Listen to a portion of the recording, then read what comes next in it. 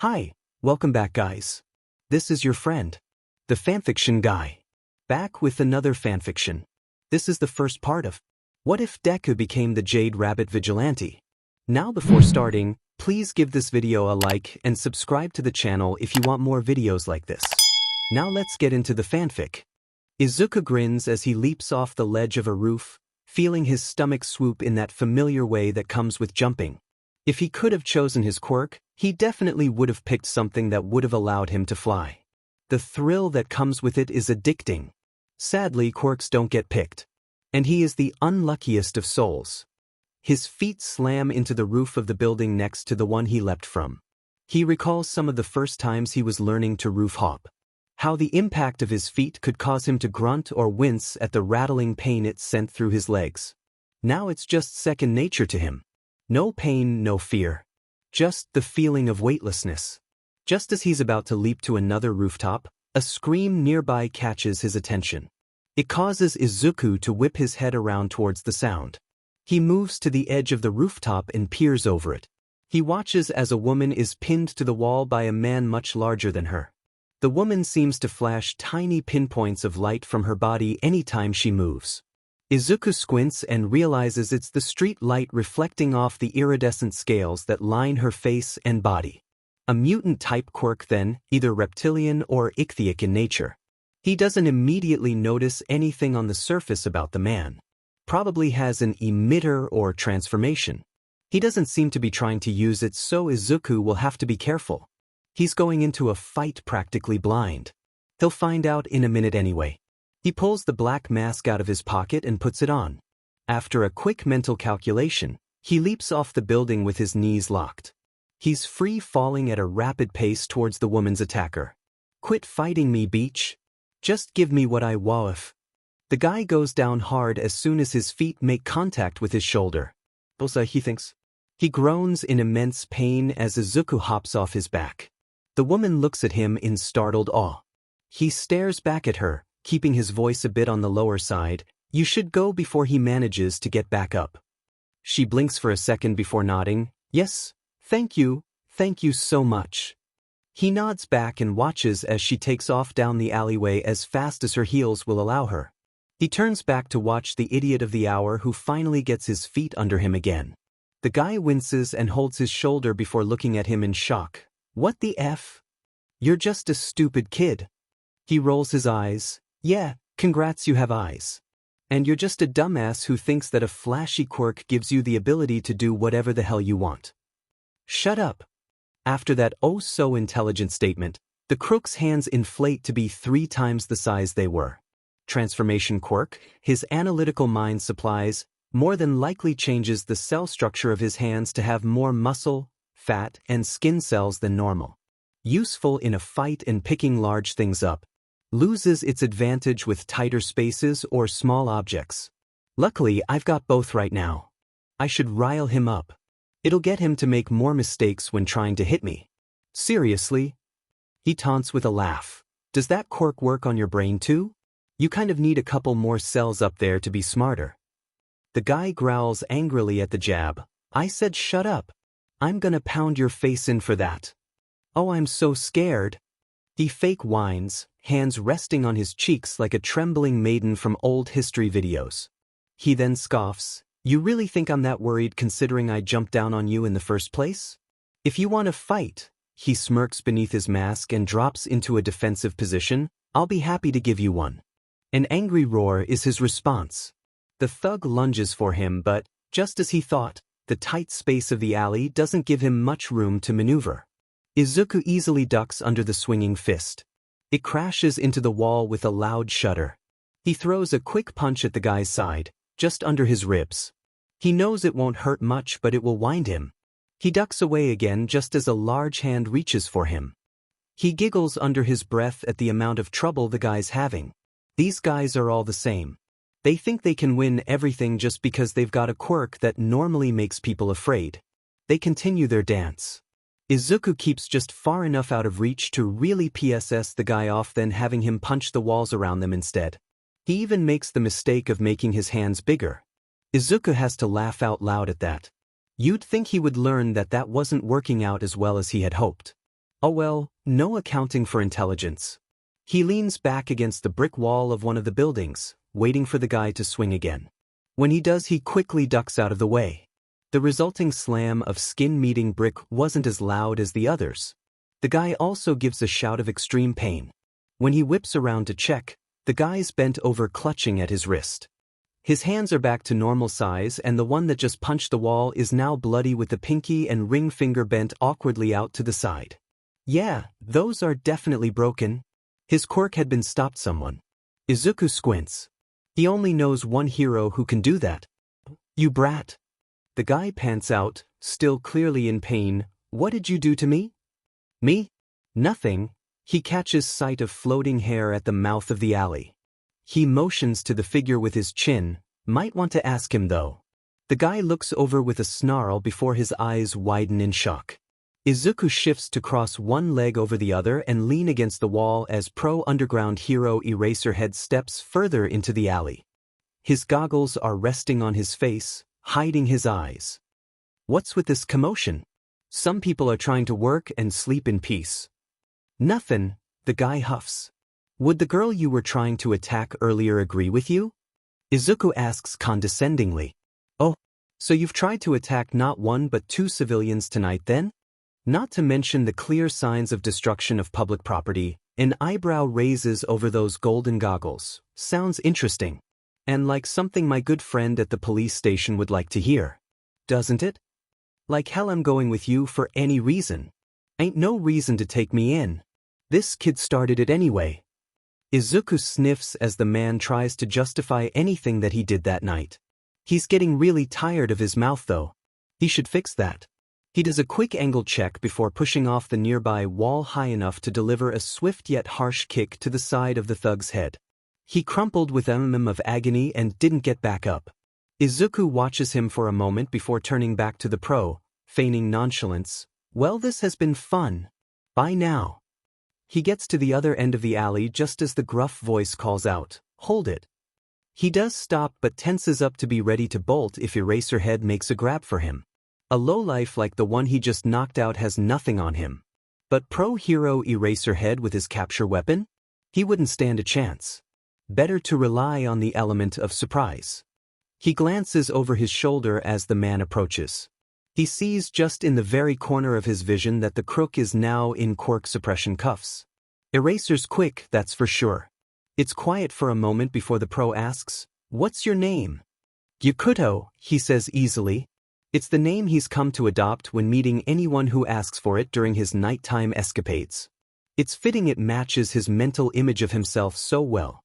A little jade bunny who flees quickly and kicks even harder when he needs to. Even though he's still wearing his goggles, Izuku can almost feel the way his eyes narrow at him. That's not your real name, is it? You want a prize or something?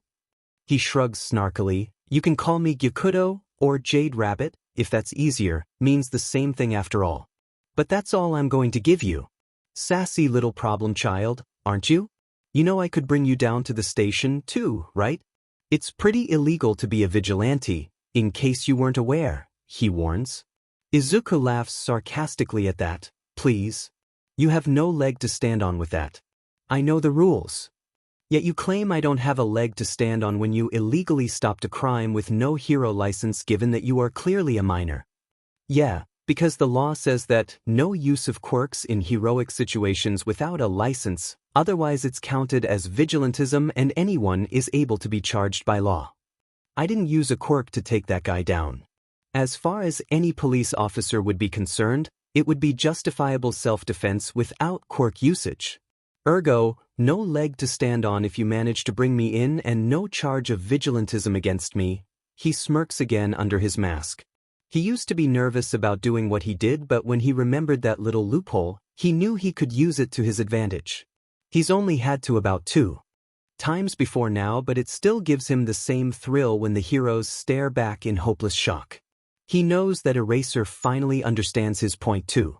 Eraserhead sighs deep and long as if he's just been told the store was out of his favorite brand of coffee. Izuku scuffs his foot against the ground in boredom. Look, Eraserhead, clearly you're not going to get any info that you want out of me and you can't take me in because, by technicality, I haven't done anything wrong. Can I go now? It's super late. The pro jolts at his words and stares at him for a long moment. Izuku's a bit worried that he's found a different reason to also slap him in cuffs. Instead, the man just questions, "How did you know who I am? I didn't tell you my hero name, nor is it publicized." Izuku feels sweat spring up on the back of his neck. He forgot about that. He wonders if he can get away with a lie by reverting back to his younger fanboy self. No need to tell him that he's been studying his movements as well as his techniques and tracking his patrol routes to avoid running into him as much as possible.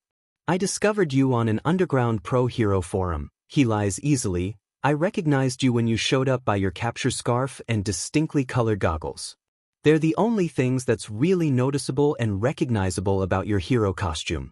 Also because your hair floats when using your erasure quirk. You're honestly one of my favorite underground heroes."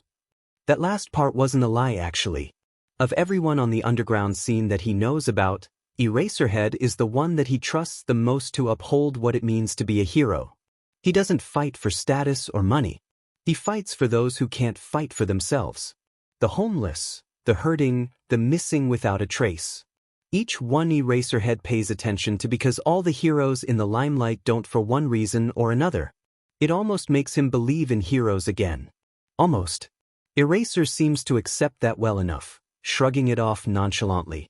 Movement behind the pro pulls Izuku's attention. He discreetly checks around him towards it to see what's going on. It seems their friend was finally awake and trying to take advantage of the lapse in people paying attention to him to slip away. "Eraserhead?" He says. "The guy?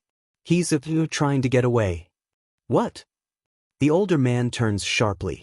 The crook freezes up as he realizes he's been noticed.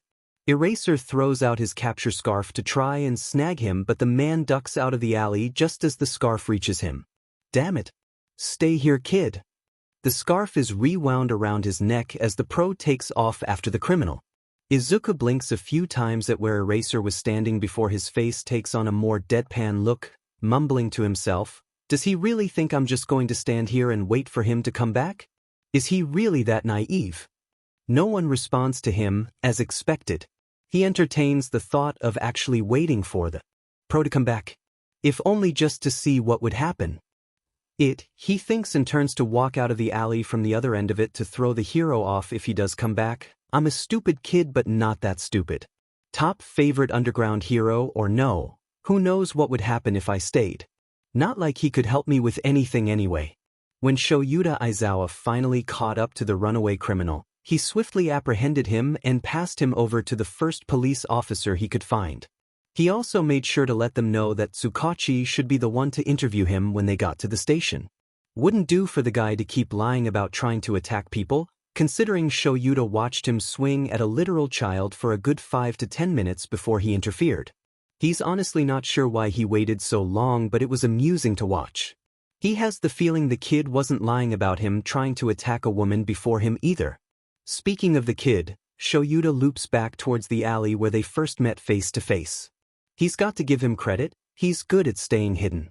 He's heard rumors from some of the other heroes about him but never seen him for himself, almost to the point that he didn't believe he existed. Most vigilantes that the other heroes warn him about he meets within the first week or two of the rumor circulation. Vigilantes and their odd sense of justice aren't really known for keeping on the down low. Especially to the underground heroes, most of which are a bit more lenient on them. They could never give a good enough description of him for anyone to pick him out of a crowd either. The hood and mask he was wearing ensured that his facial features weren't shown to anyone, Shoyuta included. The most he and anyone else could tell about his appearance is that he's very short, probably in his early teens, has green eyes that are so vivid in color they can be spotted without light, and that he has freckles on his face. Enough of the little sunspots that they can be seen even over the mask he wears. It matches what the others have told him about the kid. Distinct up close, but not distinct enough to be spotted at a distance. No one can even tell what color his hair is in the low lighting areas they meet him in. He's got to get a name. A real one, not just the fake fairy tale one he gave him before. Perhaps then he can talk to the kid's parents and get him some help. If he could stop being a vigilante, he would be a great hero for sure. Maybe he could even suggest an internship with himself and the offer to let him take the recommendation test for UA under his name to keep him on the straight and narrow path. If anything, he could just escort the kid home and get his name and details from his parents himself. Regardless, Shoyuta won't let his talent or skill be wasted. He rounds the corner into the mouth of the alleyway. Then he freezes. The kid's gone. He grimaces sharply, OF dash. He swiftly swings up to the rooftops of the nearby buildings. He searches around on them and down in the alleyways a few blocks around. No sign of hide or hair of the kid anywhere. Not even a clue as to where he went or which direction he was headed. I have officially, in all my years of teaching and being a hero, lost a child I was trying to keep an eye on, he thinks grimly, then remembers a certain blonde with a sunny smile waiting for him at home. Zashi's going to kill me for this. He groans and reaches up to rub at his eyes now that his goggles are down around his neck. He very much reiterates his earlier statement. This is clearly a problem child he's dealing with. A very sassy, very sarcastic problem child who fights better than some of the pros he's worked with. He supposes since there's no chance of finding him now that he should go home and face the music. More like the inevitable screaming. He sends a quick message to his agency and the hero on patrol after him that he wrapped up his final capture for the night and was heading home. He gets confirmation from both before using the rooftops to quickly and efficiently return to their simple two-story home. He jumps down and lands in front of the front door. He opens it quietly, trying not to disturb if Hizashi's asleep. It's all for naught though as a cat pads from the kitchen to the front door to greet him, meowing the whole way. Hizashi follows a moment later, hair loose from its normal style, hearing aids visible from where they normally hide behind his headphones, and wrapped up in a comfy sweatshirt that Shoyuta is fairly certain used to be his at some point. He's holding a cup of what is probably throat-soothing tea. He must have just got home from the studio. The blonde grins happily at him. Welcome home, Sho. He grunts in acknowledgement and toes his shoes off. Shooing away their cat from his feet, he approaches Hizashi slowly. When he's in front of him, he leans down to plunk his forehead down onto his shoulder. One of Hizashi's hands comes up to gently slide his hair. Rough night, baby? You don't know the half of it. He winces again as he remembers what he has to tell his husband. So. The blonde hums in an obvious question. Shoyuta sighs in defeat at it. You can't get mad at me. Oh, it's never good when you start something out with that. Hizashi laughs good-naturedly. Couch? Shoyuta agrees and they both move to the couch. Their cat, a Siamese lovingly named BSRD by Shoyuta, jumps up between them to demand pets.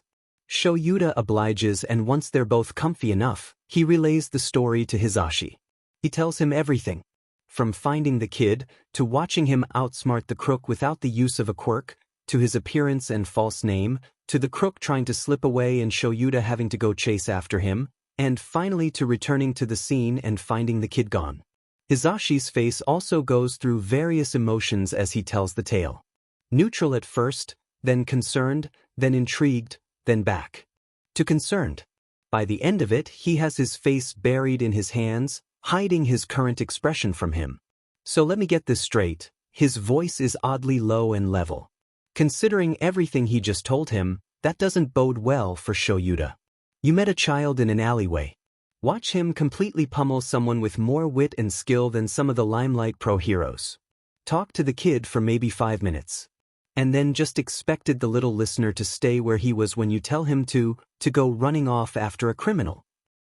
Okay, when you say it like that it sounds stupid, he acquiesces. The sigh that leaves Hizashi sounds more like one he would let out. God Sho. I said you can't get mad. I'm not mad. Hizashi insists, just disappointed. He blanches. You and I both know that's worse. The blonde lets out a low growl of frustration and finally raises his head to look him in the eyes. I love you. You're one of the smartest people I know. I married you because you're so smart and I love you so much. But Sho, when it comes to people and those dreaded things you call feelings, you are a complete idiot sometimes. That's fair, Shoyuta agrees. Normally people tell you when you're having a fight with your spouse to just agree with everything they say if you want it to end early. They aren't a normal couple though. Instead of being pleased about being right, Hizashi groans in further disappointment and distress. Shoyuta was being genuine when he agreed though. He knows he's pretty inept when it comes to reading the emotions of high-stress situations. Okay, so clearly I effed up big time. Now how do I fix it, Hizashi? He asks calmly. That's clearly the correct thing to ask. Hizashi brightens up with one of those sunny smiles that Shoyuta has come to adore. Though just a bit dimmer than it normally shines, it's still just as beautiful. You're going to have to gain his trust. And I'm sure you've realized, but it's going to take a while to do so, Hizashi says plainly. Figured, Shoyuta confirms. The voice hero reaches back to rub his neck nervously. I hate to say it, Sho, but you're going to have to rely on the thing you hate most for this. Dogs? All Might's ego? Endeavor's blatant disregard for civilian life and safety? Netsu's weird world domination games. He levels a stare at him, small talk. Shuta's dramatic sigh is only partially exaggerated. Hizashi giggles at him and playfully shoves his shoulder. I'm serious. You need to ask him questions that aren't too personal to get him to open up. What's his favorite color? What's his favorite animal? Ask him who his favorite hero is. Also, offer to buy him small things. Hot chocolate, some food, a trinket or two. Once he starts to trust you more, he'll start opening up about the big things. But I have to let him set the pace on what he tells me, right? Hizashi snaps his fingers and gives him a finger gun. You got it, baby. He groans again and leans back heavily onto the couch. This is going to be a test of his patience, he can tell. Hizashi giggles again at his dramatics before flopping down onto him to rest his head on Shuta's chest. He raises a hand to run it through the blonde silk that runs down Hizashi's back. He can do this. For Hizashi and for a kid who's clearly had to fight by himself for too long. Izuku leans against the wall of a coffee shop in downtown Mizudafu. Normally he wouldn't be hanging out in plain sight for so long in broad daylight. But it's a Tuesday and Tuesdays mean. Sup nerd. An ashy blonde moves to lean up against the wall beside him. Katsuki Bakugo, his old-turned-new again childhood friend. He smiles softly. Hey Kaken. How's Auntie Mitsuki? The hag's fine. The other boy scoffs before it drops into a far softer tone. She asked if I had heard from you again. What did you tell her? He asked, matching the tone of his voice. The other preteen shrugs. That I saw you last week but that you were too busy with your foster family to come over and that they still wouldn't get you a FING cell phone for some shitty but reason. He hates that Katsuki technically has to lie to his mother about him. It's for the best though. They, all of Katsuki's family, don't know that Izuku is homeless. He knows that the Bakugo family would happily let him have a room with them if they knew, but he just can't rely on them. Katsuki wants to be a hero and Izuku just can't trust heroes anymore. Childhood friend or no. Looking at the other boy, he can't help but remember their reunion a couple months ago. It had been month number 7 of being on the streets after the money to pay for the old apartment ran out. Nearly 11 months since that fateful day that seemed like a lifetime ago. He had been worrying about what he was going to find to eat and how he was going to bandage a wound he received the night before. He was out of his medical supplies that he got from a charity network last month and money was lower than he would have liked it to be. The criminals in the area he worked in stopped carrying cash on them for a while. Hey, stop walking. A voice had called out. He was so deep in thought, it didn't even register that the voice was calling out to him. The voice called out again, I know you heard me. So stop walking. I just want to talk to you. Come on nerds, stop. He scoffed at what he thought was probably some kind of domestic or friendly dispute. That is until a hand grabbed his arm in a vice grip with a cry of, Izuku. Izuku is ashamed to admit that his initial reaction to the grab and scream of his first name was to try and punch whoever it was that had hold of him. He's glad his reflexes ramped back down quickly enough that he didn't do that. He can't imagine what the ensuing conversation would have been if he had punched his old childhood friend in the face. Regardless, his mind had recognized the near-frantic red eyes that belonged to the hand that had grabbed him. After they had both calmed down a bit, They moved into the very coffee shop they're leaning against. Katsuki had been worried in his own Katsuki way, angry and yelling the whole time. He easily dissuaded Katsuki from coming home with him to check on him and his home life. He stated that after the tragedy a nice foster family took him in, but that he's got pretty strict rules and curfews to follow. Katsuki looked upset at that, a far cry from the boy who called him a useless Deku once after he was diagnosed quirkless, then never spoke to him ever again until now once the bullying started up because of his hurtful sentence. He never joined in but never helped to try and stop it either. So they made a deal for Katsuki's peace of mind. Tuesdays after school were their day. They met up at the same coffee shop and just spoke about how their lives were going. Izuku was careful not to reveal too much information about his super nice foster family. Too much information is too big of a chance to mix it up if asked again, which leads to being caught in a lie. He can't risk Katsuki getting suspicious. "Have you been here long?" Katsuki asks him. "Just got here from school not too long ago." He lies easily. Katsuki nods in acceptance. He's so lucky the other boy is so naive when it comes to social situations. Not that Katsuki wasn't smart, far from it, but he just has no social awareness when it comes to things like this. If he wasn't so socially inept, he would have figured out that Izuku was wearing the exact same hoodie as last week with the same coffee stain on it he got last week. And that there's no way he would have been able to go home, change into clearly casual, and get here before Katsuki if he actually lived where he told the other boy. Aldra was closer to the coffee shop, after all, and Katsuki always came right after school since he was always still in his uniform. "So, coffee?" he asks Katsuki. He then holds up a handful of yen. "I got my allowance the other day, so I'll pay." Katsuki really doesn't need to know his allowance was actually some money he liberated from a couple of criminals last night. It's not stealing if it was going to be forfeited with their arrest anyway, right? Katsuki grins widely. "Oh, how much are we allowed to get?"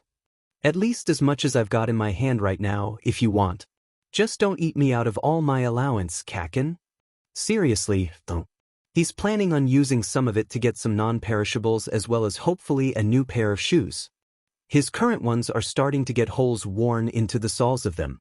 The two head in and hop in line behind the others. Katsuki asks him in an odd moment of small talk how his school is going.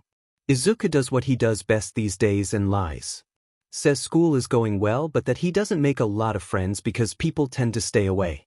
He can tell that Katsuki makes an assumption on why that is, a certain status that he can't help or avoid, but he doesn't say anything out loud. It's not like it would be a wrong one. They order their preferred drinks and snacks, with Izuku paying for both of them, then head over to sit at one of the booths nearest to the door. It's silent for a moment as they settle in and start eating their snacks, some kind of donut for Katsuki and a blueberry muffin for Izuku. Izuku is halfway through his muffin when Katsuki speaks again. "So do you still do your analyzing sheet or whatever?" It takes him a minute to figure out what Katsuki is talking about. He hasn't called it that, aloud or otherwise, in quite some time.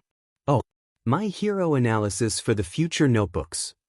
Katsuki grunts in an affirmative around another mouthful of donut. Izuku shrugs. "Sometimes. I don't get to go out and see hero fights very much anymore. Videos are good but not as helpful as in-person observation, especially if you don't have a phone to watch them on in the first place. My foster family doesn't really let me go watch in person anymore. They say it's too dangerous." Katsuki nods as if it's the most logical thing in the world. Honestly, it's nothing but another lie to Izuku's list. In the reality of things, he doesn't use them in that capacity anymore. He uses them to track which limelight heroes he's able to engage with without fear of being turned in and which ones he should avoid when he comes across their daylight patrols. He uses them to track all the patrols for the underground heroes and how they separate their districts, which are different from limelight heroes, and rotate so that villains don't figure out a pattern. Luckily, he's smarter than any villain they've ever run into. He also uses them to learn the cryptic coding the undergrounders leave in notes on the unfortunate souls they catch, so he can mimic their secret language whenever he subdues a criminal. It was practically child's play for him to figure it out. He's fairly certain one of the underground heroes even got a raise simply because Izuku noticed his numbers weren't as high as the other undergrounders. So he contributed a few of his own catches to his score using his specific ciphers that week, making it seem like the guy was just paying more attention to his patrol routes than he normally did. At least that's what he talked about when Izuku happened to be eavesdropping nearby on him and another pro who he happened to cross paths with a few nights later. He almost laughed aloud when the guy told his companion that he didn't remember making that many captures that week, nor did he recognize the names or quirks of some of the arrested. He had even entertained the thought that he might have been capturing villains in his sleep unknowingly. Hilarious. Izuku mentally digresses and takes a sip of his coffee. Katsuki finishes his donut in another bite. He wipes the crumbs off on his pants leg instead of his napkin. Normally it would really bug Izuku to watch someone do that. But this is Katsuki. He's been watching the boy nervously wipe his palms on his legs since they were practically babies. He knows it's a nervous tic of his, a habit he just can't seem to shake in an effort to keep himself grounded under the stress of the world. The two talk a bit longer about various topics. Well, Izuku talks. Katsuki responds in either grunts or small one-sentence responses with at least one or two cuss words involved. He occasionally asks his own questions or starts a new topic of discussion on his own. It's not often though. It's fairly normal for their Tuesday meetups really. About an hour later, they get up and head out of the cafe. Izuku turns to head down the street when Katsuki calls out a soft, "Hey nerd." He's being far quieter than normal. Quiet is never a good sign for Bakugo Katsuki. He turns back to the blonde preteen with a small yet genuine smile. The taller boy reaches out and claps a surprisingly gentle hand on his shoulder. "Could you maybe find a way to come visit soon? The old hag and my old man are really effing worried about how you're doing. It would make them feel a hell of a lot better to see that you're doing alright in person. Please." Oh no. He tries his best not to wince at the rising feelings inside him. Bakugo Katsuki brought out the please. It might as well be the end of the world. Izuku makes a mental note to mark down the calendar for a special occasion. Then he smiles even wider at the other boy. "I'll try my best, Kakin. Promise. In the meantime, tell Auntie and Uncle that I miss them and love them." Part of him wants to move in for a hug, just to maybe get a bit of human warmth and comfort that he hasn't had in quite some time, but another part knows it may not be welcomed. Or even a good idea. Getting Katsuki up in his personal space might alert him to things that only Izuku knows. He'd really rather keep it that only Izuku knows those things. It's for the best right now if he stays as distant as possible without alerting the other to anything suspicious. Perhaps in the future, things will be different and he can finally open up to him. Not so well. That thought doesn't hurt as much as it first did. Izuku's very grateful for that. The two boys give their farewells with various degrees of enthusiasm. Izuku's with false cheer, Katsuki's gruff and full of underlying worry. They then head in opposite directions. Katsuki went back towards his warm and safe home and thought Izuku was doing the same on the other side of town. Izuku left for his hiding place from the world, knowing it was another lie that was chained to him. All those chains are such a heavy burden to bear. But bear it he must. Shoyuta looks up from his notes spread across the coffee table as the front door opens. He gives a wave as Hizashi comes into their home but doesn't greet him verbally. Instead he turns back to his scattered notes and the phone cradled in his shoulder. He runs over the information in front of him then asks, "So you've seen nothing since then?" "Nope, not a sign." A female underground hero that goes by the name Blacklight confirms, voice gentle but hard at the same time. "I thought at first that they lived in the area. It seemed like the most likely choice. But after several weeks without even a glimpse, it was clear that my initial thought was off. I even tried to use my quirk to see if I could spot them that way, but it obviously didn't work for a very good reason." Oh. He knows a bit of how her quirk works but not all of it. "Yeah. I didn't even consider what they were wearing until after I tried. As I'm sure you probably know since it's the basics, my quirk works just like a blacklight does by turning my visional perspective into a literal blacklight. So that means brighter colors glow when I turn it on, for lack of better word. I'm lucky my quirk doesn't stay on the whole time. I'd have a hell of a headache constantly. Anyway, there's a reason why this is important, I swear. The kid? They wear all black clothing with the exception of the vibrant neon green at the ends of their hoodie sleeves and their bright red shoes. They're the only things that glow under my black light vision aside from those bright green eyes of theirs. Black light makes a frustrated sigh, the sound crackling through the receiver of Aizawa's phone. Basically, unless they're standing right in front of me, whether my quirk is active or not, I can't really see them. Even when my quirk is active, I can't really spot them because the glows that they do give off are too small for me to take notice of when it matters. Shoyuta reigns in the disappointed sigh. Another dead end from another witness. Alright, thanks for the info, he says amicably. Continue to keep an eye out for them if you don't mind. Sure thing, Eraser. She agrees immediately. Kid's obviously been through a lot.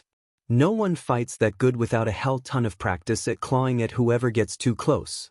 I'll forward any new information I find or let you know if I happen to spot them again. He gives his thanks again and hangs up the phone. He puts it down onto the table on top of one of the stacks of paper. He then takes a page out of his husband's book and turns to flop face down onto the couch long ways. He groans loud and long. Why is it so difficult to find one kid? Where could they possibly be hiding that several pro heroes and the police can't find them? Oh, Hizashi says with a clear wince. You only do that when things are rough. Still having trouble finding the kid from earlier this week. A gentle hand cards through his messy hair. If he was a cat, he knows he'd be purring at the soft affection. They're a problem child is what they are. Shoyuta shouts in frustration into the couch cushion, not raising his head. Any hero who meets them only sees them one time, then they're never seen again by that same hero. They're still active because people still catch glimpses of them or report that they've helped them out at a distance. But honestly, that doesn't make any sense. How does that work? Is it a part of their quirk somehow that you can only meet them once? How am I supposed to find them if so? Maybe you should take a break, baby. Hizashi scratches at his scalp lightly. Oh, that feels nice though. I know I was frustrated with you for leaving them alone, but I don't want you to burn yourself out on a mad hunt for them either. Maybe taking a nap and having a snack will let you look at this evidence again with fresh eyes.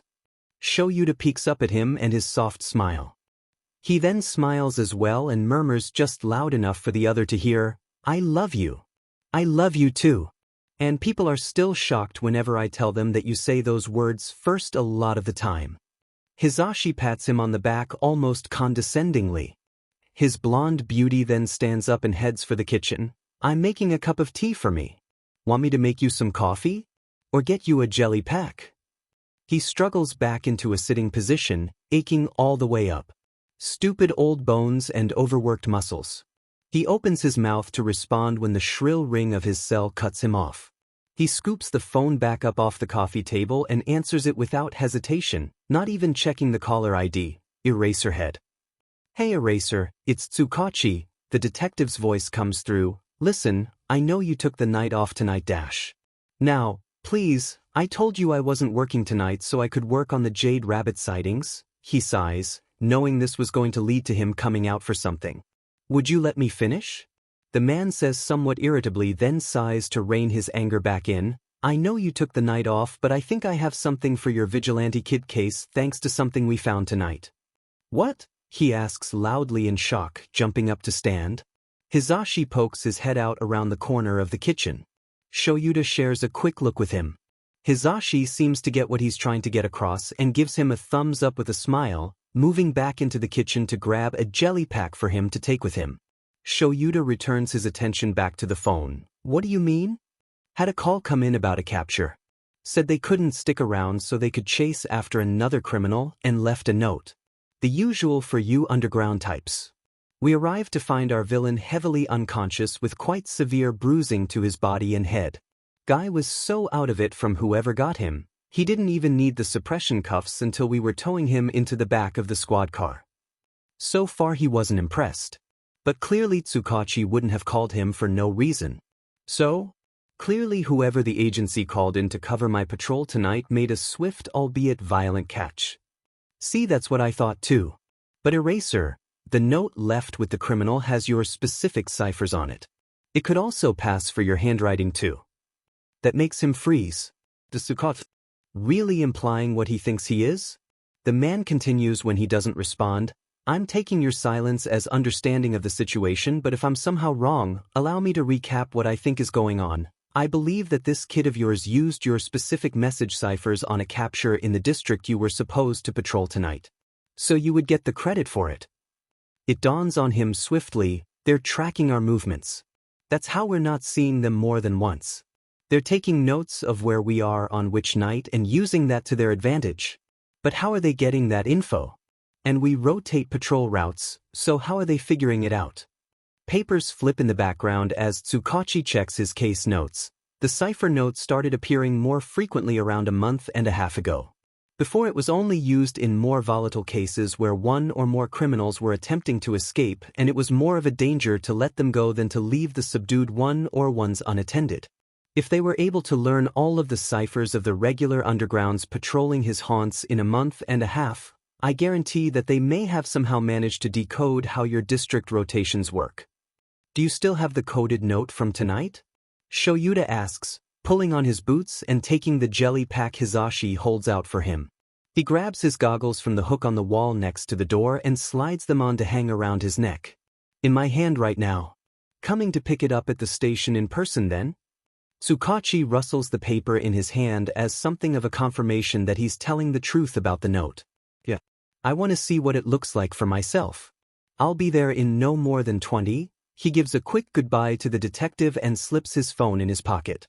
He then turns to his husband, gotta run. Gotta lead on our bunny.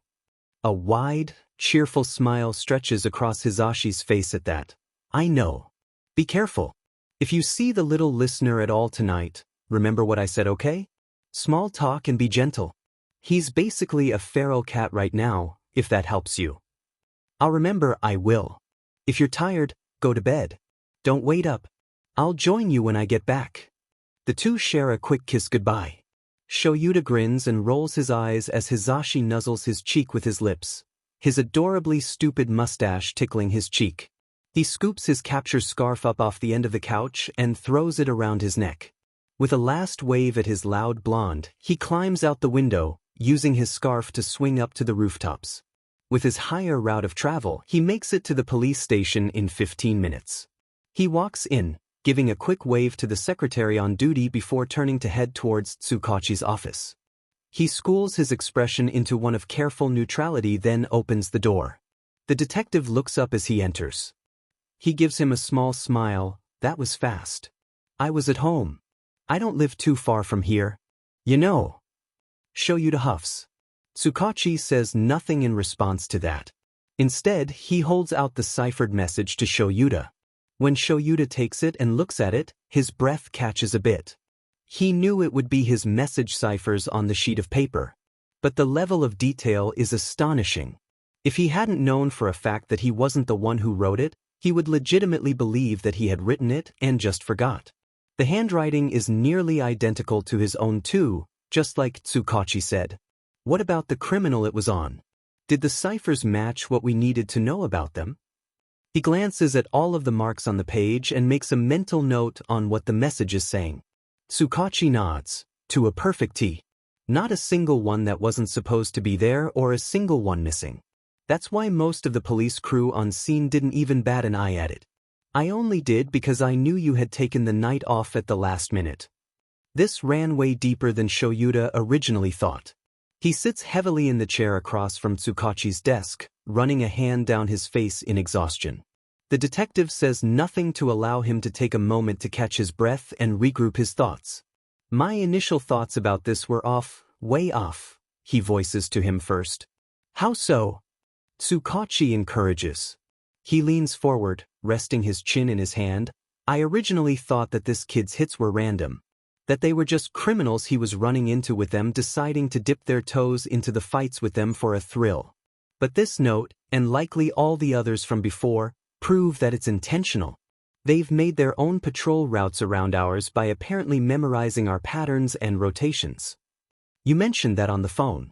How do you think he's getting the info? Not through any kind of technology. If they did, they would have known I wasn't going to be on patrol. My guess is that their interactions with us are how they figure it out. They note who's going to be in what area on which day and then adapt accordingly, he sighs softly. By that I mean they change how they travel around the city. For those who stay on the ground, they move to the rooftops. Vice versa, if a hero travels via the rooftops or in the air, they stick to the ground mainly in the shadows of alleyways. They must watch us after we leave them or after they disappear from our sight to figure out where we go and what we do on our patrols. Easiest way to avoid us is to stay in our shadows right under our noses. They must take very extensive mental notes. Tsukachi crosses his arm with furrowed brows, especially with how he was able to learn and memorize all of this in just a few months' time. It hits him faster than he thought it would. They take written notes. They must have a notebook or something that he uses to take notes down of each of us. How else would they have been able to copy our ciphers so easily? They could use it to note down our ciphers to be able to take time during the day to memorize them and what they mean, or at least make a translation chart for them.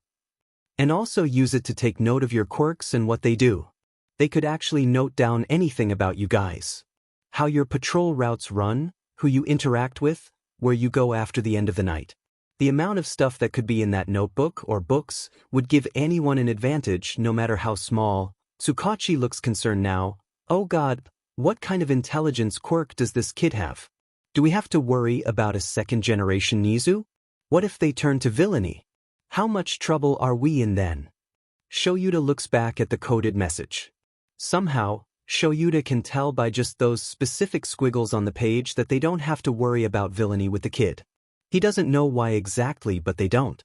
He took a deep, steadying breath. I don't have the answers to any of those questions. But I do know one thing. Tsukachi sits up straight at that, listening intently. Shoyuta grins. I know how to find them. Can you get me a list of which districts the most cipher notes have shown up on in the last month? I'll also need a map of the underground patrol districts if you have one, preferably one I can write on. Tsukachi doesn't question him. Just gets what he asks and sets them down on the desk in front of him. Shoyuta picks up a nearby pen. He takes a quick run-through of the list of known found cipher notes and the districts they were located. He marks X's on any district on the map not listed. After that, he runs through the list again and marks the number of found notes on top of each district. When he's finished, he sets the pen aside. They must live around here. He draws a circle around 3 of the districts with the tip of his finger. They don't have official names, so they're mostly referred to by the Greek alphabet. The 3 districts in the circle are Shi, Nu, and Ada. The other man gets up and moves around to stand behind him, looking at the map over his shoulder. His eyes widen as he realizes what Shoyuta is seeing. Because those districts have the most amount of cipher notes, he says quietly.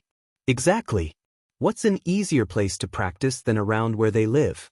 Do we know if there are any kinds of residential living spaces around these areas? Couldn't tell you off the top of my head, unfortunately. Tsukachi murmurs sadly. If I did, we could have just checked those locations and ruled out whichever ones don't have our angry little bunny in it. Hard way then. Plan C if you will, Shoyuta responds as he picks the pen back up to also make note of areas that have slightly higher numbers than the rest. Tsukachi blinks at him. What happened to plans A and B? Plan A was to get the kid down here on the night I met them, by force if I had to. Didn't work. Plan B was to search around blindly where I saw the kid before and talk to them when I ran into them. Didn't work. He uses his phone to snap a picture of the map. So this is Plan C. Which is what exactly? Tsukachi asks next. Trick the kid into still thinking they have the higher ground in terms of our information. Meanwhile, I'll start appearing on patrol routes in the high-profile districts on nights that I know street runners are active. Claim they called out or something. Can't do it too many times in a row though because they'll catch on. If this works, I should run into them quite a few times. And then what? You bring them in for their vigilantism? He shakes his head. No. Kid pointed out when I met them the first time that they didn't use a quirk, so we can't bring them in. And considering I watched them fight that night, they're right. As far as I'm aware, they haven't used a quirk to take down any of the criminals yet. If that changes, only then will I bring them in for vigilantism. Tsukachi has an odd relationship with vigilantes and what they stand for. Shoyuta knows that and knows that if this were a normal vigilante, he'd be wanting the kid dragged in kicking and screaming. This is not a normal vigilante. Tsukachi breathes out a sigh of clear relief that he won't have to interrogate a literal child about illegal quirk usage and vigilantism. He agrees with it. He's glad he won't have to do that too. He needs to get this kid to trust him. And now he's got a plan to do so. Izuku tightens the ropes on another apprehended criminal. Another night, another time to be the hero the world would shun if they knew his name. The apprehended person, he can't quite tell if they're male, female, or neither to be honest, growls at him angrily. It sounds a bit more intimidating thanks to their quirk, but other than that, it doesn't shake him. It just makes him stare at them blankly. Look, I get that your quirk lets you growl like you're a lion, but it's not scary. Not now and not before either. Now just sit tight and wait for the police to arrive. Not like you can go anywhere now anyway. He checks the ropes one final time, then backs up, leaving them hogtied on the ground in the alleyway. Those ropes were a wonderful investment in his opinion. He takes a quick glance around before stealing, liberating the money in their wallet. He writes out a message with the underground hero on patrol's ciphers. It should be Hermes tonight, a man who has literal wings on his ankles just like the winged sandals of the Greek god. Fitting, honestly. Useless once you learn that the wings are too small to support his body weight for flying. Poor guy can't even use them to glide. Just help him get some speed and versatility while running and a small boost when jumping. He tapes the note to the person's back, in a place they can't reach in their admittedly little mobility to pull it off. He then swipes their phone, sends a text to the police using the emergency text feature, and drops it back down next to their head. Be good for the nice police officers who show up. He chirps like a father sending their child off to a playdate with a friend. Have fun. He gives a quick 2 pats to their back as they spit growly curses at him. He rolls his eyes and ignores them, instead heading for the fire escape on one of the nearby buildings. It's an easy leap with a bit of speed thanks to all the practice he's had. He grabs the bottom rung, then carefully climbs his way up it. He makes his way all the way up and gets to the top just as the lights and sirens reach the alleyway below.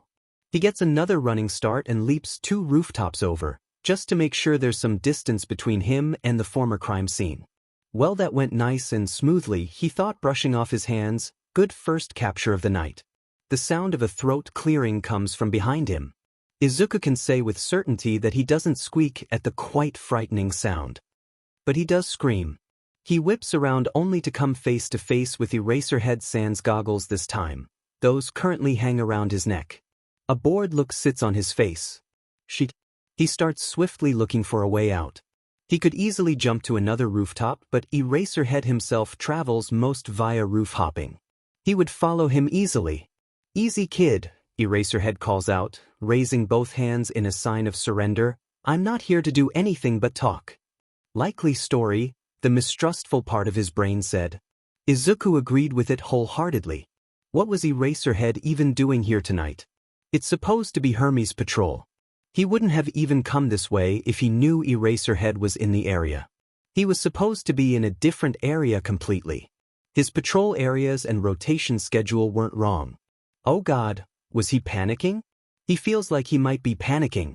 A heavy hand lands on his shoulder. He had frozen. He should have tried to make a run for it. Even if Eraserhead had caught up with him, at least he would have tried to get away. Instead, he just stood there like an idiot. He didn't even realize that the older man had approached him. At first he's afraid. His luck has finally run out and he's about to be arrested. Even though he knew that they technically couldn't charge him with anything. He waits in tense silence. But nothing happens. While the hand doesn't leave, it doesn't increase in pressure either. He doesn't try to restrain him or lead him anywhere. It's just there. A constant and steady reminder that he's there. It's more than Izuku has had in quite a long time. Sure, Kaken says he's there for him and encourages him to seek him out if he's in trouble, but Izuku doesn't really trust him. Not anymore. Not since they were children. The fact that Eraserhead, known for being harsher than usual on criminals that try to avoid him, is offering him a way to say that he's there for Izuku? Well, he doesn't know what to think. Mostly it's that he doesn't deserve it. At all. Some of it is that even though Eraser was kind to him last time doesn't Meanie trusts him either. Eventually, he calms down enough that he can look up at Eraser's eyes. The man's face doesn't show much emotion, but his eyes are oddly relieved. Good. You back with me, Gyukudo? He asks. The preteen nods in confirmation, not feeling up to speaking just yet. Eraser gives his shoulder a gentle squeeze before he releases him. Good to hear. Sorry, I should have realized you were having a panic attack and walked you through the steps to regulate your breathing. No, it's okay. I'm fine, he squeaks out. The older man huffs a sigh. You weren't fine. I could tell you weren't when I was calling for you and you didn't respond. Your eyes were really far away too. You were lost in your own head with no way out. And that's my fault. Panic attacks are rough, anyone will tell you that. He nods in agreement. He hasn't had them often since after, but when he does get them, they SCK. The hand gives his shoulder a final squeeze before removing itself. That confuses Izuku more. Was he really just holding his shoulder to calm him down? To keep him grounded? But most people wouldn't care. Why are you here? He asks Eraserhead quietly. Like I said, I wanted to talk to you. I've been trying to track you down for days. You're slippery though, I'll give you that, Eraserhead shrugs. I got lucky that Hermes couldn't patrol tonight. Family emergency or something. Izuku can tell it's with nonchalance, but his brain is still stalling on that. He wants to talk? He's been looking for him? Nothing makes sense. What do you want to talk about? Izuku warily asks, eyes narrowed in suspicion. I don't think there's anything from me that you need. I haven't been involved in any crimes lately that fall under your patrol, I don't think. That last one is a lie. But it's fine, it's not like Eraser knows that. Eraser shakes his head. No. Nothing about that. Then what? His hackles are rising defensively now. If you want me to try and give you my real name, I'm not doing it. I've already told you Gyukudo is all you're getting from Dash. What's your favorite color? The older man interrupts him. Izuku blinks in confusion. What in the world? What? Is his oh-so-intelligent response. Your favorite color. What is it? He asks again. It's genuinely a question he wasn't expecting. He has to take a moment to think about it. Blue. It used to be green because it reminded me of my mother's eyes. But now I like blue. Like the sky. The older man nods. Mine's yellow. Like your goggles? He ponders while pointing to his neck where the goggles hang. Like my husband's hair. It's a beautiful color to me. Izuku reels back at that. You're married? The man hums and nods. 3 years now. But we've been together since the end of high school. That's a revelation for Izuku. With all the things he wrote about in his notebook about Eraserhead, both past and present, he was almost 95% certain he was unattached. He's just such a lone wolf character type. For him to not only have a partner but to be married to him? Somewhat shocking. Huh. He says quietly. Eraser nods again, then moves over to the edge of the roof. He sits on the ledge. What's your favorite animal? He questions next. This is really weird. Izuku mutters, thinking he can't hear him. It's really not. Just come sit with me and tell me your favorite animal. He pats the space next to himself on the ledge. Mine's cats, by the way. Lazy, apathetic, sometimes total because. Now that I can see with you, he giggles as Eraserhead rolls his eyes. He takes a moment to think before walking over to join Eraser in sitting on the ledge. I like birds. Like canaries or maybe wrens. Just cute, pretty little birds. Bird, huh? Any reasoning? For once, he decides to give him the truth. Not really any other way to spin this after all. They can fly. I wish I could fly sometimes. Then I could go anywhere, not be limited by anything or anyone. I could just be free. Eraser stares at him for a long moment. Izuku meets his gaze, waiting for the inevitable question about if he's okay. Instead, Eraser just nods in a way that says he understands. Izuku kind of believes that he does too. Alright, so who's your favorite hero? Is the next question. Are we just going to do this all night? He raises his eyebrow at the older man. If we have to. I'm bored, he shrugs. He stares at him incredulously. Aren't you on patrol and therefore, working? Yes, but I've got someone helping me, called them when I spotted you. So I've got time to sit around a chat with a problem child, he answers, then looks at him. So? Favorite hero? Don't have one, Izuku responds with a bit of heat lining his voice. Eraser sighs again and rolls his eyes. If you had to pick one then, who'd be your favorite? Izuku is silent for a long moment. If he had to pick, which one has the best morals to him? He guesses if he would have to pick, Present Mike. Really? Eraser's voice takes a tone of intrigue. Why him? It's not an obvious choice for someone my age, really. Most kids would say someone like All Might or Endeavor, a hero who's popular and has the top-ranking spot in media coverage to prove it. I chose Present Mike because he's a literal great hero, I think. He tries his best to save people instead of worrying about which news station's cameras are watching him. He doesn't hesitate to help when there's trouble from a villain, even if it's not his jurisdiction or normal patrol areas that his agency covers. Not to mention the amount of work he does outside of his hero work. His radio station has a help hotline that he advertises almost religiously for good reason. He donates money and time to various charities helping minorities. He never turns anyone away, no matter what they look like or what their quirk is. His usage of his quirk is really quite phenomenal, too, given the level of control he needs to ensure as little collateral damage as possible. I mean, the level of pitch awareness and directional stability with his voice, even with the help of the directional speaker he wears, means he has to be very conscientious of everything around him. If he's not, he could break windows or burst eardrums of civilians by accident. And he realizes he's rambling a bit and blushes a bit, finishing it up quietly with, W. He's just everything that I'd imagine a true hero should be. Why no? Eraser doesn't say anything. When Izuku chances a look at his face and finds him smiling softly at him, he ducks his head shyly, feeling warmth bubble up inside him from his gaze. No adult has looked at him like that in so long aside from his mother. Now she was gone and no one looked at him with such warmth and care anymore. Except maybe Kaken, but even then it's iffy and hard to tell sometimes.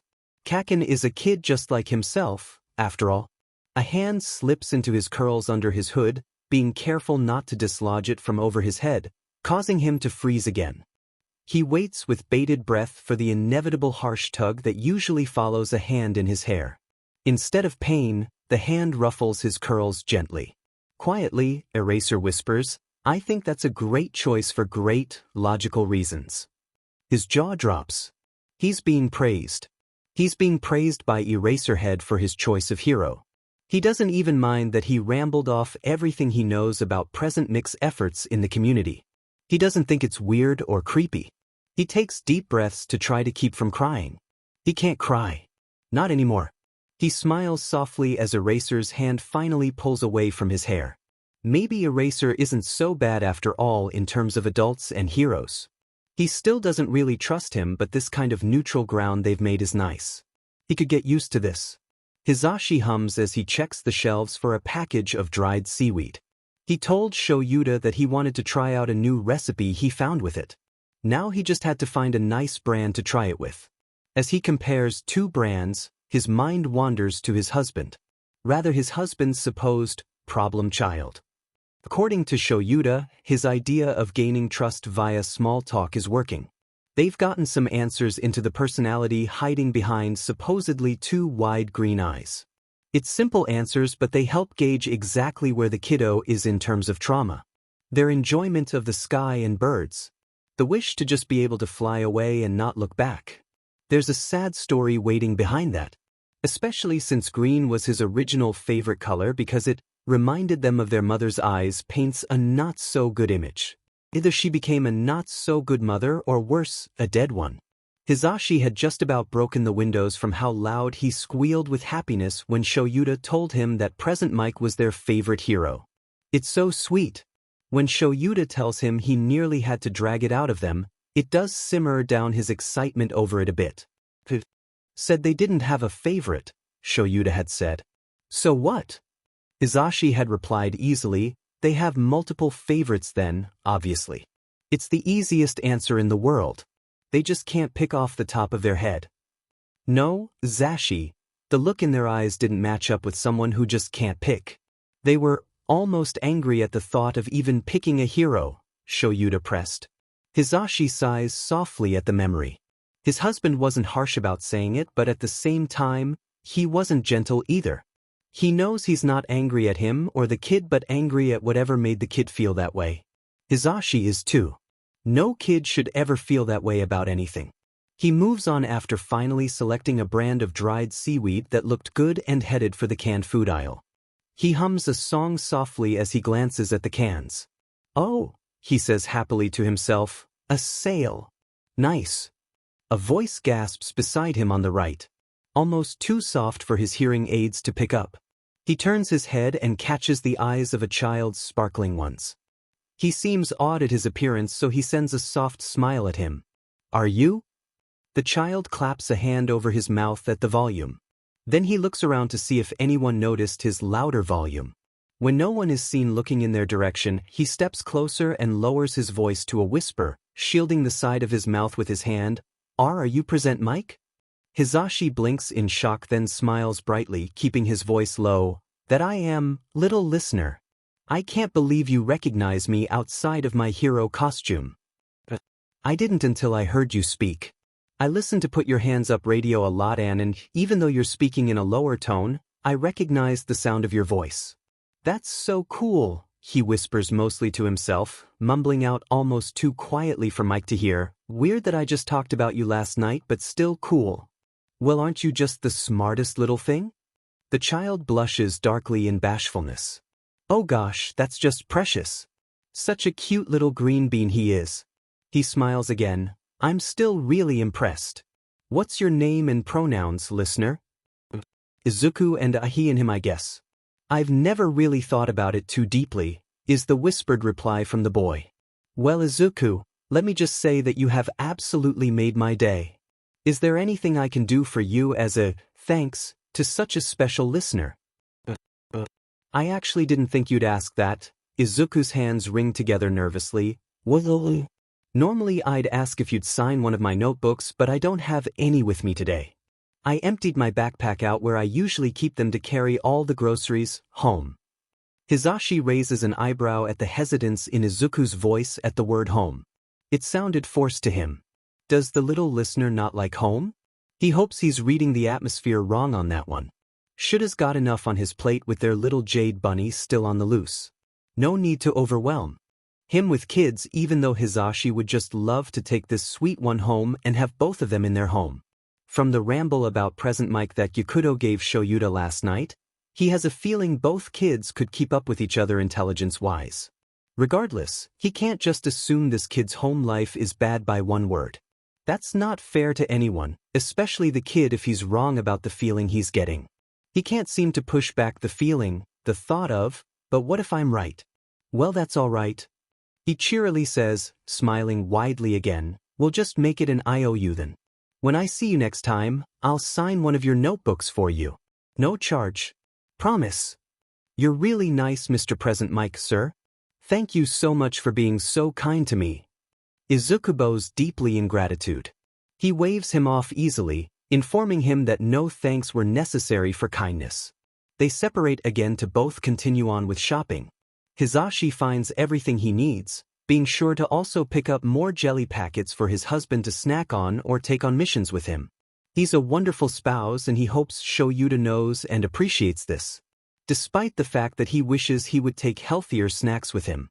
It's clearly not good for him to eat practically 1 or 2 meals a day plus jelly packs whenever he can scarf them down in between. Regardless, he won't push him too much.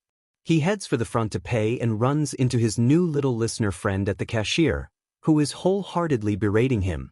"You're wearing that ridiculous sweatshirt again." She tuts at him. "Not only is it far too warm for it, but it's clearly filthy. Why haven't you washed it?" "I'm sorry. Keep forgetting to—" "I promise I will as soon as I get home," Izuku apologizes meekly. His hands are gripped so tightly to the straps of his backpack that his knuckles are a stark white color. Not only that, but he said home again in that way. It's really not doing any favors on dissuading the bad home life theory. The cashier harumphs and lets him know his total. Izuku nervously pulls out the needed yen and hands it over. His hands shake as the cashier drops his change into his palm. He tucks it away and sets his backpack down to start loading the now paid-for groceries into it. Hizashi notes that most of the items are canned goods and non-perishables.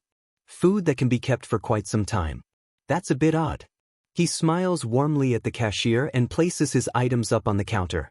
The cashier smiles back and says, "Sorry about the commotion. I don't know what it is with delinquent kids these days not doing normal things like washing their clothes." Hizashi thinks he hears the kid mutter something along the lines of, "I told you I was going to wash it, Lady G's."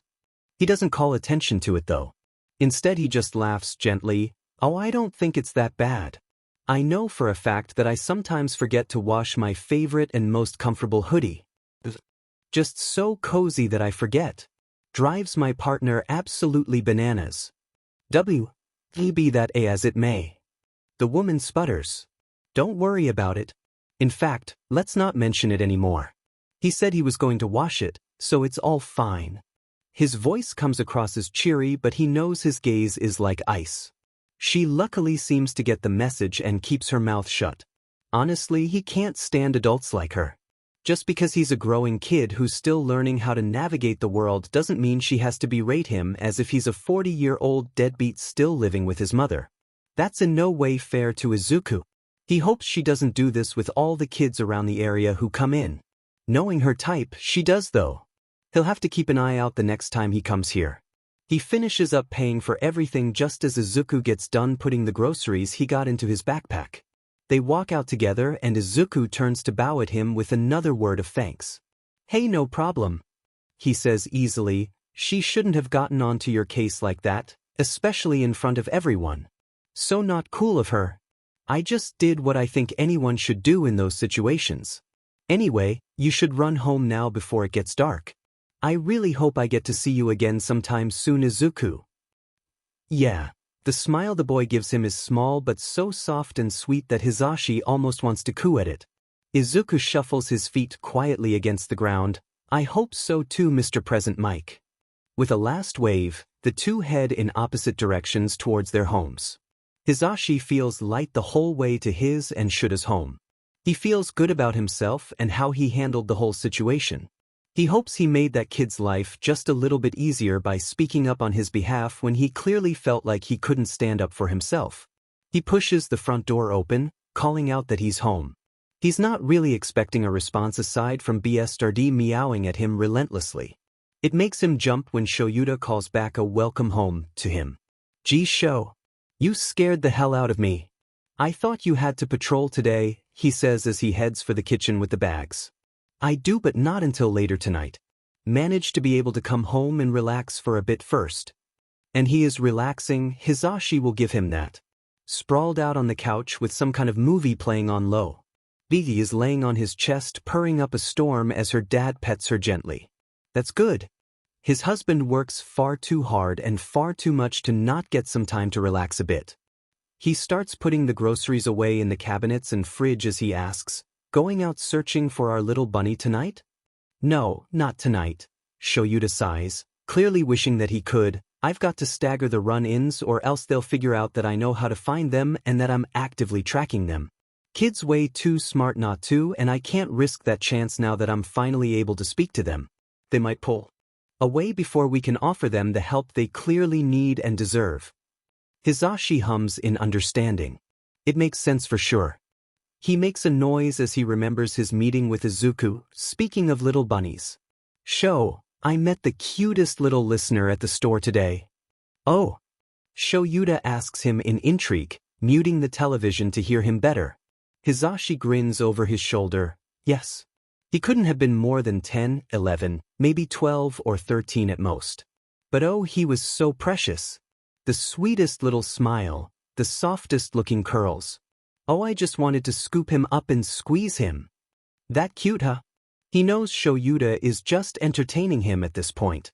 Hizashi appreciates that he's listening anyway. Yes. And so smart too. He was able to guess I was present Mike. Just by my voice. Really? Shuta's voice ticks up a bit as intrigue bleeds into it. "You're not wearing anything from your hero costume that makes you recognizable?" Not a piece. Not even the gloves or boots I sometimes wear with my civilian clothes. He takes one of the jelly packs and tosses it to Shoyuta before putting the rest away. Do you know how much attention he had to pay to just the sound of my voice to be able to realize that? Especially since I lower the pitch of my voice when I'm off duty. He was completely chill about it too. Didn't try to hound me for autographs or pictures and even kept his own volume down so no one else would hear that he figured out who I was. That's honestly really impressive. Especially if he was a fan, Shoyuta agrees, cracking open the lid of the jelly pack. No kidding. But the cashier of the store, oh she was a beach with a capital B show, got all up in his business and was mad at him for wearing a slightly dirty hoodie. He pulls a can of cat food out of the cabinet for BSTRD's dinner later. Shoyuta scoffs, like she's never forgotten to wash something at his age. Hizashi hears him start slurping at the pack. Right. I mean, who does that? Poor baby was shaking and apologizing to her. Then she had the audacity to turn to me and call him a delinquent to my face. Over a hoodie. The sound of slurping pauses for Shoyuta to respond. People are the worst. You shut her up. Oh honey, in a hurry. He pokes his head around the corner to wink at him before scowling. Seriously, picking on a kid like that. How scummy can you get? Shoyuta grunts in an agreeing response. Hizashi grins widely before it falls as he remembers the soft smile and gentle thank yous. His stomach swoops as red flags start popping up again. Zashi? Shoyuta calls at his sudden quietness. You all right? He grimaces. I don't know. Something feels wrong. With the little listener. The alarm bells are blaring in my head and I don't know why. Sure, it's not the tinnitus? Normally that dry humor joke would be hilarious, but this time it just causes his heart to race faster. Because what if Shuta's right? What if he's seeing things that aren't? Not the time for jokes, Sho, being serious here. Sorry. Shoyuta gets up off the couch to move to stand in front of him, hands grasping his hips in a comforting grip. Just trying to make a light joke. Didn't realize the gravity of the situation.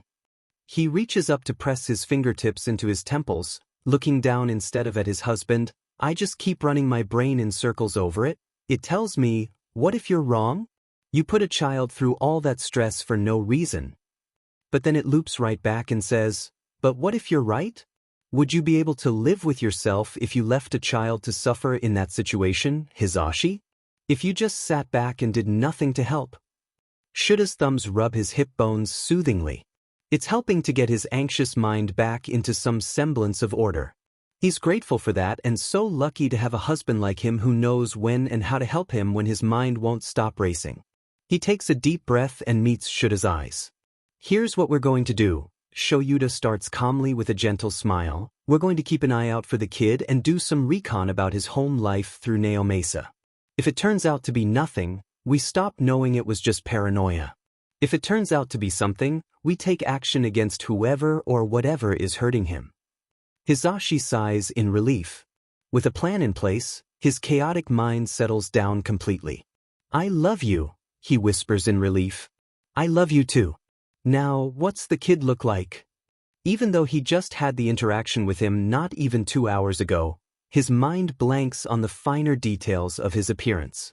He looks away shyly. So, about that? You can't remember what he looks like. Shuta's voice is flat. He grins sheepishly. My Bisho. I'm better with names instead of faces, you know that. Well, what do you remember about him? His name's Izuku, but I don't have a family name. He only gave Izuku when I asked. Like I said, he was young, probably middle school age at most. Very small too. I remember he had dark curly hair and chubby little cheeks that had a dimple on one side when he smiled. They were so cute I wanted to squeeze them. He also possibly had freckles, but I can't remember for sure. I think his eyes might have been green? Maybe? If I could see him again, I know for a fact I would be able to point him out in a heartbeat. That's better than nothing. I'll have Tsukachi have one of his guys scan the files of any kids named Izuku that live in the area. Maybe we'll find something that way and you can confirm with a picture. Perfect. He throws his arms around his husband. His wonderful husband who never invalidates his fears and concerns. He really hopes he's wrong about Izuku.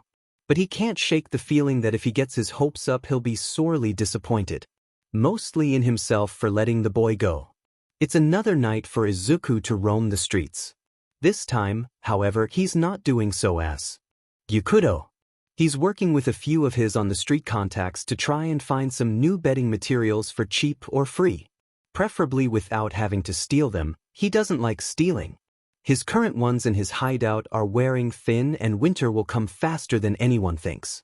Being over-prepared for it is much better than being under-prepared when it hits. He rounds another corner and freezes at the sight of a guy having a harsh hold of a kid's wrist. He has bright red hair that's got a bit of black peeking out at the roots. Died then. The crook has something held in his other hand, probably some kind of weapon. He's not using it though, which is good. The kid was smart and seems to have activated his quirk to keep from being moved. Some kind of skin-hardening quirk it looked like. He should ask him about it later. Regardless, he doesn't have time to think or even put his mask and hood on. He races up on the guy from his blind spot. "Stop fighting me!" He's yelling at the kid, "Come on, let's go." "No. Let me go, man." The kid yells back, digging his feet in deeper. He gets to them and grabs the guy's wrist of the hand on the kid. He squeezes as he growls, "Release him. Or else." The guy snarls back at him, his eyes flashing from yellow to red. That must be his quirk. "Off, you dumb kid. Just run along before I take you along with your friend here. I warned you." With that, he uses his other hand to dig two long nails into the skin on the underside of the guy's elbow. Right into the nerves underneath. He howls and lets the kid go in pain. Izuku twists his wrist back just enough to sprain it but not break it. The guy falls to his knees at the pressure and pain. He lets his wrist go and pulls his hand back, driving his fist into the guy's nose. The satisfying crunch it gives as the bone and cartilage crush beneath his fist gives him such a thrill. Blood immediately starts to pour from his nostrils as he rolls on the ground in agony, clutching his face. Izuku reaches down and grasps his neck in a tight grip, putting pressure on two certain points that he knows will cut off circulation of air and blood. He learned this technique from a martial arts book. The criminal gasps in fear and struggles before finally passing out. It doesn't faze him at all when he goes out. Izuku just calmly rolls him onto his side so he doesn't aspirate any of the blood from his nose. He sighs softly in relief. That could have gone very badly. "Dude." Izuku is around to stare at the kid who's looking back at him gobsmacked. "That was so manly." Izuku blinks in shock as the kid starts to gesture around exaggeratedly. "You came in like swoop. And then you were like duh." He bares his very sharp teeth at him playfully. "Then you went wapow." He swings his fist in a faux punch, and then he falls and is all ouch. Izuku can't help but giggle at that. The kid keeps going without even noticing his mirth, and then you grabbed him and he was all dash. He makes a choking noise, then you just rolled him over like it was nothing. It was so cool. "Our dash," Izuku giggles again. "Are you done?" "For now. I just can't get over that, bro. It was epic." The kid's eyes are near sparkling. "Well, thanks. Have you called the police yet?" He asks him instead. "Oh, I set off the emergency setting on my phone as soon as he grabbed me. They should probably arrive soon." He throws his hand up in the air. "Man, I can't wait to tell them about you. You were exactly like a real hero, bro." "No." He shrieks before lowering his voice swiftly. "No. You can't tell them what I look like. I could get in a lot of trouble for intervening like that." "What? You saved my life, dude." The kid insists. "In case you hadn't noticed, this," he gestures to the unconscious man, "isn't exactly my first time doing something like this. And people don't exactly see my interference as a good thing." The other kid looks at him with furrowed brows before they raise high as his eyes widen. His voice drops down to a whisper. "You're a vigilante?" "Yes and no." He shrugs. "What I'm doing isn't exactly okay with the law, but I'm not technically doing anything illegal because I'm not using a quirk to subdue the criminals." He looks over his shoulder nervously. He's running out of time. "I should go," he tells the kid. "They've probably dispatched a hero this way and I don't want to be seen tonight. I don't have my normal gear on." Can I at least tell them you saved me? I won't use your name or tell them what you look like, I promise. He pleads with Izuku. Just tell them the person who helped you wore a black mask and a hood but that you couldn't tell what gender they were. And when you asked they said their name was Gyukudo. It's the name I use when I'm… He makes air quotes with his fingers, working. He watches as the kid repeats the info back to himself before giving him a thumbs up and a grin. Got it. Will I see you again, bro? He bites his lip. He should just immediately say no and book it. But this kid is about his age or a little older. Not to mention he's super nice. Maybe he could take a bit of a chance. You know the coffee shop in the square of downtown Mizudafu? Meaningful memories? Izuku hums in affirmative. Meet me 2 blocks up on the corner where the best Genist fashion shop is next Tuesday after school. My friend and I meet at the cafe every Tuesday. I'll explain everything I can before we both go meet him. Solid. He presses his fists together and smiles widely. I'm Kirishima Izuru, by the way. I guess I'll see you next Tuesday. Izuku smiles back, then takes off as police sirens sound in the distance. His heart picks up as, just as he rounds the corner of a nearby building out of sight, someone lands heavily just about where he was standing. He peeks around the corner and feels his breath stall. It's Eraserhead again. Sheet, he really hopes the man didn't see him. I'm pro. Hero Eraserhead. You send out the SOS from your phone. He hears him ask. Yes, sir. The guy on the ground there was trying to kidnap me, kept yanking at my arm and telling me to stop struggling and come with him, Kirishima responds. He sees Eraser's head tilt a bit towards the criminal. You subdue him? Oh no, sir. All I did was activate my quirk, hardening, and made it to where he couldn't move me. A foot scuffs against the ground shyly. Some person came and helped me. Surprised him and knocked the guy out. Smart choice on not getting involved, kid. Who was it? Did you know them? Nah, the redhead shakes his head. They were wearing a mask and a hood. I asked them what their name was and they said, Gyukumo? Gyukodo? Gyukuto, the older man sighs. Should have known they were involved with something like this. Izuku has to give praise to Kirishima.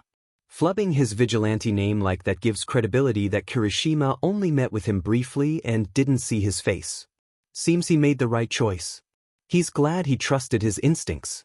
Maybe now he can have 2 friends. He's not sure how Katsuki will feel about him, but he'll cross that road when he gets there.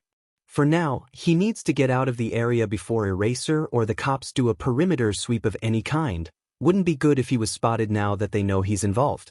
He slips into a nearby alley to get to the main road on the other side.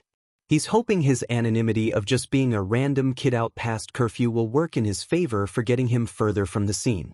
He can say with definite certainty that he's really looking forward to Tuesday. Now to worry again about finding new bedding material. Kirishima Izuru is a hopeful young man. His current hope is that his potential new vigilante friend has managed to get away as police officers finally arrive on scene just after the underground pro hero did. They're clearly searching around for him but luckily haven't seemed to find anyone or anything about where he went. After ensuring that the criminal was in the back of a squad car, the pro hero who introduced himself as Eraserhead approached him again. What were you doing out so late, kid? He points back to a bag a few steps away from the corner store. My mom asked me to run to the store. She had you run the store?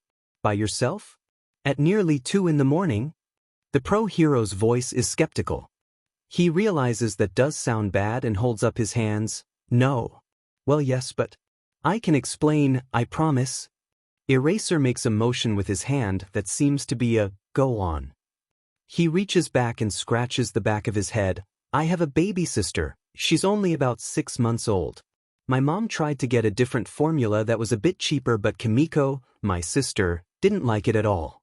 She flat out refused to take it and has been crying for hours because she's hungry and only wants the formula she likes. I don't have a dad anymore. He left us before Kimmy was born, and Mom didn't want to leave me alone with a screaming baby, so she sent me instead to get the formula mix she will drink from the corner store nearby. He gestures again to the bag he had dropped when the crook made a grab at him. Eraserhead steps around him and picks up the bag. He checks the contents and sees that the only thing in there is a container of formula mix. He brings it back over to where they're standing and hands the bag back to him. Izuku takes it gratefully.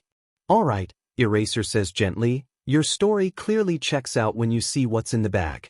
You'll just have to give your statement to the officers, then you'll be free to go. I'd like to walk you the rest of the way home, just to make sure you're safe." "Thank you so much, sir." Izuku smiles widely at him. Eraserhead leads him over to a nearby officer, one with a mutant quirk that gave him cat-like features, who introduced himself as Tamakawa-sansa. Just like he did with Eraser, he gave the officer his statement on what happened. His story must have been pretty convincing even if he was lying for part of it. Officer Tamakawa just took everything down on a little notepad, nodded, and said he was good to go. Eraser also gave his statement to the officer as well. When he was finished, he placed a hand on Izuku's shoulder and started leading him in the direction Izuku was headed to go home. The walk is quiet, but it's not an uncomfortable one. Izuku is grateful for that. They approach Izuku's family home and the preteen pulls out his house key. He gets the door unlocked and pulls it open, wincing as the sound of a screaming baby immediately erupts from within. He calls out that he's home as loud as he dares, trying not to upset his sister further with yelling. "Ag," his mom's voice called, "is that you? What took so long?" She rounds the corner with the screaming Kimiko in her arms. She freezes when she catches sight of him with the pro-hero standing behind him. She stares for a short moment, then asks, "What's going on? Who's this?" Eraser steps forward and offers up his hero license to her. "Ms. Kirishima, I'm pro-hero Eraserhead. I apologize for the late intrusion." She takes a quick glance at it before handing it back with wide eyes. "What happened?" She winces as Kimiko screams louder in her hunger. She bounces the baby in her arms, shushing her gently, to try and get her to settle. "Mom, if you'll make a bottle really quick, I'll feed her while you talk to Mr. Eraserhead," Izuku offers easily. She sighs gratefully and trades the bag he holds for the baby in her arms. She scuttles off to the kitchen as soon as the little girl is safe in his arms to make the bottle. For his part, Izuku immediately starts bouncing his sister gently in his arms, cooing to her and making funny faces to try and get her to settle at least a little bit. It doesn't work, but at least he's trying. Eraser says nothing but watches closely as he tries his best to comfort the baby. His mom comes back 2 minutes later. She gives him a warmed bottle and he immediately offers it to the hungry baby. She takes it without a fuss and begins to eat eagerly. Both him and his mom let out sighs of relief, bodies sagging as the non-stop screaming finally comes to a stop. Even though he's only been there for a few minutes, Izuku can even feel the relief coming off of Eraser at the silence. His mom and Eraser move to the kitchen while Izuku moves to the armchair in the living room to be comfy while Kimiko eats. He can hear the mumbles of the conversation between his mom and the pro-hero, but he can't hear exactly what they're saying. He hopes the pro really did buy his explanation. Wouldn't do for his potential new friend to get captured right after they had met. He reminds himself mentally again about the meetup that they'd arranged. Next Tuesday, after school, the best jeanist clothing shop at the corner of the square near Beanphalange Memories. He can't forget. Kimiko finishes her bottle and Izuku effortlessly moves her into a position to burp her. Most of his schoolmates think it's kind of strange that he can take care of a baby as easily as he can. Honestly, it makes sense to him though. When his dad left after his mom told them she was PRGNT with Kimiko, he knew then and there that there was no other choice but to help his mom as much as possible with his baby sister. Sure, he didn't ask for it, but that's no excuse. This is his family and he would do anything for them. It's part of the reason he had begged his mom to let him dye his hair. His original black hair is the same color as his father's hair. Originally, he was always very proud of it. It proved he was just like his dad, who was the manliest man he knew. But he couldn't stand it. When she asked why, he explained it all in detail. That his dad was so unmanly for leaving them alone, and he couldn't stand looking in the mirror and seeing his hair color so like his dad's. He wanted a more gentle red color like his mom's, but it turned into fire truck red instead. He personally likes it that way though and decided to keep it. Even if it wasn't the color he was originally aiming for, it reminds him of Crimson Riots, which is just a huge plus in his books. He even started styling it up like Crimson Riot did with his. As soon as Kimiko has burped like she's supposed to, with Idru giving her the obvious little bout of praise for it, he picks up the now empty bottle and takes it into the kitchen. Both the adults stop talking when he comes in. He smiles at his mom and puts the bottle in the sink to be washed later. She's good to go, Mom. Burped and everything. I'll take her up to her room to try and get her to sleep. His mom smiles at him in thanks and he heads out of the kitchen again. He slows his steps as Eraserhead picks up the conversation again, talking low but still able to be heard by Idru at this distance. I'll be honest, ma'am, he was saved by a vigilante. As far as we're aware, the vigilante in question isn't dangerous, but their motivations are still fairly unknown. We don't know why they get involved or how they manage to do what they do to subdue criminals. If he mentions anything else about them to you, please contact me right away so I can take down his witness account about them. Anything he knows may be able to help us with our investigation on them. Investigation? That's not good. It sounds like they're trying to arrest him. But Yakuto said that what he does, even if the police don't like it, isn't technically illegal. Idru still doesn't like the way he worded it. He'll have to be careful. He can't mention it to his mom now. That's okay. There's a certain someone who will listen to him eagerly and won't tell anyone what he said. He moves into Kimiko's room and after ensuring that his mom didn't follow him, he moves over to the window. Kimmy, he whispers in awe to her. She coos up at him as he smiles. I met someone incredible tonight. He saved your big bro's life. She makes another small noise. Idru pretends it was one of full interest in what he's saying. He smiles wider. Yeah, he was my hero. A true manly hero. He was the coolest person ever. He stares in wonder as she reaches up with a chubby little arm and puts a hand on his face. He ducks his face down to press his forehead to hers gently, eyes filling with tears. Still whispering, he tells her, I'll be a hero like him one day. One who's not afraid to leap into danger as long as it can protect you. This was the start and his promise. To be a hero to protect people, like he was protected tonight. Those who are helpless and afraid. To protect people like Kimiko. Those who are unable to protect themselves. And to protect people like his mom. The ones who are so strong when forced to stand on their own but even stronger when they have someone to help them. He'll be their hero one day. Just like Yakuto was his hero tonight. Shoyuta places his phone down on his desk in the teacher's lounge. Then he leans over and starts steadily beating his forehead against it. The other teachers look over at him in concern as he keeps this up for several minutes. Hizashi reaches over and places a gentle hand on his shoulder. Shoyuta ignores it for the most part. He eventually stops when he doesn't feel like screaming out in frustration like he was before. He sighs out long and loud. Shoyuta, Kiyama Namuri, the R-rated hero Midnight, calls out, You good over there? No, he anguishes to her, keeping his forehead down on the desk. Not looking up at any of them. Was that Suki on the phone? Hizashi asks, about our smart bean and green bunny? Yes, he groans out. It hadn't been a good conversation. Not by Shuta's standards anyway. He had hoped the detective had good news for him. His hopes died swiftly at Tsukachi's little plead of, firstly, please don't get upset with me, Shoyuta, I promise I'm doing the best that I can. Oh, your little vigilante? Namuri asks, eyes shining in excitement. And my smart little bean from the market too.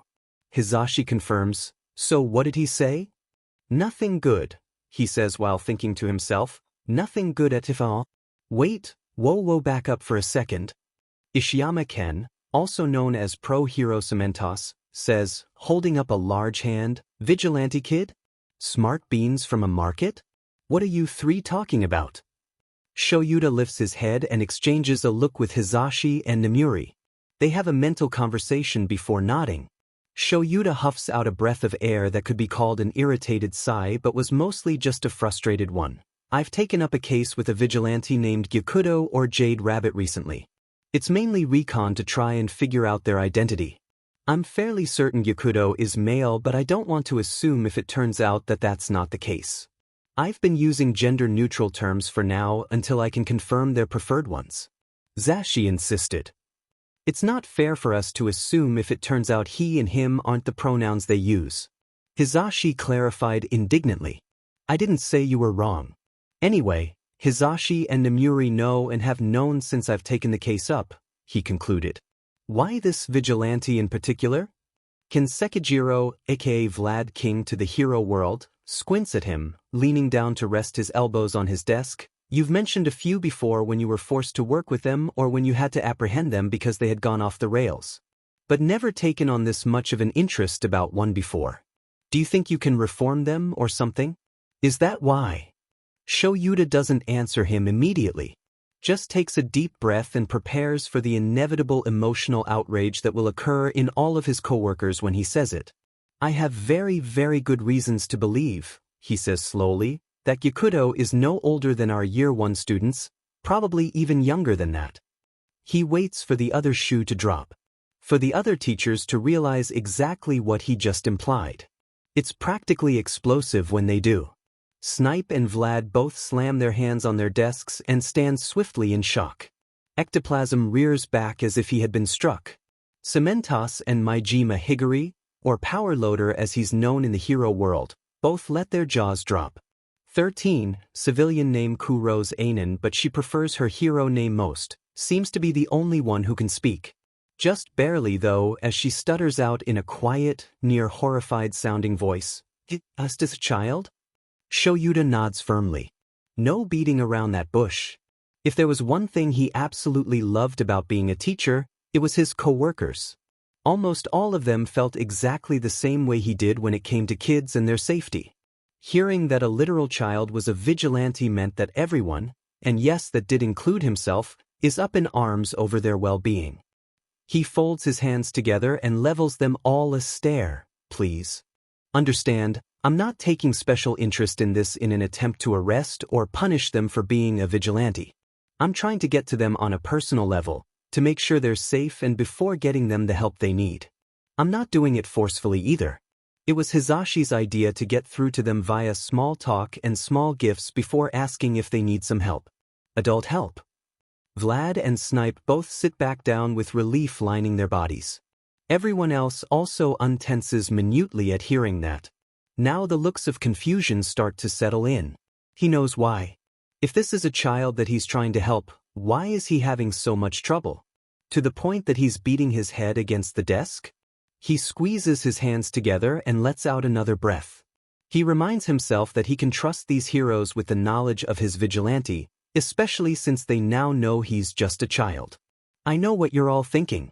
The reason why Tsukachi, who's helping me on the investigation, and I are having so much trouble keeping track of this kid and finding out who they are is because they're smart. Way too smart. How smart is too smart? Ectoplasm asks, the first thing he's said since this conversation started. I don't know. They somehow managed to figure out how the underground heroes' patrol districts worked as well as the cipher coding for all the major players active in districts around where they live. In the course of a month and a half. And that's not including figuring out the hero identities and quirks of those who patrol those districts. You decide, he says coolly. Everyone in the room is a little awed at that.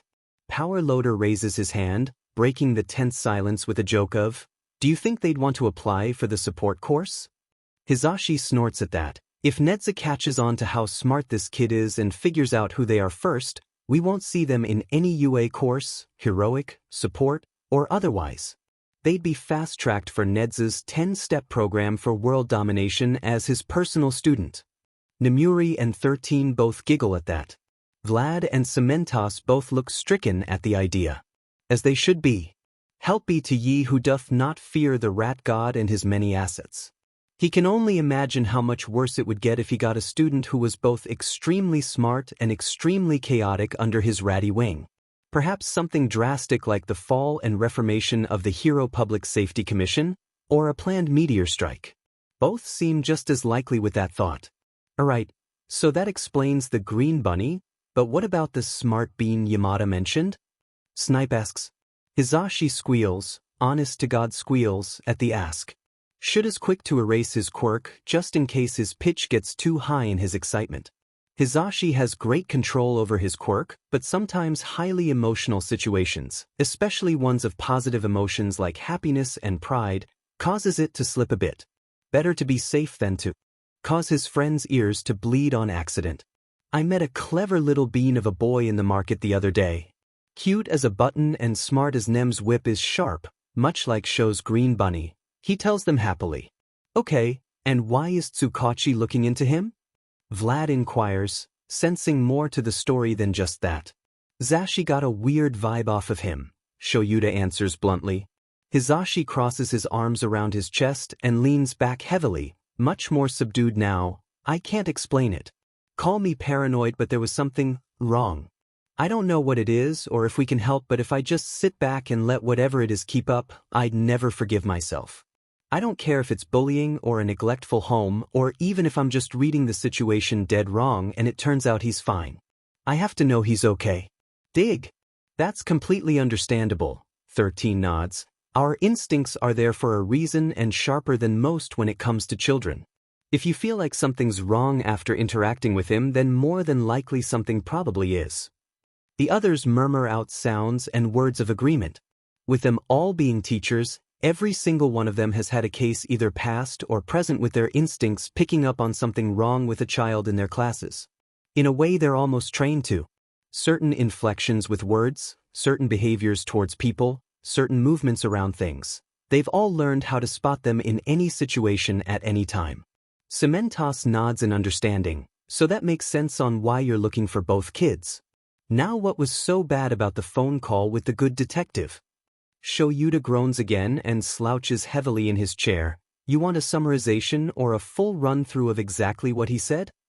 Might as well give us the rundown, Sho, Nemuri said with a smile. Might help us understand what's frustrating you. Maybe we can help you put the pieces together. The rage he felt before, not specifically at Tsukachi but the situation itself, bubbles up again. He lets out a slow breath from his nose to keep it in check as he starts to let the others know what he was told. After answering with nothing but his hero name and Tsukachi dropping that small plea on him, he pinches the bridge of his nose in frustration. You know, I really hate it when you start phone calls like that. Well, you're going to hate me even more in a minute then. Tsukachi chuckled mirthlessly. So which kid do you want to hear about first? God help him. Is either of them good news at all? The sound the detective makes is a clear no. He growls out angrily, give me the kid with the better news, then. There's a shuffle of papers in the background of the call. Well, Yakudo hasn't been spotted since the attempted kidnapping of Kirishima-kun. But they've gone completely radio silent. No active help to heroes on duty. No cipher messages from Yakudo were found either. I don't know if that's because they're not fighting anyone right now or if they're somehow slipping them by officers on the scenes again. This kid is going to give him a heart attack, Shoyuta swears. Or at least make him go gray by 30. Start having the officers check with the heroes on patrol to see if they've written any notes found on active crime scenes. That way we can filter through which notes are genuine and which are Yakudo masquerading as the hero on duty in the area. It's a complete extra step but a necessary one until we've gotten them to hang up their vigilante mask, he recommends. Smart decision. I'll pass it along. The scratch of a pencil or pen is heard as Tsukachi notes that instruction down. Shoyuta leans back in his chair. So what about our other wayward kid? First things first, please let your husband know when you tell him later that I am very sorry and that I'm doing the best I can with what I have, but there are complications that have arisen. What complications? He asks warily. There's nothing for a long moment. Then, this kid that Mike saw? Yeah, apparently according to our databases, he doesn't exist. What? Hizashi screams, interrupting him. Everyone clamps their hands down on their ears to stop the loud cry from the voice hero. It was so loud the room shook. Shoyuta activates his quirk for a slight intimidation factor and turns to shush him. I'm not done. There's more. Everyone uncovers their ears again as Shoyuta gets back into it. What do you mean by that now? He nearly hisses. Just that. The other man cries helplessly. I've checked and double-checked middle and high school records in the area, as well as all registered children in the Quirk's database for him. Every single Izuku that pops up isn't him. At least none of them that come even close to matching the description your husband gave you. I don't know what's going on, but they don't exist for some reason. That sounded worse than he thought. This isn't something he would lie about, he immediately dissuaded, despite knowing that Tsukachi probably wasn't thinking that. I know that, Tsukachi agrees. I'm not even considering that he is. Mike can't lie to save his life. That's why he's in the limelight and not in underground with you. But until I can figure out a database the kid is in, I'm stuck, Shoyuta. There's nothing else I can do. Great, he sighs. Just keep us updated, I guess. And that's it. We hung up after that. Shoyuta finishes. Every single one of his co-workers, his best friend and husband included, are clearly in various states of distress at that. Hizashi is even banging his forehead lightly on the desk now in a reminiscent style of how Shoyuta was early. That baby doesn't exist in any database, Nemuri says softly, fingers pressed tightly to her temples with wide eyes. How is that possible? And maybe he dropped out? Or transferred to a different country?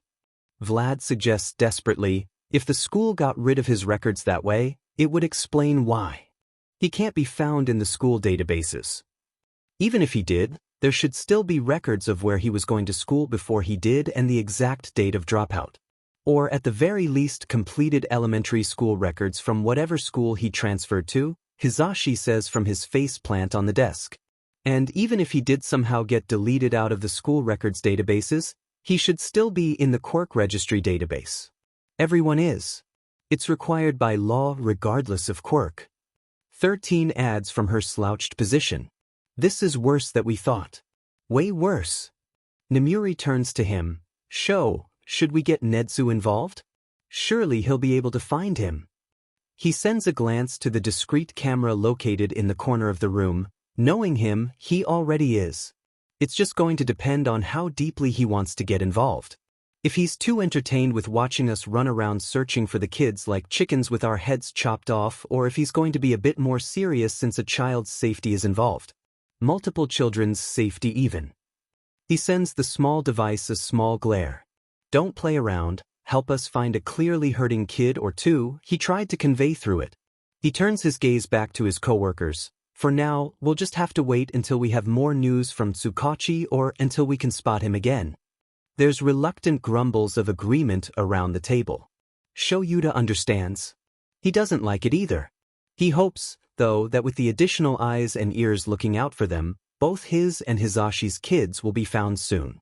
Izuku taps his foot gently against the sidewalk as he leans against the building behind him. Tuesday had come fast, far faster than he was anticipating really. He decided after that guy attempted to kidnap the red-haired kid Kirishima Ijuku, he reminded himself that he would stay on the down low for a little while. Heroes and police officers alike would more than likely be actively looking for him for a while. Best to stay hidden for a bit to throw them off his trail. He turns his head to look into the window of the fashion shop. How one man can make such a successful fashion chain with nothing but denim, Izuku will never know. Auntie Mitsuki and Uncle Masaru probably had a fit over it when it first opened. Though, those are a very nice pair of jeans. Too bad they're way too expensive for him to even consider. A shout pulls his attention away from the window.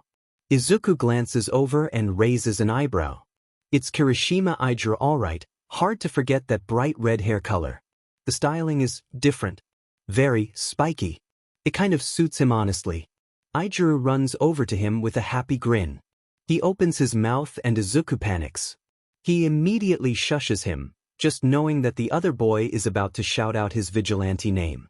The redhead's mouth shuts with a click before he approaches again to get closer and whispers, "Why am I being shushed? Because you can't call me by my vigilante name in public." He hisses out obviously, "I'm sorry but you can't. Who knows who could be around to hear, right?" "Then what do I call you?" he asks. Izuku sighs, "You can call me by my name. Midoriya Izuku. You can just use Izuku though. I haven't been a Midoriya in a long time now." "Izubro. Got it." Ijuku grins, pressing his fists together. That must be a nervous tick of his, like Katsuki's. "You can call me Ijuku then. Or I or Eiji. Anything works, man." "Gotcha." Now that names are out of the way, onto ground rules. He can tell Ijuru's confused by that.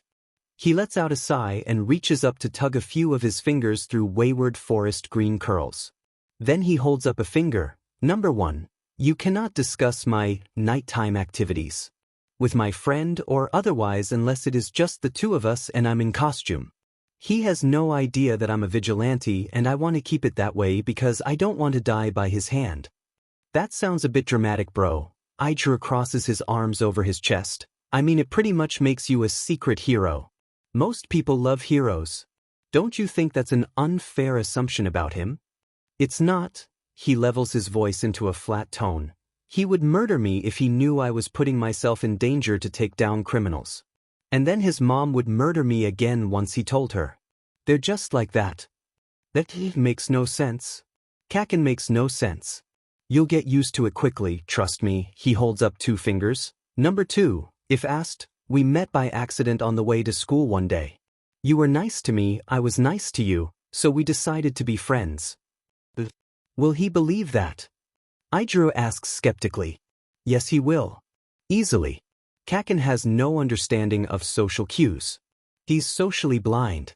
Give him a complex math or science problem and he'll have it solved in an hour with his work shown and detailed out. But bluff something to his face and he'll accept whatever you tell him as fact just because he won't be able to recognize it for what it is, a misdirection. Ijuru kind of chuckles at that, seeing the humor in the statement. What happens if he does figure it out though? Izuku rolls his tongue over his teeth in thought before letting it click against his lip and giving him a sheepish grin.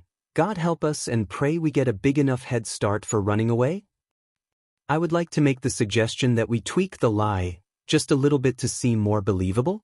Maybe we could say we figured out we have something in common. Ijuru offers. And that would be? He's fully open to suggestions if Ijuru thinks this would help him keep his secret. I dunno, bro. What's something you like? Video games? I haven't played video games since over 2 years ago. Ijuru's face takes on a strange look to it. Not even on your phone? Like Candy Smash. I don't have a phone. Can't afford it. He shrugs. Things like food and clothes are more important anyway. Ijuru raises an eyebrow at that. Izuku can see by the way it pulls the skin that there's actually a small scar through it. He briefly wonders how he got it. Then what do you like? Maybe I like it too. He had to think about that. What was something he liked? That was normal and appropriate for their age group. Survivalism was only liked on TV shows by kids. A controlled environment kind of thing and only adults were ever involved. Vigilantism wouldn't work either. It was taught in schools these days that vigilantes were just bad guys trying to slap a good guy name tag on their chest while pretending to be in the right. A horrible reputation, really. Vigilantes were so much more than that. He should know he is one. Back to the mental topic at hand though. He reaches up and drums his fingers on his cheek softly. Things he likes? Well, maybe he can go with something he used to like. I guess I used to really like heroes and their quirks. On kind of an obsessive level now that I'm actually thinking about it. Ijuru's eyes seem to light up, fists pumping in the air happily. Bro, I can work with that. Really? Well, that was easy. Yeah, man. Who's your favorite? I like Crimson Riot the best. Oh, but Fat Gum is a close second. He's kind of a newer one but still super cool. With that, his analytical brain kicks in and all thought of anything else goes out the window. I can see why you would like Crimson Riot best. Also, now your hair makes so much sense to me. Not only is his quirk very, if not strikingly similar to what I've seen of yours, but his overall demeanor is very inspiring. He focuses on living life to the fullest but all the most courteous and courageous you can. The manly life, so to speak. He also does a lot of work with younger boys who live in underprivileged areas and takes on sidekicks thought to not have good male role models in their lives. It's extremely admirable of him. Fat Gum is a bit of a surprise but not really. He's a very kind hero and doesn't discriminate in rescues. His quirk is also extremely fascinating. To store fatty lipid cells at near extreme quantities that can then be burned off and replenished at any time. But how does it work? What type of fat does he store? Essential, subcutaneous, or visceral fat? It's probably not essential since it would most likely hurt him to replenish and lose those cells constantly. Most would say visceral due to the fact that most of his weight is stored in his stomach region, but I think that's wrong. More than likely it's actually subcutaneous fat, considering it's the type of fat found under the skin. Instead of gaining and losing visceral fat rapidly like the media thinks, what I believe actually occurs is that he just uses the food to build up the layer of fat beneath the skin cells. Then basically when he burns it off, he just internally sheds the layer to be processed by the body as simple nutrients, which is why he doesn't get overly tired after burning the fat off and can immediately restart the process of building them back up without feeling sick. Kind of similar to blubber in creatures like whales, but it burns off faster. Now the bigger question is, where does he get it from? Which fat group in foods? Saturated fat is a likely option since it's mostly made up of animal products and is very fatty, so to speak, as are trans fats. But he seems to like foods like takoyaki best, so maybe it's not even fats at all but some other kind of element in food such as certain starches or proteins or dash. He jolts out of it in a hurry, realizing suddenly that he's rambling. A glance at Izuru shows the boy staring at him with wide eyes and a dropped jaw. He slaps his hands over his mouth. Oh shit, I did it again, he thought. Bro, that was... Ijuru's voice is shaky. I'm sorry. I know it's creepy when I do that. I just don't know what comes over me sometimes and then I can't seem to stop. He hastily apologizes. No. It was really cool. I never would have thought that. I doubt anyone has thought that. Izuru moves up to whisper, if you could get close, you should tell Fat Gum all that one day. No. Heroes don't really like for me to tell them things about their quirks, especially the hypothetical stuff I think of. They get annoyed that I'm trying to get in the way and tell them how to be a hero, he murmurs sadly. The redhead's eyebrows furrow at that. That's messed up, bro. It's super manly that you know all that stuff just from seeing their quirk. If they can't take a bit of constructive criticism that might help them out, then they don't need to be heroes at all. Be more confident in yourself, man. Tears spring up in his eyes in a hurry. He thought he was done with being over-emotional after he became homeless. Don't cry, don't cry, don't cry. He's only ever really had 3 people tell him that his weird brain analysis thing that it does is cool and could probably be really helpful. His mom, Auntie Mitsuki, and Uncle Matu. Katsuki had never said anything like that, but he looked at Izuku like he had the answer to life in the palm of his hand when Izuku offered some tips on his quirk. Izuku is very pleased to note that when he gave his second set of advice to Katsuki, it was after their makeup a few months ago. The first time he tried, Katsuki had just been confused and angry, thinking that Izuku had been making fun of him or something. A far cry of difference to be sure. He sniffles meekly, yeah, okay. He swipes the tears out of his eyes. We should go. Kaken's probably pulling his hair out in worry since I haven't shown up yet. I usually beat him to the coffee shop. Oh, let's go then. Izuru says happily, grabbing his hand and practically dragging him down the street. Izuku makes a sound similar to a squawk as he trips over his own feet. Slow down a bit, please. Izuru apologizes and does slow down like he asks. Izuku notes that he doesn't let go of his hand though. That's fine. It's kind of nice to have some physical touch that's not a fight for once in such a long time. As they approach the front of the coffee shop, Katsuki is there and waiting. But clearly not patiently. He's pacing restlessly. His hair is sticking up at odd angles where he's probably ran his hand through it, and the nitroglycerin on his palms caused it to frizz out more than usual.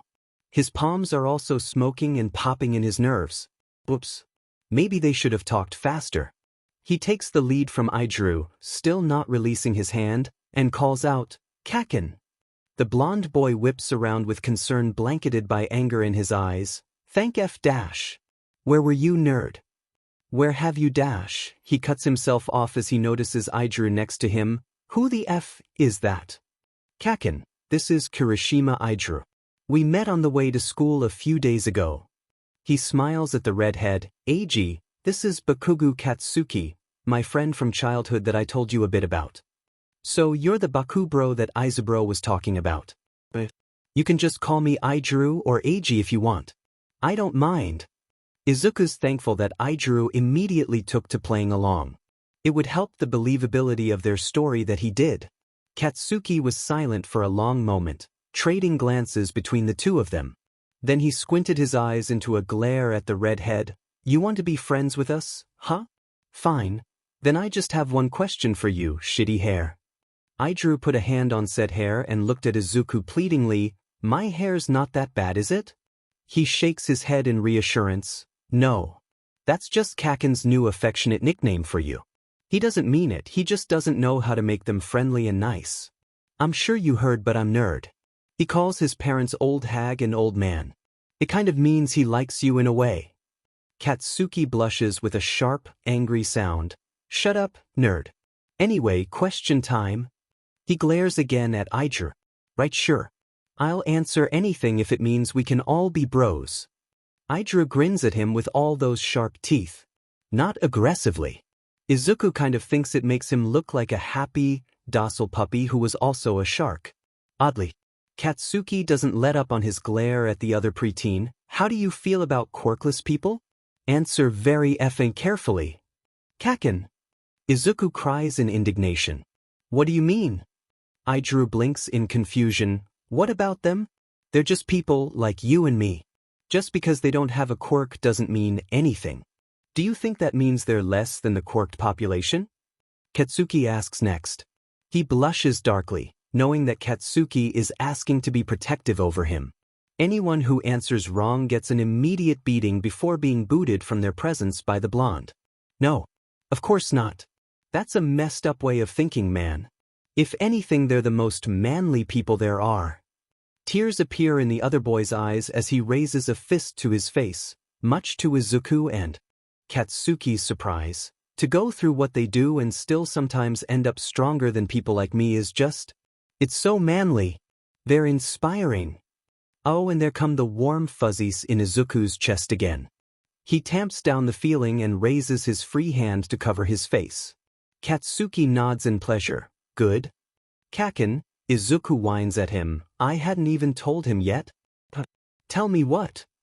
Now Aijuru is the one looking in between him and the blonde. The reason he asked you those questions is because I'm quirkless. It's quiet for a long moment before Aijuru whispers, Dude, I just gained like a whole new respect for you. Izuku smiles at him in gratefulness. Katsuki, meanwhile, lets out a huff through his nose. Yeah, alright. He passed. Shitty hair can stay. Both Izuku and Aijuru light up at that. The redhead cheers as Izuku finally lets go of Aijuru's hand to clap in glee. Katsuki rolls his eyes and turns to head into the cafe, trusting the two of them to follow. So how'd you and the nerd get to be such good friends so fast anyway? Oh, here's an... Izuburo's a genius when it comes to heroes and their quirks. He went on like a 5-minute rant on one of my faves. Stuff that probably no one's even thought of. It was amazing.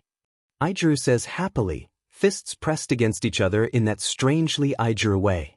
Katsuki scoffs. Of course you became friends with him by picking up on the one thing the nerd gets a massive F&R over. Kaken. This time it's a scandalized cry from Izuku. How could he just say that out loud? Aijuru thinks it's the funniest thing in the world though and actually has to pause to lean against the cafe door before entering to catch his breath from laughing so hard. Even though he's fairly certain his face is about to catch fire, it's nice having two friends now to rely on. One who even knows more than the other. It'll be nice to talk to them both on the regular. Tsukachi Naomasa heaves out a large sigh and sinks further into his desk chair. He raises a hand to cover his eyes. He doesn't get it. He just doesn't get it. He's checked and rechecked the quirk database over and over again. Yet he still can't seem to find this one kid. It just doesn't make sense. There should at least be a trail of some kind for him to follow, but he can't find one. Not even a small crumb of one. Mike definitely wouldn't lie about a kid like the one he described, and clearly he wouldn't be asking him to check into him if he didn't think there was some issue that needed to come to his attention. Aizawa had also steadfastly assured him of those facts during his phone call with him earlier this week. He's even tried to look up just his name to see if he could find something in a news article. Something, anything. The search results yielded nothing but meaningless results and an offer for a different search. Once again, not even a trace of a trail. He doesn't want to call Aizawa and Mike back just to tell them that either. They're riding on the fact that as the detective he is, he should be able to find him. They won't be upset with him, of course. But they will be disappointed that he can't seem to locate him. He needs a vacation after this. The door to his office opens and he peeks around his fingers at the sudden guest. No luck. Sansa asks him as he enters. No, he responds. I even extended the search beyond our normal parameters. Nothing. Some kids come back with the name Izuku, but they still don't match the possible age range or appearance that present Mike gave us. Well, that's not good. Sansa's feline eyes blink in obvious sorrow at his lack of results. Yeah, tell me about it. Well, even though you've already had 2 cups today, I thought I'd bring you another cup of coffee. Just don't tell anyone it was me if asked why you've exceeded the daily caffeine limit. A cup of coffee just the way Tsukachi likes it is placed on his desk. He's so grateful for his coworker. He thanks him profusely and picks it up to take a long drink. Sansa leaves him with a slightly fanged smile. He takes another sip after his office door is shut. It's the epitome of bliss in a cup, really. Maybe he'll just lean back for a moment and enjoy it. The shrill ring of his desk phone cuts that dream in half. He sighs again. Back to the grind. He answers the phone, tucking the receiver into his shoulder. Detective Tsukachi. He takes yet another sip of coffee. Hello, Detective. How have your cases been? Any interesting breakthroughs to report? The voice on the other end nearly makes him spit the coffee back out. He's sitting in attention in a hurry, setting the cup aside. Principal Nedu. To what do I owe the pleasure of a phone call from you? Now. I believe I asked you a question first. Nedu says with something akin to a giggle, a near maniacal one at that. Pleasantries before business. Tsukachi winces. Right? Yes, of course. My cases are fine. Breakthroughs are few and far between though. That is the norm with all cases, as I'm sure you can guess. Of course I can't talk about them over the phone for confidentiality reasons. There's a half-interested hum on the other end of the line. I see. How intriguing. I forget sometimes that humans can have difficulties making logical connections, so I suppose I can see how sometimes your breakthroughs can be a bit sparse. But you always do come through, Detective. It's very admirable. Tsukachi winces again. He's already being insulted in that roundabout Nedu way. This is going to be such a fun phone call for sure. My question now, sir? Not that I'm not thrilled to speak with you, of course. I'm just quite busy with my current caseload. You understand. Oh right, yes, of course. Well, I was just wondering if you wanted a bit of assistance on one of your current cases. The one on a certain child named Izuku, or perhaps? My teachers have taken quite an interest in it, you see. Which has, of course, caught my interest as well. Tsukachi scrambles to grab his pen, near frantic as he asks, You know where I can find Izuku? Well, I know where to find his file. Where the actual child is still a mystery to me. But rest assured I am searching for him in the real world as well. There's the sound of liquid shifting. Tsukachi guesses the esteemed principal just took a sip of his signature tea. So where's the file on him? I've already checked all the databases. Oh really, Detective? It was quite easy for me to find. Are you sure you checked all the databases? This is a trap. He knows it. This is a trap and Tsukachi has no choice but to fall into it because he has no other answer at this time. Yes, he says warily, I checked all school records and quirk records currently active in the country. None of them come back as a hit for the kid we're looking for. There's your problem then. You checked the active quirk record databases. Nedu responds happily as if he had just figured it out himself. What? He's confused. What is Nedu talking about? Have you run the name through the database of those who are, or at least thought to be, deceased? Tsukachi goes completely still. His heart drops to his feet. Ice slips through his veins so fast he nearly shivers. Surely not.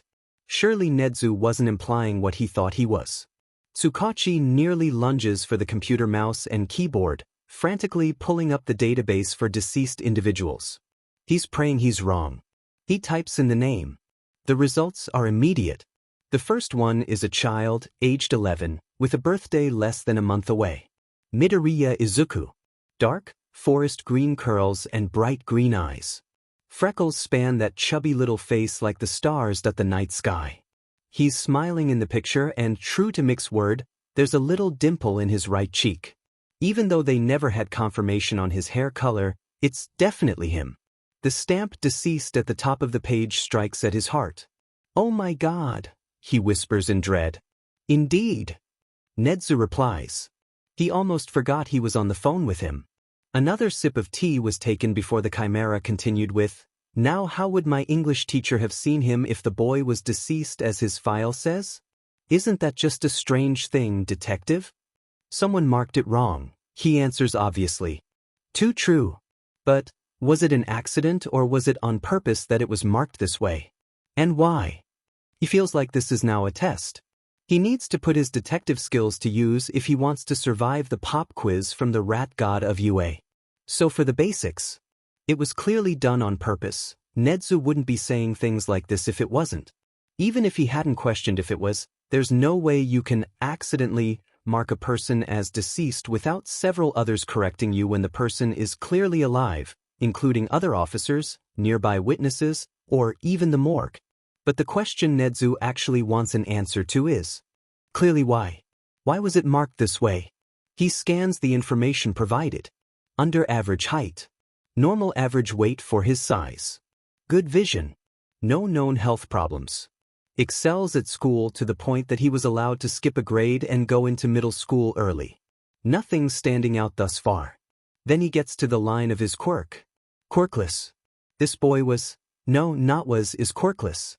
He leans back a bit, speaking slowly. It was on purpose, because he's quirkless. Soft clapping is heard. Correct. Very good, detective. And the evidence that proves this happened, where is it in this file? You mean beyond the fact that this child is clearly alive and well out there? He asks. Yes, indeed. Evidence is everything, isn't it? Especially to your department. Where's the written proof of this horrible transgression that's occurred? Nedu is certain there's proof of this somewhere. He's already read the file, so it must be here somewhere. Maybe the report connected to where he was listed as deceased? He scrolls through and finds the report in question and gives it a quick read through. The report states that both him and his mother were killed in a villain attack on the same day, even though no body was ever recovered from the scene for Izuku. One was found for his mother, Midoriya Izuku, but not him. The officer writing up the report even had the audacity to state that one of the witnesses said that they saw Izuku running away, but that it was impossible for them to have seen that because the boy was quirkless and couldn't have gotten away from the villain attack if his mother, who had a quirk, couldn't.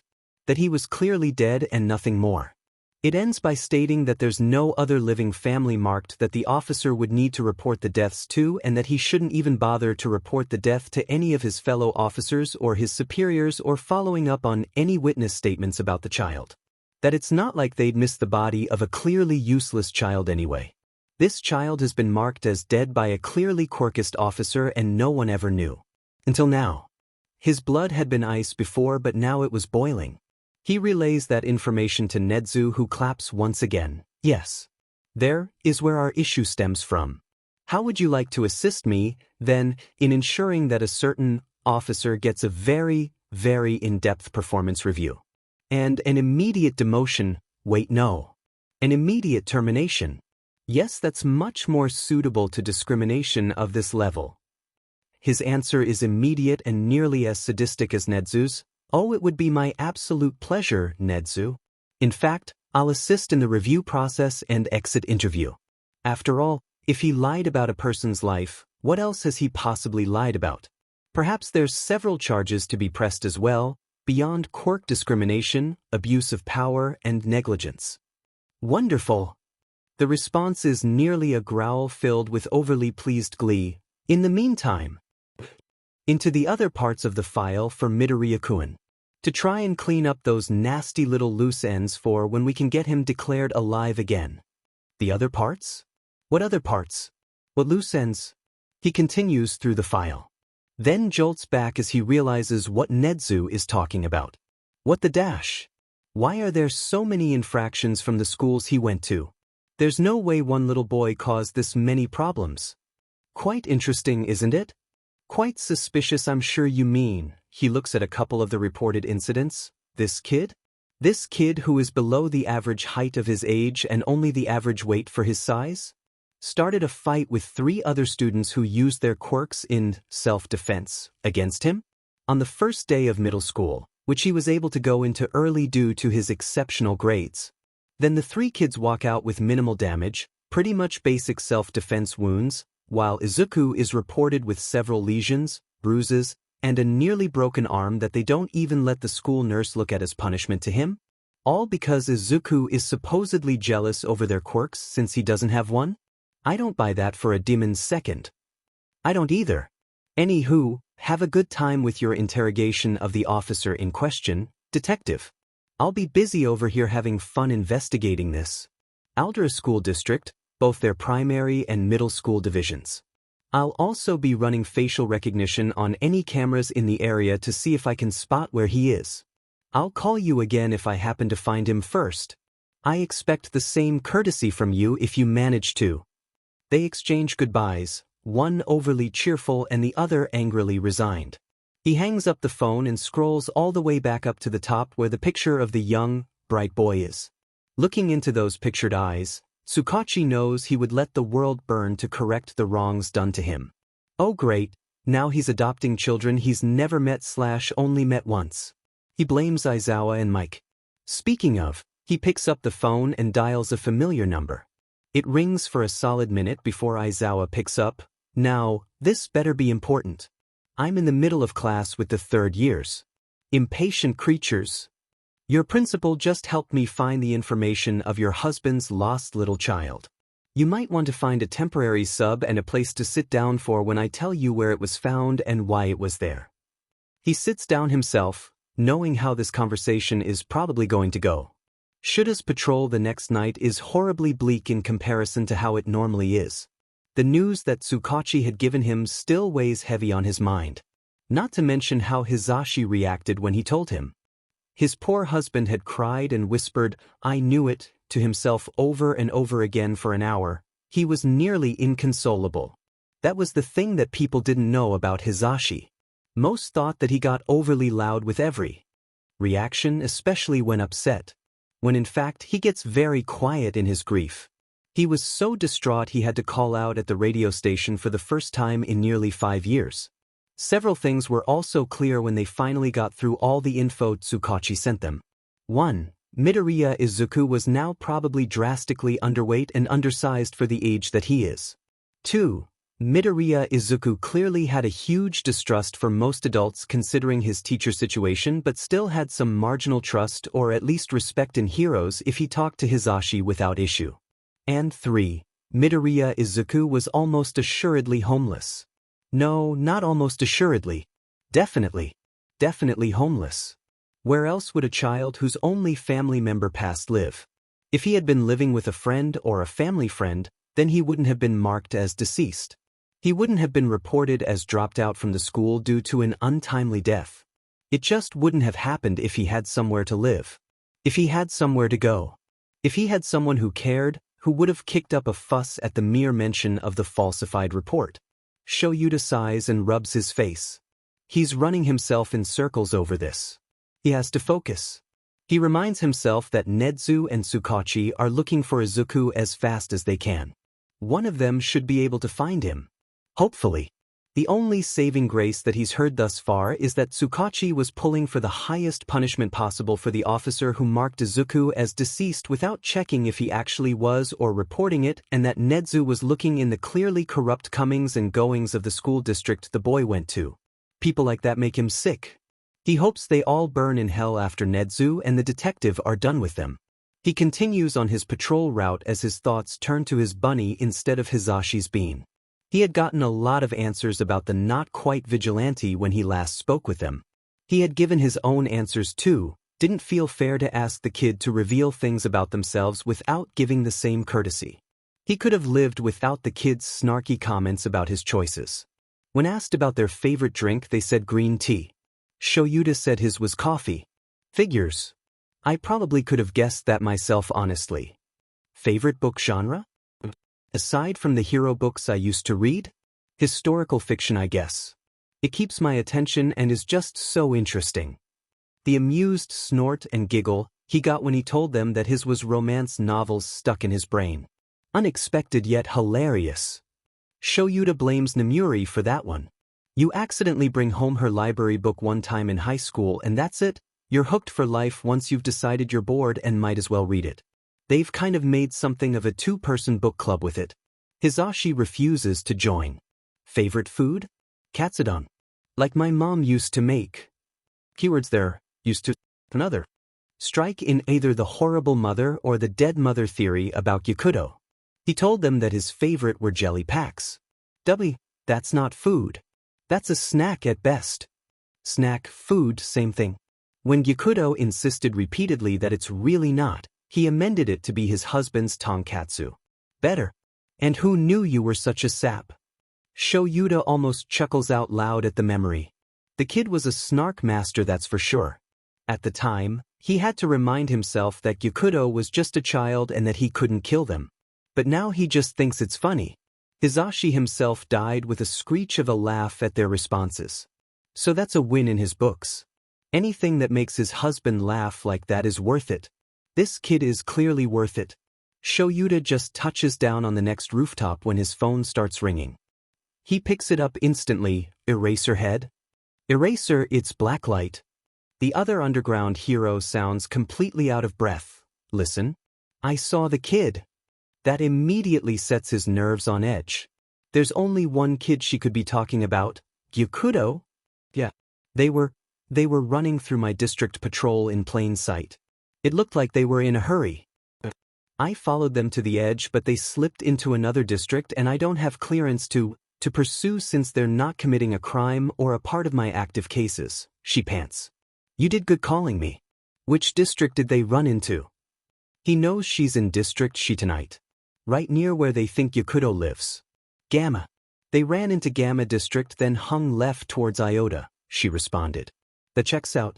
Gamma District is directly beside the Shi District and is one of Gyakudo's outlying active districts. They must have spotted something or know something going on in that district. He relays to her that he's on his way and thanks her for the tip. Since Gyakudo is one of his active cases, he has the clearance necessary to give pursuit. He sends a message to his agency to have a backup hero take up his district for the time being since he's giving chase. He leaps across 3 rooftops before the affirmative comes in from the agency. He's got to be swift. If the kid makes it into the Iota district before he can spot them, he'll lose his tracks. He takes as many shortcuts as he can to get to Gamma District as fast as possible. He sees a petty crime happening on the street below, but beyond pinging the location to the hero patrolling this area, he ignores it. Gyakudo is his top priority right now. He can't afford to waver in his chase. He crosses into Gamma and redirects his path towards Iota. His eyes start tracing the streets and alleyways below. He nearly skids to a stop as he catches a splash of red in one of the alleyways. His breath catches as his mind immediately associates the color with blood. He shakes his head to clear it and remembers that Gyakudo wears bright red shoes. He moves to the edge of the rooftop and watches as the kid sneakily peers around the corner of the building their back is pressed against. Shuta's brows furrow.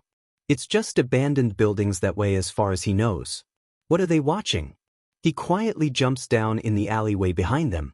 He approaches as loudly as he dares, trying not to scare them. Kid, what are you doing? Even though his steps clearly weren't silent, the kid still jumps and whips around to shush him insistently. Shouts, jolts, and blinks in confusion before raising an eyebrow, whispering, "What? Why are you shushing me?" The kid makes a motion with their fingers for him to peek around the corner as well. He carefully approaches and does so. His eyes widened in shock. There's about 3 people standing at the entrance of one of the abandoned buildings. What are they doing? So far, nothing, Gyakudo replies, but that's why I'm watching. I'm fairly certain it won't be that way for long.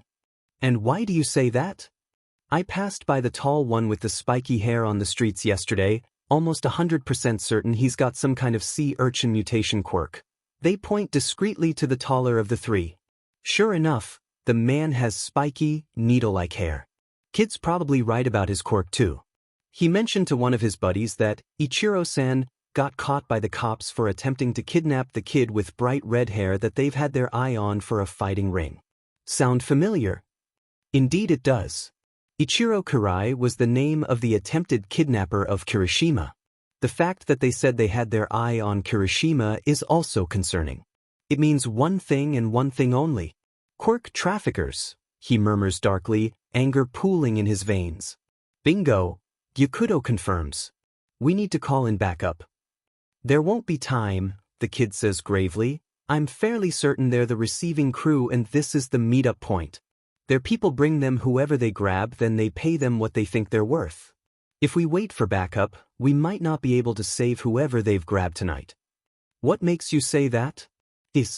I've already been here for almost 10 minutes. They probably won't wait beyond 15 and they'll make the transaction as fast as possible. They're too out in the open for them not to be noticed by a hero swiftly if they just stand around for too long. Kid's got a point, as much as he doesn't want to admit it, damn it. I would send out a call for backup, but you're right, they won't get here in time. We'll wait and see if their lackeys show up. If so, I'll engage. He pulls out his phone and sends a notification for possible crime in progress for his current location with a note that he'll update as soon as he has more info before putting it away again. You mean we'll engage? Gyakudo asks sassily. No. I will engage. You will stand back here and not get kidnapped or killed. But I can help. They insist in frustration before muttering under their breath. Not like. They'd want me anyway. He decides to unpack that statement later. Kid, no.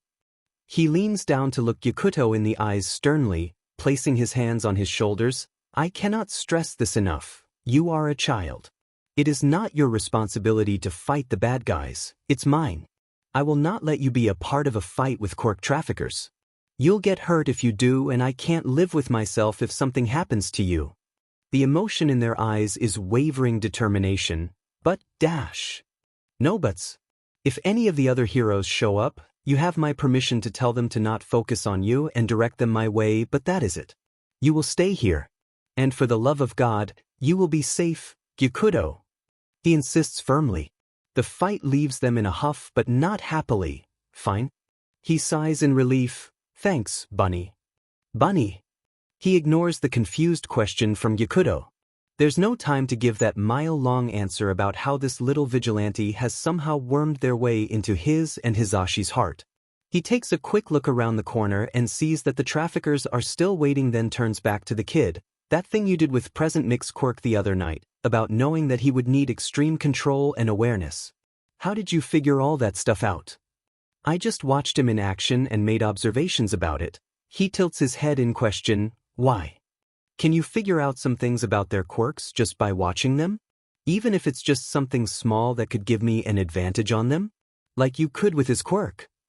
Not definitively since they're not actively using them, but I can try to make an educated guess based on actions or movements they make or have made. Better than nothing. Let's see what you've got, kiddo. He backs off to give Gyakudo room to look and maneuver as much as possible. Okay, so. Gyakudo takes a second to scan them. Sea urchin head is obvious. Quirk type, mutation. Change is the sharp spines that grow out of the cranium instead of having hair follicles. Based on the coloring and spine length, it seems to be a non-venomous urchin type. Getting stung will hurt, but it won't affect you in any way unless you're allergic to stuff like that. Try not to get stung either way though. It's not a comfy feeling. Unlike regular urchins, I think he has the ability to shoot them at people before regrowing them.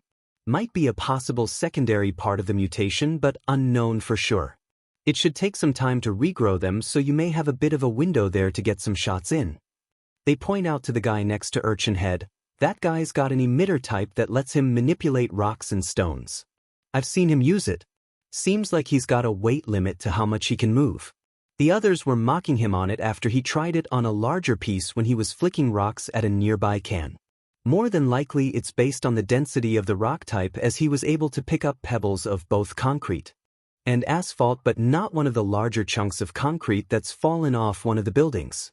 It seems to be limited to rocks and other types of ground-based items since he hasn't tried to move any of the steel rebar around. Also, unlike the hero Cementos who can manipulate the shape and size of cement-like materials, he can't change the shape of the rocks or change their size, only cause them to float or change their inertia quickly to make them projectiles. Use his weight limit to your advantage if you can erase his quirk, but I recommend taking him out first since he's also a ranged fighter. Now the last guy. Gyakudo's finger moves to the third, standing off a bit to the side from the other two. I'm fairly certain his quirk is emitter as well. Possibly a mutation, but there's nothing overtly differing about him on the outside that makes it so I can tell. I originally thought some kind of intelligence quirk, but the guy's clearly not the front man, the brains of the group so to speak, which he would be if he had one. Watch out for him. It's internal, whatever it is, but I don't really know what kind of quirk or how it works.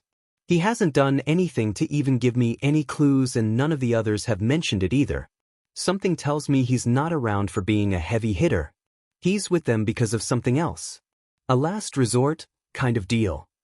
Better than nothing. Really better than anything Shuta's ever heard from a split-second analysis without all the obvious facts. I'm going to wait until the exchange is made. Better chance to catch them off guard, especially if they want to protect their goods. Kid, you call the cops. Can't, is the swift reply. It causes his head to whip around to stare at the top of the kid's head. The kid tips their head up to look them in the eyes. What? I don't have a phone, sue me. What child doesn't have a cell phone in this day and age? This kid is an enigma sometimes. He pulls his phone back out of his pocket and tosses it to the kid. The kid fumbles the catch a bit but luckily recovers enough to grab hold of it without dropping it. He really didn't want to have to explain to Hizashi how his phone got broken by him tossing it to their kid. As soon as they have it, he goes back to watching. Gyakudo makes a grumble sound and a near inaudible comment about how they still think they could help.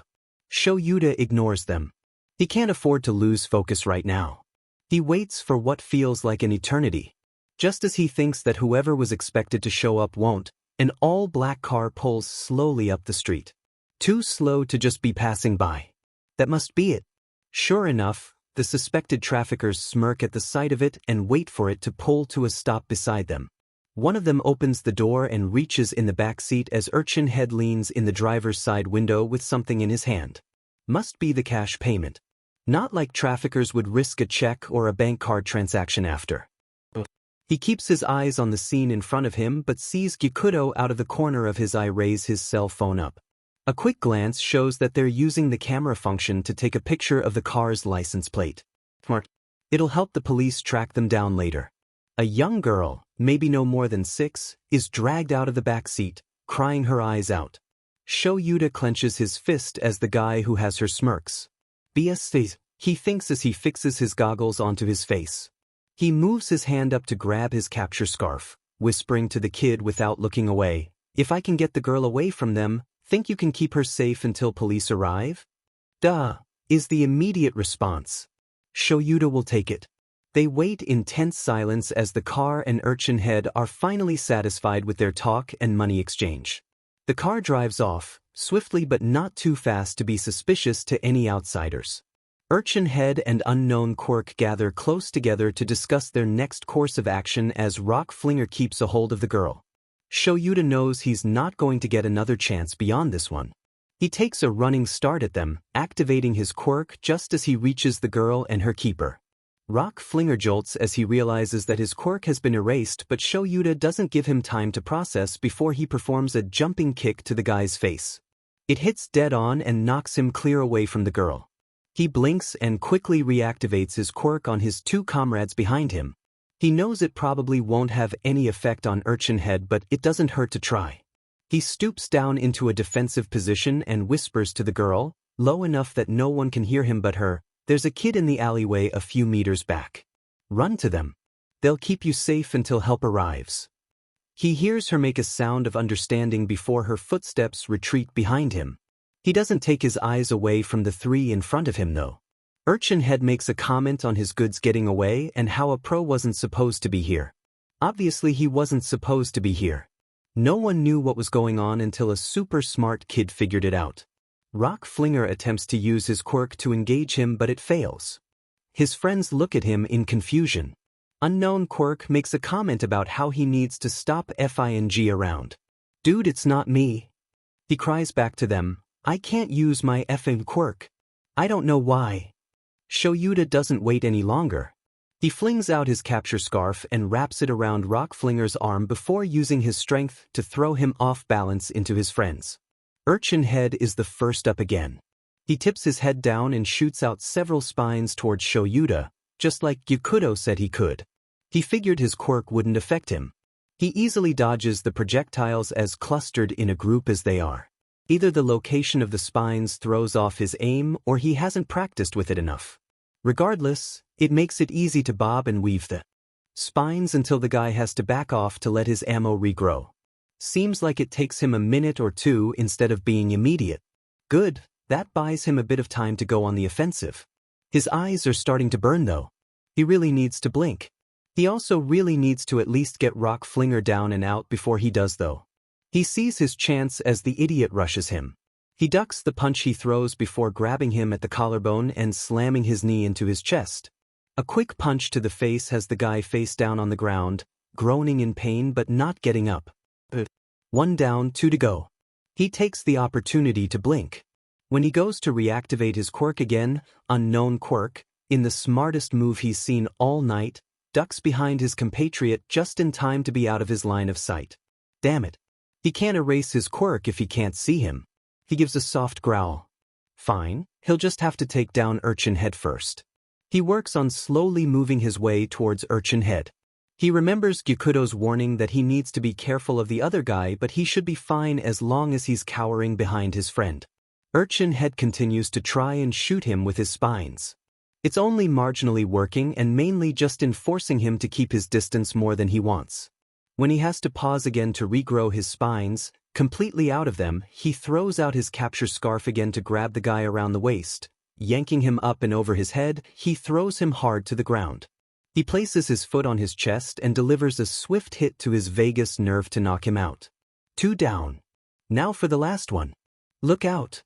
Gyukudo's voice causes him to whip around. He sees just briefly as the kid slams their whole body into his side. The way he was standing over Urchin Head, it caused him to be knocked off balance and tumble a few steps away. He rights himself immediately to try and assess why the kid did that. There's a sickeningly wet sound and then a muffled scream. When Shoyuta looks over with eyes wide behind his goggles, he sees Gyukudo kneeling on the ground with one of Urchin Head's spines stabbed in his shoulder. Unknown Quirk has a hold of the end of it, brandishing it like it was a knife, hands now covered in some kind of viscous substance and a bit of blood. From his kid, Shoyuta sees nothing but red. Izuku curls up into a ball as soon as the last crook releases the other end of the spine, leaving it in his shoulder. He reaches his free hand back to press slightly against the entry point. That burns, that really burns, is the only thought that races through his mind. Maybe he shouldn't have been so reckless in taking the stab for Eraserhead. At the same time, he didn't know what else to do. He had seen him sneaking up on the pro as he dealt with the man with the urchin spines. He knew there wasn't enough time to call out to him without disrupting the flow of the fight. The only thing he thought to do was to try and get close enough to maybe draw the attacker's attention. When it was clear that wouldn't work, he opted for plan B, which apparently was to take the hit himself, not knock Eraserhead out of the line of fire before backing away. The sound of horrified screaming reaches his ears. He turns his head to watch as Eraserhead almost cruelly twists the guy's arm as he delivers hit after hit to his face and chest. The screams eventually quiet as the guy falls unconscious. Eraserhead doesn't let up though, continuing to throw a multitude of punches at the guy. Izuku winces and calls out in a shaky voice, "Don't you think that's a bit overkill? Because I think he's done fighting now. Maybe forever with how you just beat the fear of God in him." That seems to snap Eraser out of it. He looks over at him before pulling his goggles down, dropping the criminal and rushing to his side. "Kid, are you okay? What the hell were you thinking?" "I was thinking you were about to get stabbed by a sea urchin's spine held by an a-hole. Forgive me for not wanting to watch that," he hisses back. Eraser's hands are on his back then, poking and prodding at the spine to see how wedged it was. The answer to Izuku was, just enough. Just deep enough to be a nuisance but not too deep to cause grievous harm to his shoulder, thankfully. It is then that he notices that the burning in his shoulder is going away. Quite quickly. And that he can't feel or bend his fingers. The spine's not sitting on any nerves that would affect his fingers, so how? Oh, that's not good. He's finally figured out the guy's quirk. He saw the guy coating the spine with something before going to take a literal stab at Eraserhead. It must be a toxin of some kind. More than likely one that paralyzes the muscles, targeting the muscle groups specifically. It just validates his decision of taking the stab from the spine instead of leaving it to Eraser. If it had struck where the criminal was aiming on the older man, it would have hit him square in the back. If it's a muscle paralyzer like Izuku thinks it is, it could have caused the main muscle of the torso, his heart, to stop. Well, that was close then. So, he starts nervously, how mad would you be if I told you I finally figured out the last guy's quirk? Because he technically used it on me? Eraser stared at him for a long moment before huffing a loud sigh and pressing a hand to his eyes. Oh, for the love of Dash, he sighs again before removing the hand to level a hard stare at Izuku. Do you want to tell me now or later? I don't think there's enough time now. Police will definitely be here soon. It can wait. He used his good hand to wave him off. Plus, that one guy definitely needs some major medical attention. Should I be concerned that you'll be negatively affected by us leaving it until later? It won't kill me if that's what you're worried about. Relax. It's not a lie. It won't kill him. He's about 98% sure he knows what's happening. And while it could have killed him in different circumstances, with the way they are now it won't.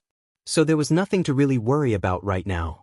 Except that Izuku probably needs to go hide somewhere.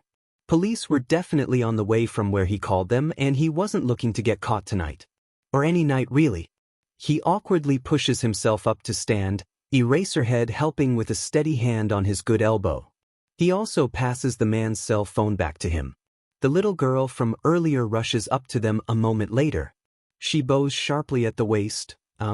Thank you for saving me. I'm really glad you did. I was so scared I wouldn't be able to go home ever again like the scary man said. Izuku nodded, happy to have been able to help her, while Eraser kneels down to take a look at her. He checks her over for injuries but pauses when he gets to the band-aid on her knee. She notices him looking at it and gives him a wide smile. I'm okay now. Green One gave me the band-aid to help where I scraped my knee when they were taking me away. Look, it's even Ms. Joke. I love Ms. Joke. She's so funny and strong.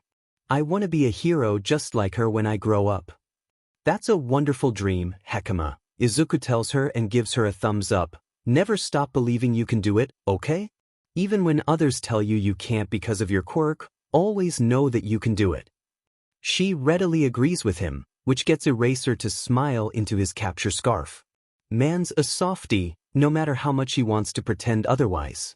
Izuku wonders if his husband knows and comes to the conclusion that, probably, is the answer to that question. Sirens catch the attention of all three of them. They're closing in fast. I should go. Don't want them spotting me, he murmurs. Don't go far, Eraser warns in a stern tone. I'll help you with that shoulder as soon as I'm done here. Do not. I repeat, do not take that spine out of your shoulder. Wait for my help. You also need to tell me what the third guy's quirk is so I can report it to the police later. Okay. I'll be hanging out in an alleyway 2 streets away from here then. He leans down a bit to be eye level with Hekima. It was very nice to meet you. Don't forget to always follow your dreams and never listen to the people around you if they say bad things. Your quirk doesn't ever limit you, it just helps you to reach your goals. She nods happily and thanks him again. Izuku then slips away from them to get some distance between him and law enforcement. He slips into the dark of the alleyway and leans up against the wall with his shoulder. He still can't feel his fingers. He wonders how long the toxin will be in effect.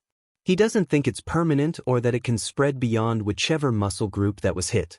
It's clearly a fairly weak kind. Lethal when aiming for certain spots on the body but non-effective in most cases. He's tempted to try and analyze it but knows that Eraserhead will more than likely be here soon to help patch him up. Sure enough, Eraser drops down from the roof of a nearby building a few moments later. He stuffs his hands into his pockets and moves to stand right in front of Izuku. Izuku is quick to hold out his good hand when Eraser goes to open his mouth, immediately saying, "I know what you're thinking, but no. No hospitals. I'm serious. You even try to suggest it to me, then I'm running away now and dealing with this myself." Eraser pauses before shrugging with a nod. "All right then, kid, let's get you home so I can treat that wound," he says dismissively. Izuku stares at him before raising an eyebrow. Does this man really think he's going to be stupid enough to just lead him to where he's living with just that line? He's injured, not suddenly dumb. Eraser stares back before sighing again. "Worth a shot? My home it is then." "You're just going to trust a vigilante with the knowledge of your home address?" he asks dryly.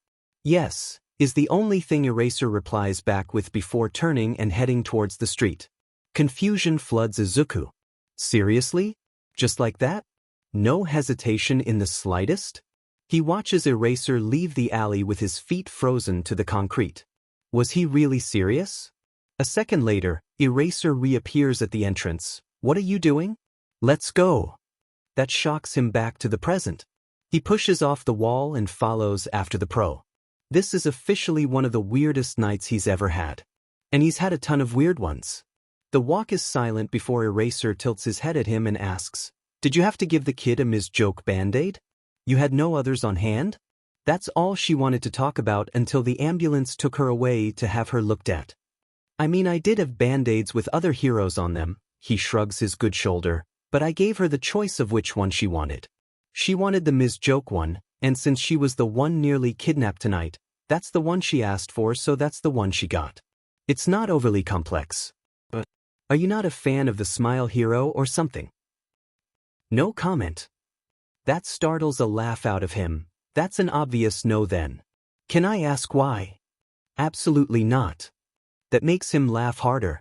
It's so funny that the dark and gloomy Eraserhead doesn't really care for the happy and peppy Ms. Joke for some reason. Don't get him wrong, it makes sense, but it's still hilarious. The walk is quiet after that. Shockingly, they're not accosted by any of the other pros in the area either. Izuku thought for sure that the minute any of them saw him with Eraserhead, they would swoop in to assist with his capture. Izuku isn't one to let good luck be bygone and doesn't mention it in case it breaks the spell. Unintentionally, he keeps track of street names they walk down and turns that they make. He hopes he doesn't have to remember the way to the pro's home, but his brain clarifies that it's just in case. Never know, after all. They eventually come to a modest house. A nice little two-story in a fairly nice suburban area. There was even a little pot of pretty pink flowers next to the front door. Izuku bets it's Eraser's husband's. The grumpy man in front of him doesn't seem like much of a plant person. Especially not pink ones. Eraser unlocks the door with his key and ushers the boy inside. Immediately, the first thing that catches his attention is the pitter-patter and meows of a little Siamese trotting to the door. Izuku coos and longs to scoop it up for pets, but he only has one working arm and figures that would be a poor idea. The door shuts behind him as he leans down to let the cat sniff his hand. "That's BSRD, Eraser says as he removes his boots. "Don't let her fool you into thinking she never gets attention. She's practically the queen of the house." Izuku giggles again and happily gives her some pets when she rubs her head against his hand. She starts purring, butting up against his hand repeatedly for more pets. He loves her. He will die for her. He will kill for her. Does this mean he needs to get a cat? Might be difficult to keep one with where he's living. He might have to just find a way though. Eraser clears his throat, causing him to spring up straight. The man points his thumb behind him. "Couch? Try and see if you can figure out a way to make the wound visible without losing your hoodie. I'm sure you want to keep it on as much as you can." Izuku hums in understanding before asking, "Your husband?" "At his third job. He won't be back until a little later." The man leaves the room after that tidbit of knowledge. "Great, good to know. Now how is he going to get his hoodie and shirt off enough to expose his shoulder? Especially with just one arm?" He brings a hand up and pinches his bottom lip between his thumb and forefinger. He thinks for a long moment before deciding that he probably can't do it alone. That means he has to ask Eraserhead for help. He groans sadly. "What's up?" said man asks as he sets a large first aid kit down on the coffee table. "I can't get my shirts up without help," he admits quietly. Eraser sighs again, this time sounding quite put out. "Look, I know this isn't the most ideal situation, but you could at least be a bit more sympathetic to my plight," he thinks. Then reminds himself that Eraser doesn't really know what his plight actually is. "Why can't you get it off by yourself?" is the next question. At least that question doesn't sound too annoyed with him. "Yeah, about that." He reaches up and scratches his cheek. "So you know how I said that I figured out the third guy's quirk?" "Yes." "It's a toxin." Eraserhead's eyes widen exponentially. Izuku waves his good hand. "Wait. Hold on. It's non-lethal. If it wasn't, I'd clearly be either feeling worse or would be dead by now." The older man relaxes just a slight bit. Izuku hardly notices as his mind takes over. I'm fairly certain he makes it in his mouth. Either there's some kind of sac that makes it or it's made in his saliva. Both are likely options, but a definite thing about it is that it's considered an emitter type. I know this because he hid from your sight to keep you from erasing his quirk. It's probably when he grabbed the spine off of his buddy. That means it's not mutation since erasure doesn't work on mutation types. All the toxin does is paralyze the muscle groups it hits. Deadly if you can hit the chest or back right to get the heart to stop or to get the diaphragm to stop moving, which means you stop breathing. In other words, in those cases you die. That's what he was trying to do with you, I'm guessing. I'm glad I interfered, honestly. The only thing wrong with me is that my whole arm and shoulder are completely numb. Fair trade for you to keep your life, really. Despite the happy, carefree tone he gave Eraser when telling him that, the man doesn't seem to relax fully again. He blinks up at him. "What? Your entire arm is completely numb and you're just telling me this now?" Now that question definitely sounded angry. "What's the big deal?" He questions honestly. "It's not like it hurts or anything. It just feels like my arm's asleep or something. It'll wear off, eventually, probably." The sound Eraser lets out can only be a groan of anguish. Yeah, that probably wasn't very reassuring, so Izuku guesses he can't blame him. Whatever, it'll be fine. He gives Eraser a minute to think before the man finally lets out a huff. "So here's what we'll do. I'll put the spine out, then we'll get your shirt and sweatshirt up over the wound so it doesn't bleed on it more than it should. I'll assess the wound at that point to try and determine if there'll be any lasting effects and if it needs stitches or not." "Can you even administer stitches?" he asks him. "Yes." His reply is reluctant. "Do I want to? Would I prefer to take you to a hospital to have it done professionally and with healing quirks? Absolutely. But I don't care for hospitals either, and forcing you to go to one would make me a dim and hypocrite. And your husband would use it as an excuse to make you go to one next time you needed something like stitches?" He guesses. Yes, that too. Surprisingly, that agreement is not reluctant. He gives him an agreement to his idea before turning to sit with his back to Eraser. He hopes the toxin that was covering the spine will at least make this pretty painless. The first aid kit is opened and a pair of tweezers are pulled out. They carefully grab the end of the spine. Eraserhead counts to 3, then yanks the spine out, quick and easy. It does give him a bit of pain, but no more than he's used to experiencing while being a vigilante. After the spine is set aside, Eraser pulls his hoodie and undershirt up in one go. He carefully helps Izuku maneuver his numb arm out of the sleeve but doesn't take it off any further than that. It gives Eraser ample access to work and lets him keep his identity secret as well. Izuku can live with that. An antiseptic wipe was carefully run over the wound. It stings a bit, but overall isn't that bad. He can't tell if it's just because of his high pain tolerance or if it's because his shoulder is numb. It's a blessing to be sure. Eraser murmurs something to himself about wishing help was here. Izuku sweats a bit at that. Was it really that bad? I keep forgetting to ask and my husband keeps having an aneurysm over it, but what pronouns do you use? He asks while he checks it. Well, that question sounds familiar. Now he's actually had time to think about it though. He and him preferably. Though I guess I don't mind they them either. Eraser hums in understanding and continues checking the wound. I don't think it needs stitches. Eraserhead says after another minute of wiping the blood off the wound. The entry wound is pretty small and from what I can see it didn't do much damage to the muscle underneath. Maybe just a tight wrapping to ensure it'll clot. Well, that's good. Stitches are much harder to deal with than gauze and bandaging. Izuku will have to remember to check his medical supply stock when he gets back to his hideout. If he needs more, he'll have to go stock up from the pharmacy down the block where he lives. Preferably sooner rather than later so he doesn't forget when it's crucial. He remembers the last time he forgot to do that. Had to deal with a nasty infection for days after wearing those dirty bandages without changing them for too long. Not something he wants to repeat for sure. Eraser tosses the antiseptic wipe into the nearby garbage basket. Then he presses a large piece of gauze to the wound to try and get the bleeding to stop.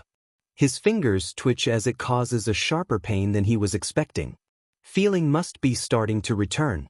Hopefully he'll have full mobility back in his arm by the end of the hour. He hates having only one hand. Just because he's ambidextrous doesn't mean he's fine with losing one of his main weapons. The older man carefully wraps a length of bandage around his chest and shoulder to hold the gauze in place. When he finally ties it off is when he addresses Izuku again. Is that good? Too tight? Izuku shakes his head with a sound of disagreement. It's better than he could have done on his own. Thanks, he says. Can I have some kind of painkiller too? Just something light to knock the pain off? It doesn't hurt now, but I have a feeling it will once I get full feeling back in it. Sure, problem child. I'll get you some water too, the man grunts as he stands up to head into the kitchen. Izuku shifts to lean back carefully against the couch. Bisu jumps up to sit beside him and sniff at the bandages now swathing his arm. He reaches out with his good hand and pets her gently. She purrs happily and moves into his lap so he can pet her easier. It puts him at immediate ease. Eraser comes back a few minutes later, carrying a glass of water and a few pills in his hands. I got some water. Boiling for some tea. Figured you might want something to calm down a bit. He hands him the items and turns away so Izuku can take them in private. That's nice of him. He does so, gulping the water down greedily until the glass is empty, and when he replaces his mask he says, "Oh no, I couldn't possibly inconvenience you any further dash." "It's green tea," Eraser interrupts with a glance over his shoulder. When he sees the mask back in place and the water cup empty, he nods in approval and moves to sit in a nearby armchair. Damn it. He just had to tell him his favorite tea type, didn't he? He huffs out a sigh. Yeah, okay, thanks. There's another grunt, this one an affirmative, before silence eclipses between them. Izuku relaxes back, feeling comfortable for the first time in quite a while. This couch is nice. He wonders if he can steal it somehow. Too risky and too heavy. Also, it's in the house of a pro hero, which is a no-no. Nice thought though. The whistle of the tea kettle finally boiling makes both of them jump a bit. Eraser stands and heads back into the kitchen. Izuku tests his mobility by trying to curl his fingers into a fist. They move and curl up a bit but not enough. It's getting there. The front door opens, suddenly causing him to jump again. Biasuda leaps off his lap to go to the door. The F-dash? It's probably Eraser's husband. "Show I'm home." A voice, somewhat familiar, calls out, "Are you here?" I dash. It cuts off as a very familiar blonde rounds the corner of the entryway into the living room. The hell, that's Present Mike. Civilian clothes Present Mike, but still Present Mike. What is he doing here? And whose show? One eye that's bright green and the other vivid red blink at him in shock. Eraser comes out of the kitchen again, cup of steaming tea and a straw in his hand this time, as Present Mike points to him and asks, "Is that who I think it is?" "Yes," the dark-haired male says. "Zashi, that's Gyukudo, prefers masculine pronouns but doesn't mind gender-neutral ones. Gyukudo, this is Hizashi, my husband." "Pretend you haven't met him, Izuku. If you're too familiar, he'll connect the dots. He is the smarter one between him and Eraserhead after all." He raises his good hand and waves in a meek manner. Present Mike, or Hizashi, he guesses, continues to stare before reaching up to cup his own cheeks, a grin spreading on his lips. "Oh my gosh, you are just precious. I'm so happy to finally meet you." His voice ticks up into more of the tone that Present Mike uses while on duty. He can use that. He blinks, then squints his eyes at him as if in thought before groaning loudly and dropping his head down dramatically. Oh, of course.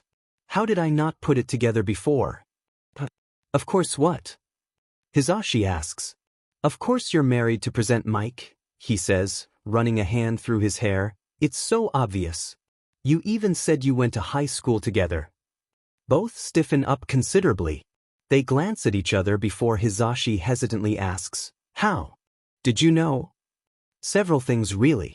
Number 1, your tone of voice ticked up into that over-exaggerated one you use when you're working. I've theorized for years that you change your tone inflection to hide yourself when off-duty. After all, hardly anyone has ever seen the Present Mike in civilian clothes. Number 2, your appearance matches Present Mix to Practical T Sans costume. Your heterochromia also explains why news stations always have a time figuring out if your eyes are green or red. It's a big debate all over with an equal divide of opinion as well as equal sightings of both. Because the answer is actually that both are correct. I imagine you probably just wear one colored contact or the other to match them. Which is also why you wear prescription sunglasses with your costume instead of just contacts, even though that would be easier. And don't try to say that they're not prescription, please. I can tell by looking at the lens shape and thickness that they are. Finally, the time that you're coming home. It's 5:35 in the morning on Friday and, based on early morning traffic for first shift workers and the fact that you're not carrying anything in beyond your shoulder bag, you drove straight from wherever you were. That limits the radius of places around us that you could be working a third shift job. It's common knowledge that Put Your Hands Up radio ends at 5 in the morning and your studio agency is about 20 to 30 minutes from here by my calculations, not including morning traffic. So it's not a hard reach with all those factors to put together that you're Present Mike. He sticks the straw in the drink now that it's finally cool enough and slips it under his mask to take a sip. Hizashi gawks at him while Eraser, turns to him, told you so. Geez, listener. Hizashi pulls his glasses off to rub at his eyes. Shoyuta said you were smart, but that was wild. Oh, so Shuta's his real first name. He doesn't respond, just continues to sip at his tea with a bored look in his eyes.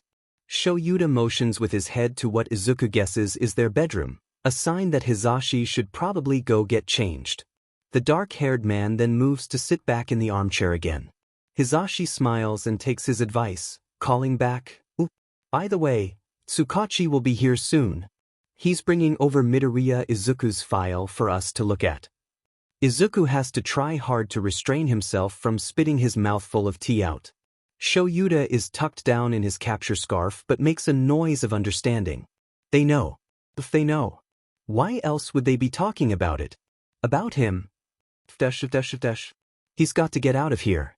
Before Detective Tsukachi shows up. That man cannot see him. He'll be arrested on the spot. Regardless of what Eraserhead and Present Mike say.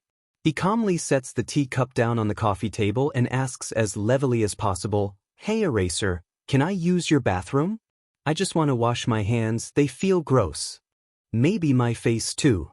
A dark eye cracks open before he lifts a hand to gesture to a door. Izuku thanks him and calmly walks to the pointed-out bathroom. He gently closes the door behind him before his slight panic sets in. Gotta get out. Gotta get out now, he thinks frantically as he shoves his arm back into the sleeve of his hoodie and shirt. It wasn't exactly comfortable to do by himself, but he's not too worried about comfort right now. He spots the window above the sink. It's just big enough for him to slip through. Thank God. He reaches up and places his mobile hand on the lock before pulling it away. He swiftly turns on the sink first. More believable that way. Plus, the sound of the running water will cover the sound of me opening the window and escaping. He then fumbles with the lock on the window for a moment since he still only really has the one hand. He gets it unlocked and opened before pulling himself up to it via placing his foot on the sink. He's grateful Eraserhead didn't insist on him changing his shoes at the door. He jumps to shimmy his way out of the tiny window, biting back a yelp as he knocks his bad arm into the sill. It's fine, he's okay. He pulls himself the rest of the way out, closing the window back behind him. He jumps down off of the sill to the ground below and takes off. He clumsily vaults himself over the fence around their home. Then he's racing back towards the direction he thinks his hideout's in. Even if it's not, he's sure this is quite the way. He can find his way back when he has time to reorient himself to his surroundings in a safer place. The main point is that he's free. Hizashi is officially over the moon. Not only was his show really good tonight, but he came home to find a little green bunny on his couch. Shoyuta even confirmed that he finally got his preferred pronouns. This morning couldn't get better. Unless all of his students got perfect scores on the quiz, he'll be grading in a little while. He resists the urge to squeal. Now that he's met him in person, he can see what Shoyuta means about the kid needing help. He's kind and oh so smart, but his eyes are haunted in a way that he's only seen on pros that have been on the front lines for decades. They have a spark in them, but it's a defiant one. One that says, "I've seen the worst in the world and chosen to live in it anyway." Hizashi can only pray that mindset keeps up until they can help him. He doesn't want to see anything happen to the poor baby. He changes quickly into some comfy clothes before heading back into the living room. A knock at the door catches his attention as Shoyuta reopens his eyes from where he was probably dozing. "Gyukudo?" he asks his husband. "Bathroom," Shoyuta explains while getting up to go get the door. Said he wanted to wash his face and hands. That's good. Poor thing's face seemed permanently smudged with dirt. He moves into the kitchen while Shoyuta greets Tsukachi. He uses the rest of the water the darker-haired man boiled for the bunny's tea for his own cup. His throat is actually doing pretty okay today. There wasn't much need to use his quirk today, and he kept his enthusiasm at the studio to more of a minimum so he didn't blow it out in his usual overexcitement. Even still, it was practically routine to come home and have a cup. Never hurt him either, unlike his husband's coffee addiction. Tsukachi and Shoyuta join him in the kitchen a moment later. Tsukachi took a seat at the table with a soft greeting of, "Good morning. Nice to see you again, Yamada." "Nice to see you too. You've got the file on my smart bean?" he asks excitedly. "Sure do." He reaches into the bag he brought and pulls out a folder. He sets it in front of him on the table as Shoyuta and Hizashi take a seat on the opposite side of the table. Hizashi reaches for it and pulls it closer. He hesitates for a second. What if it turns out this isn't the kid he saw? Would they be back to square one? "Zashi," Shoyuta calls softly, taking his hand and giving it a squeeze. He nods to him in support, which causes the blonde to smile. He loves this man so much. With another breath, he opens the folder. His eyes immediately go to the picture of the boy. He huffs out a breath of air that could almost be called a sob. "That's him," he confirms, voice wet with unshed tears. "That's definitely him. I thought he had freckles. Oh gosh, look at them. So cute." Both Shoyuta and Tsukachi also breathe out a sigh of relief. He guesses he should have realized that both of them would be sharing his same fear. They had been looking for this boy for what felt like so long. The disappointment that they all would have felt if it turned out to not be the one Hizashi saw would have been immeasurable. Tsukachi closes the folder back and tucks it back into the bag it came in. "You were right about the kid's cheeks, by the way," Shoyuta says. "They're so pudgy." "Right?" he cries, eyes sparkling with happiness. "You just want to take his face into your hands and squeeze them." Shoyuta chuckles wryly at his enthusiasm. He knows Shud is thinking about that too, though. He can't hide how he feels from him. Tsukachi looks over his shoulder as Hizashi makes more comments about Midoriya's cute little face. "You guys know you have water running somewhere, right?" The detective inquires with a thumb thrown over his shoulder. "Oh right, I forgot to tell you at the door. Gyukudo's here," Shoyuta says calmly. It takes a second for that to sink in. When it does, Tsukachi's eyes go wide. "I'm registering that as true, but Gyukudo is here? They're here? In your house?" "Yep," Shoyuta nods. "So, did you think they'd talk to me?" He holds up a placating hand. "Just talk. Nothing else." Hizashi and Shoyuta exchange a look. Then Hizashi smiles and stands up. "I can ask him. Don't be surprised if he says no, though." Hizashi walks up to the still closed door of the bathroom. The water is still clearly running. He knocks lightly. "Bunny? Are you almost done?" There's no response. He tries again, knocking louder this time in case the boy didn't hear him before. "Gyukudo, you okay?" There's still no response. Not even a shift of clothing or a pat of feet. Hizashi's gut swoops in fear. Something's wrong. He pushes open the door swiftly and blanches as he comes across an empty room, water still turned on in the sink. Shoulda. The house shook with the volume of his scream. It's lucky that he didn't shatter the windows. He's only somewhat ashamed of losing control of his quirk. Especially with the way BSRD jumps and scrambles to go hide somewhere, more than likely under their bed. The man in question leaps up from the kitchen table, chair falling back onto the floor in his haste. By the emotion coloring his voice, he doesn't even reprimand Hizashi for his lack of volume control. He knows he wouldn't scream like that unless something was wrong. Hizashi steps back with his hands covering his mouth as Shoyuta races around him into the bathroom. Long dark hair swings as he frantically looks around. He watches as his husband's eyes finally land on the window above the sink. Shoyuta reaches out and grabs it, pulling it open with ease, proving it had been unlocked. He went out the window, Shoyuta murmurs quietly to himself, then slams his fist on the wall next to said window and yells, "Damn it! He went out the window!" With that he rushes back out the bathroom to the front door. He completely bypasses his shoes to get outside as quickly as possible. Tsukachi follows after him to assist in searching, having heard his shout. Hizashi knows what they're thinking. They're thinking that maybe he hasn't gotten far. Hizashi also knows in the back of his mind that if the water's been running as long as it has been, then they've lost him once again. His and Shuta's bunny is gone again. He walks back into the kitchen and sits back down at the table in a daze. His hands stay up near his mouth. He feels like he can't move them. He feels like they're stuck. He doesn't know how long he sits there waiting for them to come back. Could have been minutes or hours as far as he's concerned. The door does eventually reopen again.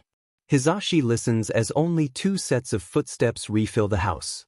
He vaguely registers Shoyuta sitting down beside him again. He looks over hopefully at his husband. Shuta's mouth sets into a grim line. He's gone. Again. At that, his body finally unfreezes. He hunches over himself with a shaky sob, hands falling from his mouth. One goes to rest on his chest to feel his own pounding heartbeat while the other reaches up to tug restlessly at one of his hearing aids. "This is all my fault," he whispers sadly. "Hey," Shoyuta calls, taking the hand that's messing with the hearing aid in his own and interlacing their fingers. "Don't do that. Don't say that either. It isn't your fault, Zashi." "But it is my fault." He insists, tears streaming down his cheeks. "I'm the one who mentioned." Tsukachi was coming over. He probably thought he was going to be arrested as soon as he showed up. I'm the one who, while yes, it was unknowingly, made him feel so unsafe here that he felt he had to run. Sweetheart, the rare, affection-filled nickname from his husband catches his attention entirely. Shoyuta reaches out and cups his cheek with his free hand, using his thumb to wipe away some of the tears. "If you're at fault, then so am I. I'm far deeper at fault than you." He shakes his head slightly. "No." More tears are wiped away by that gentle thumb. "Yes, Zashi. I know what Yakuto is like. You've never met him in person beyond tonight. I knew he was a flight risk but did nothing to assure him that he was safe here. I didn't offer to give him a place to hide while Now was here or even offer to call Now and let him know that he should come over at a later time after we explained that he wasn't in trouble. I didn't do that. That is my fault. And I will fix it. I'll find him again, I promise. I'll fix my mistake. I'll bring him home. There's nothing to fix because it's not your fault. You couldn't control this. Then it's not yours either for the same reason," he smiles wryly. Hizashi's eyes widen before he weakly glares. Curse his manipulative mind, getting Hizashi to admit that neither of them are technically at fault. Shoyuta just grins again in victory. A hand lands on his shoulder the next moment. He turns wet and weary eyes up to Tsukachi, who stands above him with a pained look. "Yamada, I am so sorry. I didn't mean to set back progress with Yakuto. Look, we just had "that's not your fault" argument and I'm really too tired to have it again with you, Keisuke," he says pragmatically and sniffles a bit when Tsukachi lets out a soft laugh. He sighs sadly and rubs his now slightly sore throat. "I need to reheat my tea. And take a nap. I'm drained. I'll get you a fresh cup of tea, Hizashi, Shoyuta declares as he stands up to do just that, pouring the cold tea out in the sink. Has he mentioned he loves his husband? He feels like he hasn't said it enough lately. Tsukachi also rejoins him in sitting at the table, resting his elbows on it and folding his hands. He asks out of quiet, in regards to the Gyakudo case? Now what? I don't imagine it'll be easy getting him to talk to us again now. Shoyuta takes a deep breath. The way he lets it out as slowly as he does sets Hizashi's nerves on end. He only makes that sound when he has an idea that someone, either himself, Hizashi, or both of them together, isn't going to like. Now, he starts quietly, pouring fresh hot water into a new cup of tea. I ask Nedu to review the security footage around our block. I'm sure he can find something. Some kind of clue as to where he went. Hizashi winces but doesn't say anything as Shoyuta hands him the new cup of tea and pulls out his cell phone. Even though he doesn't care for that solution, it is the best one. If anyone can find Gyakudo, it'll be Nedu. He found where Izuku's files were, after all. The rat god should have him located in just a few days at most. Hopefully. He can only hope and pray that they won't be left in the dark with his whereabouts. Nedu hums to himself, tail swaying steadily behind him. He was very pleased with how the day was progressing so far. It had finally happened. Finally Shudakun had come to him asking him for his help with finding his little vigilante child he'd been so desperate about. To be quite honest, Nedu had been interested in this child since he first got wind of him. He decided, with quite a bit of logical back and forth with himself, that he would stay out of the case until Aizawa or Tsukachi or really anyone came to him to ask for his help. Even though he could have wrapped the case up in the course of a few days to a week at most, it was much more fun to watch his favorite humans try and solve it on their own. Only to eventually realize that they needed his help. He's had to scold himself a few times in order to remember to keep his paws out of the case until the time comes. Which he's happy to say is now. He giggles to himself gleefully as he types another input into his computer. He has a job to do after all. Finding the lost little rabbit of his heroics law and ethics teacher and his English teacher is now tip-top priority. Not to mention that Nedu has a certain need to meet this boy for himself. He shows a higher intelligence level that Nedu hasn't seen since Aizawa's school days. His has been shown to be even higher than that of his dour teachers, shockingly. He has to meet him, if only to do nothing else than offer him a space to learn at Nedu's side. Yes, he must teach a mind like Gyakudo's, even if it's just a scrap or two of knowledge. Oh, who is he kidding? If Gyakudo agrees, he'll be teaching the boy everything he knows. He won't let him go once he gets him to agree to be his student. And with the amount of genius hiding in Gyakudo's brain, he will agree. It's inevitable. Oh, he's so giddy just thinking about it. Back on track, Nedu, he admonishes himself quietly. He clicks through the known information about Gyakudo before returning to the security cameras he had hacked into around Shoyuta and Yamada's address. He sets the date and approximate time that Gyakudo escaped their residence to play on loop until he can spot him. His tail flicks back and forth somewhat like a metronome as he watches each of the camera feeds. His eyes flit from screen to screen, knowing that at any moment he'll spot him. A flash of black with just the slightest hint of green and red in one of the feeds. He stops all the other recordings and pulls up that one in specific. He slows down the image and sharpens it as much as he can. Then he plays it. And yes, that's certainly him. Just as Shudakun had described him. Little bits of curls peeking out from under the hood. Small, overly small for a human his approximate. And the look in his eyes. Wild with fear yet steely in determination. He clearly felt that he was fleeing the Aizawa Yamada residence to survive another day. If only he knew it was the safest place he could have been. He follows along the child's path with the camera feeds, jumping from one to the next. Then, he jumps to one and no child appears in it. He blinks before lighting up with a grin. You probably realized that you were being seen by the cameras. And you figured out that more than likely Shudakun and Yamada-kun would be looking for you in any way possible, even through video feeds. He taps a couple of commands in. They aren't reviewing the footage though. I am. And my level of intellect rivals and currently surpasses yours. The cameras switch to neighboring streets as he plays back the last few moments. He knows that he ducked somewhere to try and throw them off. He's just got to figure out which hidden alleyway he took. Another familiar flash of small black and green. He giggles in delight. There you are, little kit. Now to just figure out where you're going. He continues to follow him, taking a sip of tea in the in-between when Gyukudo takes a moment or two to try and figure out which way to go. It's quite impressive how the boy is able to orient himself so swiftly as well as be so unpredictable with his path. Yes, it just further affirms that he definitely wants to pass his knowledge down to this particular human. Eventually, he gets to a point where the child slips out of view in one camera and doesn't come out at the next. Nezu's ears twitch in curiosity. He returns to the other feed and takes note of the surroundings. No connecting streets. No alleyways. Where on earth did he go?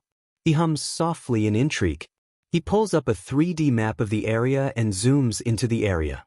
He notes a ladder of a fire escape on an abandoned office building leading up to the rooftops that's just out of view of both cameras. He taps his fingertips together. Why move to the rooftops now? There were plenty of other opportunities to shift to higher ground which would have kept him out of sight much easier than now. His eyes catch sight of the underground schedule that Shudakuen had given him. He snatches it up and the district map underneath it. He compares them to the cameras Gyukudo passed. He notes the pattern of patrol rotations immediately. You stayed on the streets because anyone who would have stopped you from running was up high. You knew that the limelight pros in the area that night wouldn't pay a second thought to you. But an underground, even one about to come off shift, would. Clever. Another mark of failure on their society. That their main heroes were so focused on making large, flashy arrests that they couldn't be bothered to check on an unsupervised child at nearly 6 in the morning. Or if they did, all he would have to say was that he was out for an early morning run and they would be none the wiser. Very clever of the placement of the last camera Gyukudo was seen nags at him for some reason. He compares it again to the district map. A fong-filled grin stretches across his face. The location is almost directly in the middle of the 3 districts Gyukudo is most active in. So you live there, he muses, either in the building or on top of it. On top is too obvious, so you're clearly living inside of it. My guess is that you get into it somehow from the roof or one of the windows on the fire escape. I wonder if you've ever gone out without that hood of yours up. Surely so. He pulls up the 2 cameras around the building. He sets the date and time for a week and a half earlier and lets it play, slow enough that he can catch any activity but fast enough to not get bored or a headache from the swift motion of multiple playing cameras. The child comes and goes for several days. But the hood is always up and the mask on. Nezu still can't catch a glimpse of his identity. Nezu growls in frustration, "Come now, kid. I know you must have had to leave your hideaway as yourself at some point, even just for retrieving sustenance." The feed continues to run. Nezu keeps a close eye out. A flash of more curls than normal pops out in one frame.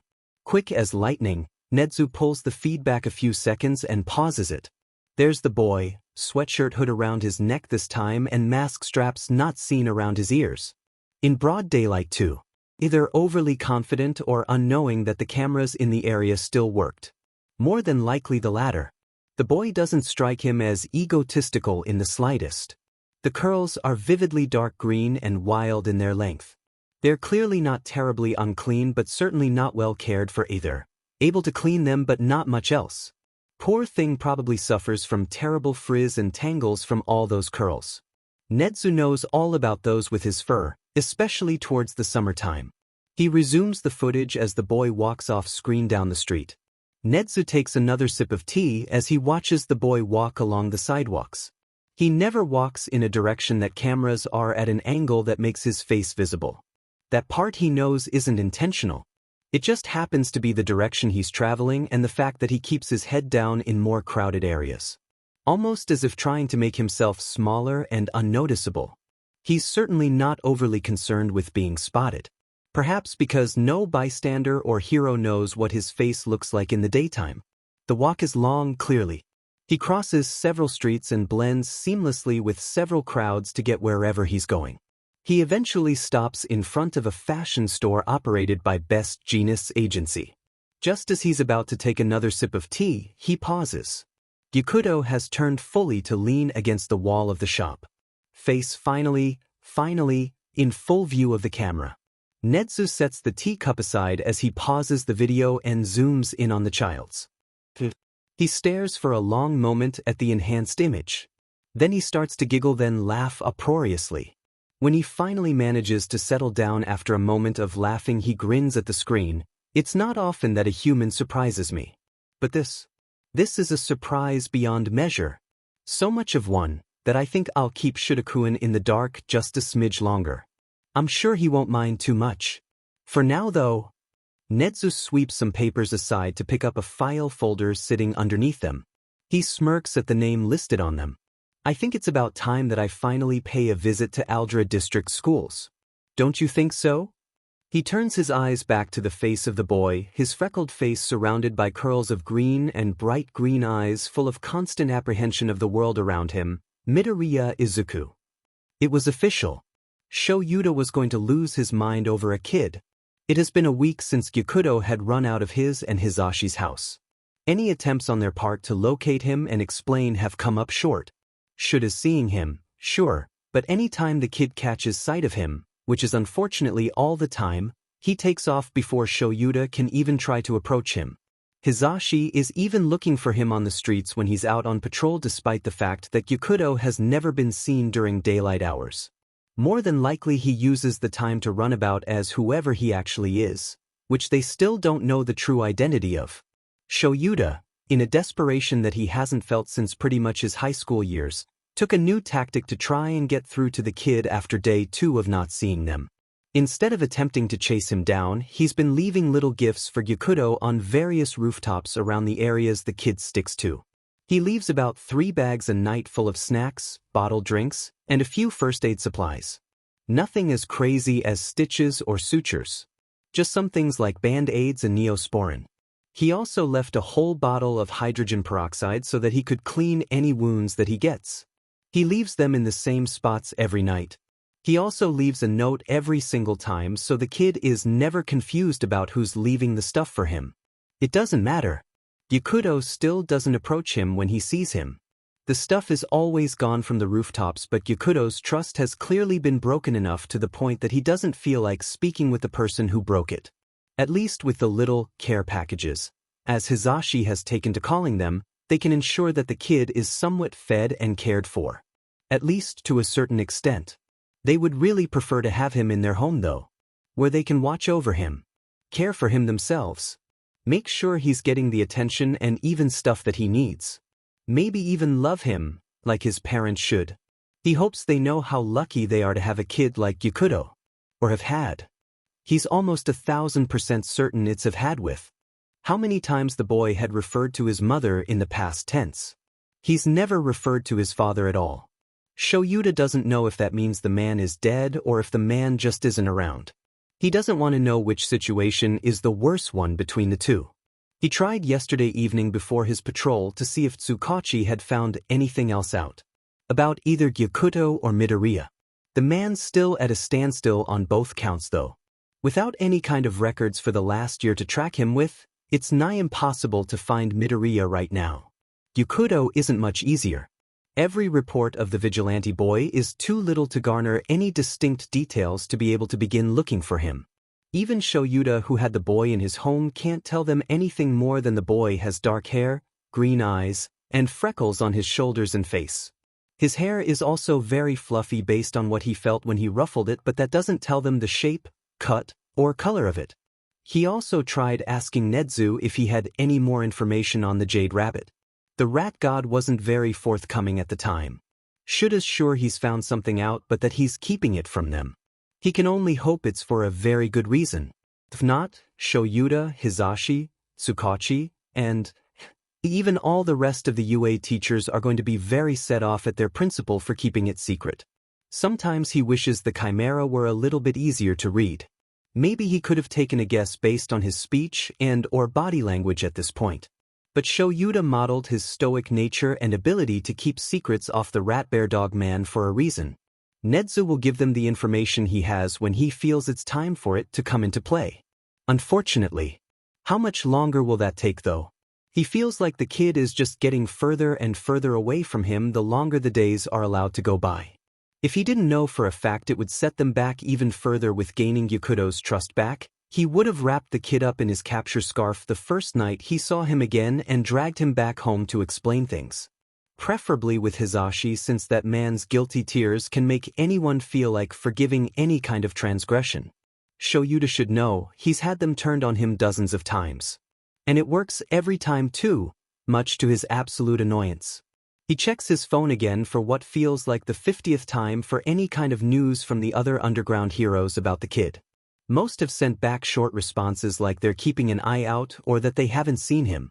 Those are mostly from underground heroes that Yakuto either doesn't interact with or stays away from because he doesn't really care for them. He figures that the boy somehow determines how much the hero is worth getting interactions and assistance from him based on what he sees when observing them from afar. The heroes he does interact with or assist, like Blacklight or Mind Meld, all give him more detailed updates, always with an ending sentence about how he should also let them know if he finds him. That they're worried about him too. That the kid is good if just misguided and distrustful, and that he doesn't deserve the hand of cards life has dealt him. He agrees with every one of them. But he can't exactly fix it until the trust between him and the kid has been mended. He sighs sadly upon seeing that his patrol shift is up. He sends the cursory message to his agency that he's out for the day before heading back to his home. Back to Hizashi, where he gets to tell his husband yet again for another day that there's still no headway with Yakuto. That the game of cat and mouse is still on. Or maybe it's more of a game of cat, cockatoo, and bunny. Regardless, there's no progress and he has to be the one to report that to the Limelight hero. He can only hope that Hizashi won't shut down again like he has the past few days he's come home with no updates. He doesn't really blame him. He kind of wants to shut down over it too, but he hates to see it. He doesn't know how to help him without bringing the kid through the door and telling the blonde that they're both home to stay. His heart pangs in worried grief. This situation is the worst one he could have anticipated, and Shoyuta reiterates, once again, that he's going to lose his mind over this kid. Why not though?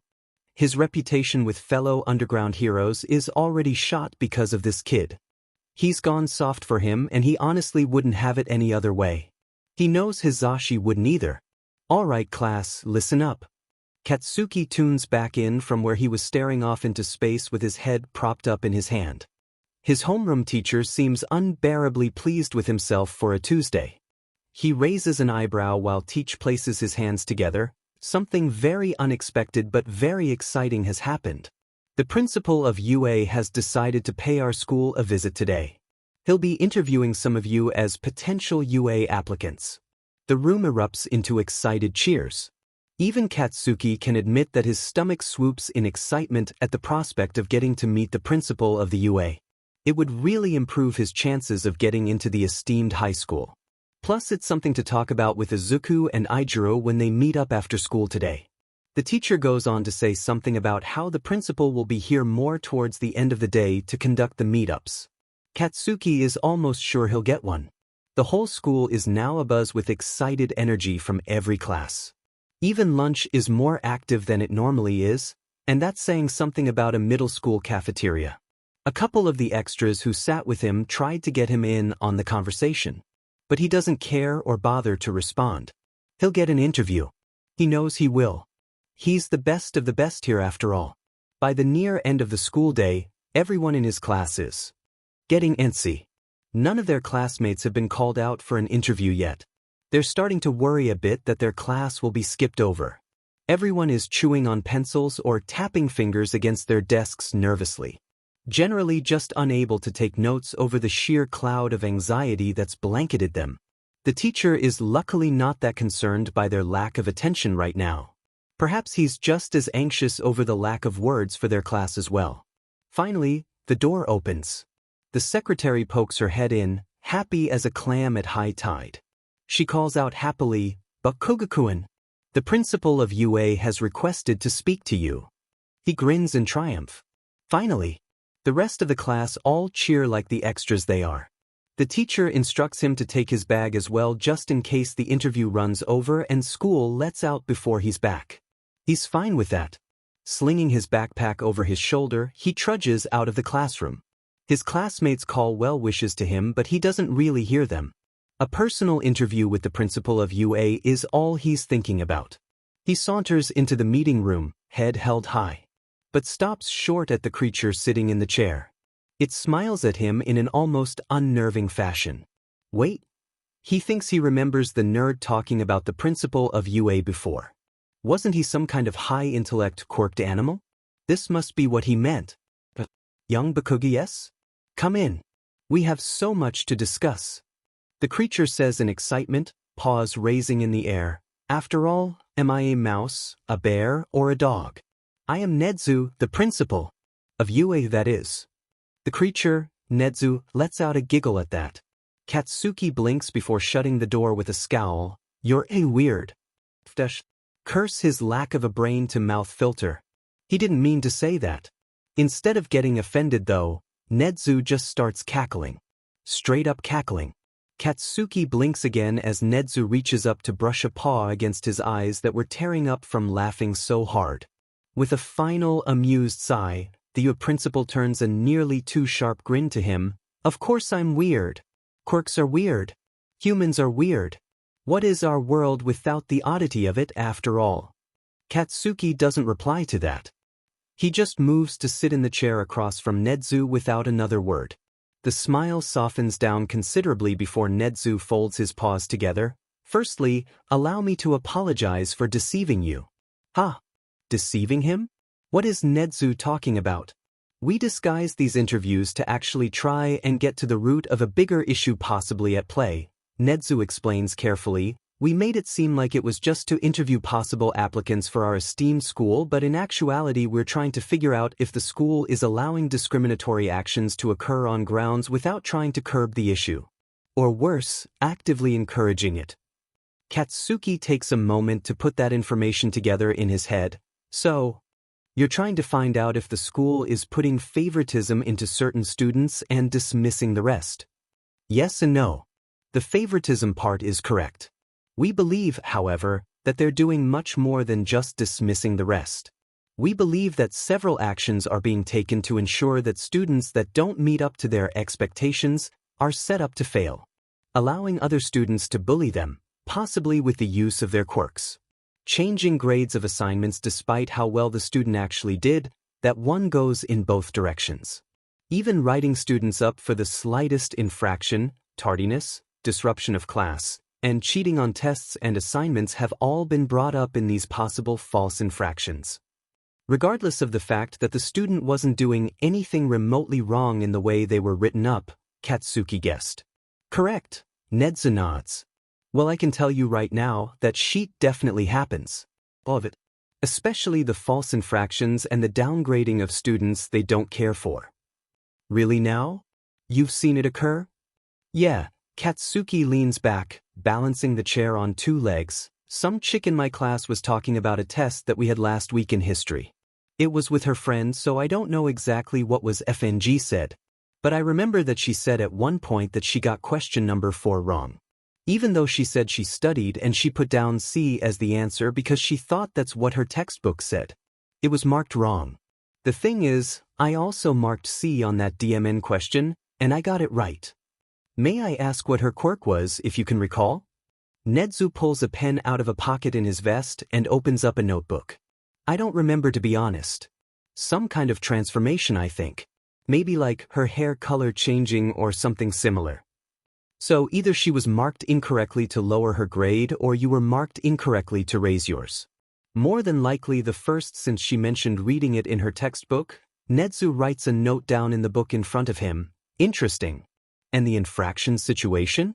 How do you know about that? He flushes a bit in embarrassment, reaching his hands down to rub them against the legs of his pants to get rid of the excess sweat on them, a bad habit of his. My quirk? It's FE volatile sometimes, affects my aggression levels, gets me heated over things quicker than normal, and causes me to sweat a hell ton. I've learned a lot about how to control it and keep it under control, thanks to my quirk counselors over the years and a friend of mine. Sometimes, though, it gets away from me before I can realize it. It's nothing FING dangerous to me or anyone else. My palms just start smoking or popping as some of the nitroglycerin in my sweat ignites. I've never put my hands on someone when they're smoking or thrown the sparks they cause at them, of course. That'd be iffy cruel. Several times now, I've gotten upset or angry over something in class.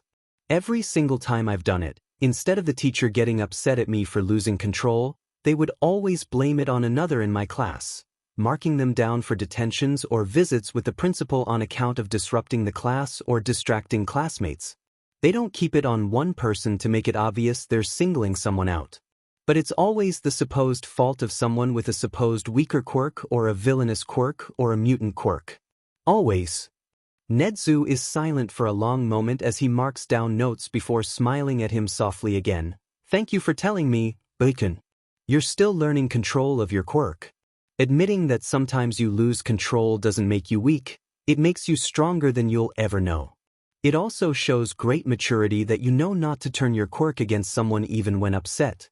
You'll make a fine hero one day. Katsuki knows that. He really does know that. Yet it still fills him with an interesting kind of warmth to hear it from this particular mammal who means so much to him in regards to his future. Nedu closes the notebook before addressing him again. There's one last thing from you that I need from you, if you don't mind. Katsuki's eyebrows furrow at that, like a signature or something? Not quite. Nedu pulls a folder that was sitting off to the side closer to himself. He opens it and pulls something out. It looks like a photograph. He slides it across the table to sit in front of him. Can you tell me what your relation is to the boy in this picture? Katsuki was confused. What did a picture of a boy have to do with anything about Aldra? He looks at it and his eyes widen in shock. That's Izuku. That's Izuku leaning against the best jeanist fashion shop up the street from Meaningful Memories. He looks back at Nedu in confusion. Why does he have a picture of the nerd? Nedu takes his stare for what it is, a question of confusion. We discovered many of the issues with Aldra Middle School, and even some with Aldra Primary School, when researching information about the boy in the picture. His file is littered with infractions against his record that make no sense. It was enough that I felt the need for action and a full investigation of the comings and goings of this education establishment. If it can even be called that, really. His mind sticks to one word. Research? Researching him for what? He asks. I have solid proof that the boy in the picture is very troubled and needs help. What? How? That didn't make sense. Izuku was many things. Happy, kind, and overly generous, just to name a few. Troubled wouldn't be a word he would use to describe him. Was his foster family not treating him well or something? The boy in the picture, one Midoriya Izuku, was falsely marked deceased by a very terrible police officer, Nedu says calmly but seriously, and Aldra was all too happy to wash their hands of him as soon as they got word that he was supposedly gone because they considered him not worth it. As a result of these awful people, we also believe that Midoriya-kun is most assuredly homeless and in need of a lot of assistance. His eyes go impossibly wider. His heart pounds so loud he can hear it in his ears. What? He's homeless? But the foster family. Did he lie to Katsuki about them? But why would he do that? The fear and worry swamp his senses. Then it changes to the only thing his body really knows how to handle. Anger. How dare Izuku not tell him? Did he think he couldn't help him? And he was listed as being dead? What the F dash? For how long? Did he know that too? So, your relation with the boy in the picture, Baku-kun? Nedu asks again. A friend. He nearly spits out, at least I thought so. The mammal hums and nods. And did you know anything about his status? His homelessness? Anything of that sort? The anger roils worse in his chest, causing his palms to start smoking. No, I FING didn't. He told me he was living with some FING nice foster family after the death of Auntie Inko, his mom. I see. Thank you for your assistance on both matters, Bakugan. I'll be in touch with the school should I need anything else. Please don't disclose anything that we spoke about to any other students and staff here for the time being. I apologize this took so long. I heard the school bell go off just a few moments ago. You should head home now, yes? Oh, he'll head out, but it won't be home. It'll be straight to yell at that hitting nerd. He stands up swiftly, grabbing his backpack off the floor. As he's storming out of the room, he hears Nedu speaking to someone on the phone. Shida-kun, I have some news for you. Perhaps you'd like to pay a visit to your little bunny rabbit at his home? I have a hunch he'll need a shoulder. ANG weird but principle of FANGUA. Telling people about bunny rabbits after telling people that their friends were actually considered by the country as dead thanks to idiotic fuckers. Any stragglers in Aldra pay him no mind and stay out of his way. He's way too mad to deal with some extra trying to get his attention for some reason. The anger doesn't cool in the slightest on his way to the coffee shop to meet Izuku and Idru. If anything, it just becomes worse from how long it stews in him as he walks. Whoever said to take a walk if you're angry to settle yourself down was full of lies. At least when it comes to Katsuki. He gets to the coffee shop and spots the ever-familiar head of green hair talking to Vibrant Red. The boy smiles with so much ease at something the taller one said. His vision turns red. He storms up to them, growling out loudly, "You!" Both jump and turn to him. Izuku smiles brightly at the sight of him. "Hi, Kaken." Idru also greets him, but he doesn't really hear it from how furious he is. "What the F dash?" He screams as he approaches to get into Izuku's face. "Oh yeah, that really explains things, Katsuki. Great way to start out there." The smile falls in an instant. "Huh? What's going on? Why are you so upset? When were you going to effing tell me?" "Tell you what?" The smaller boy flinches when Katsuki's hand slams into the wall next to his face, palms smoking up a storm. "Were you going to FING? Tell me that you were goddamn homeless?" The color drains from Izuku's face. Even Idru makes a sound of confusion. So the nerd hadn't told him either. He continues to glare at Izuku. He doesn't miss the look of pure fear. Wrong, wrong, so wrong. He shouldn't be afraid of him, not ever. He was his best friend. Since they were babies. Turning into stony coldness. "I don't see how that's any of your business," he mumbles out evenly. "Not my dash," he nearly chokes at that. "Not my business. It is my business when my friend is declared dead and living on the DMN streets." Dead? Now Izuku looks confused about that bit. "Who said I was dead? I'm pretty sure I'm still alive after all. Apparently some dumbass police officer marked you down as dead after the incident with your mom, and since you weren't around in school or anything like that, no one could FING correct it otherwise." "Well, that's news to me," he sasses under his breath before glaring back at Katsuki. "What do you want me to say?" "What was I supposed to do, Kaken?" The curse sounds so wrong coming from Izuku's mouth. The glare is sending shivers down his spine. Not fear. He won't be afraid. This is Izuku, there's nothing to fear. "Tell someone." He screams at him. "Who?" Is the question that screamed back. "I'm quirkless, in case you forgot. Businesses have the right to refuse me service if they know my quirk status because to them I'm defective and not worth it. Who was I supposed to tell? The police? They were clearly really excited to mark me down as dead to begin with. Teachers? Aldra VC, and even you know that. A friend? You're the only friend I've got, and you would have never believed me about the sheet I saw that day Mom died. What about the heroes then, dumbass? You could have told them. The heroes were the ones who killed Mom." The exclamation is harsh, practically acid falling from his lips. Katsuki shakes his head and murmurs a quiet denial. "Yes." Izuku pushes on. "I watched as the heroes tossed her away like she meant nothing to go after the villain instead. From a roof 3 stories high, head first. She landed that way.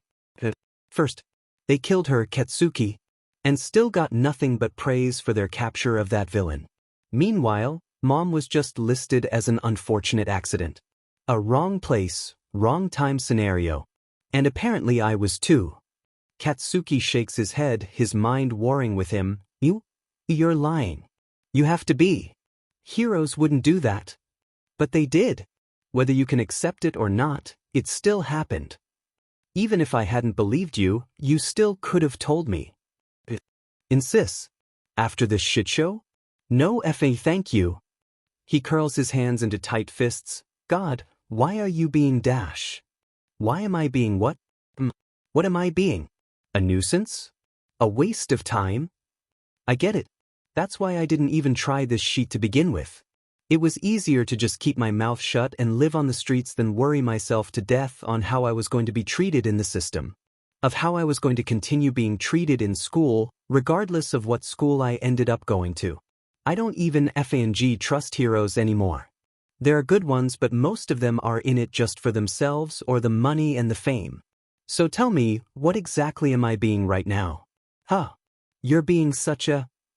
His mind searches for the correct word and only one comes to mind, though it's far from correct. Such a Deku. All fight leaves them both in an instant at that. Katsuki's palms stop smoking immediately at the ice he just threw over their screaming match. Katsuki watches with wide eyes as emotions jump across Izuku's face. From cold anger to deep hurt, then gut-wrenching betrayal. I didn't mean that, he says quietly. I promise, Izuku. I didn't mean it. Izuku's eyes fill up with tears before he turns on his heel and sprints away from the coffee shop. Katsuki shouts his name. He thinks he hears Ijuru do the same. He's not worried about him right now. He's worried about Izuku. He's made a mistake. He's made a huge mistake. If only he could have kept his anger in check this one time. He continues calling out for Izuku, throwing out apologies with every other cry. The boy turned the corner into an alley. Katsuki desperately followed. When he did, he slumped in anguish. Izuku was nowhere to be found and the alleyway was a dead end. Where did he go? His heart sinks further as he looks around the alley, trying to see if there was somewhere he could be hiding. There's no such place. He collapses back against the wall of the alley. Ijuru joins him a second later, just standing next to him. I don't see him anywhere. What was all that about? What did you call him? He stays silent for a long moment before letting out a shaking breath and telling him, I fed up. I fed up so badly. I promised myself I would never call him that again. God, why did I effing do that? 'Cause you were upset. Katsuki scoffs, don't make excuses for me, shitty hair. I called him FANG useless. That's what Deku means. What kind of friend does that? One that's hurting. One that feels like they were left out of the loop for no reason. Obviously, I'm not saying you should be off the hook for saying it. But it's clear that you just said it when you were upset. Especially when you chased him down while shouting apologies and his name instead of just nerd, like you normally call him. Ijuru places a hand on his shoulder and squeezes it lightly. It'll be okay, bro. We'll find him and you can apologize for real. Then we'll all be chill again. Maybe we can help him too. He hopes Ijuru is right. He won't know how to live with himself if Izuku doesn't want to be his friend anymore. Shoyuta wishes he could say he dropped everything to go to the location Nedu provided for Gyakudo. However, he is just a semi-functional adult that was doing semi-functional adult things. Mainly paperwork and grading, because that's a thing. And there was a lot of it. It's definitely a few days before he can get around to it. When he finally does get time to go, it's during his normal patrol hours. He will say he's not actually on patrol. He hopes to meet the kid inside or at least stake out until he can talk to him again. He was almost sure that Nedu would have given him the kid's identity too, but his boss kept quiet about it. It's another case where Shoyuta knows that Nedu knows something but that it'll be more fun if Shoyuta discovers it himself. Fun for Nedu, just to have that clarification out there. He touches down on the street at the location sent. He pulls out his phone and calls Nedu. What am I looking for? Oh, you're at the location I sent you? You mean you can't see me standing here in one of your many hacked street cameras? He asks back snarkily. There's a beat of silence.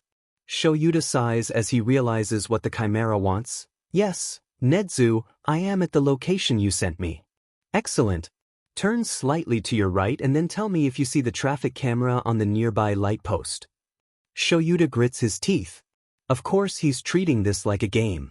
He turns as instructed, knowing it was just better to play along, and gives Nedu an affirmative when he spots the camera. But Now do you see down the street in the same direction you're facing the camera sitting on the next light post? He looks down the street and spots it. Yeah, I see it. Is there a point to this? Yes. Between the two cameras, about 10 or so steps, is an alley that has a fire escape. Head up it.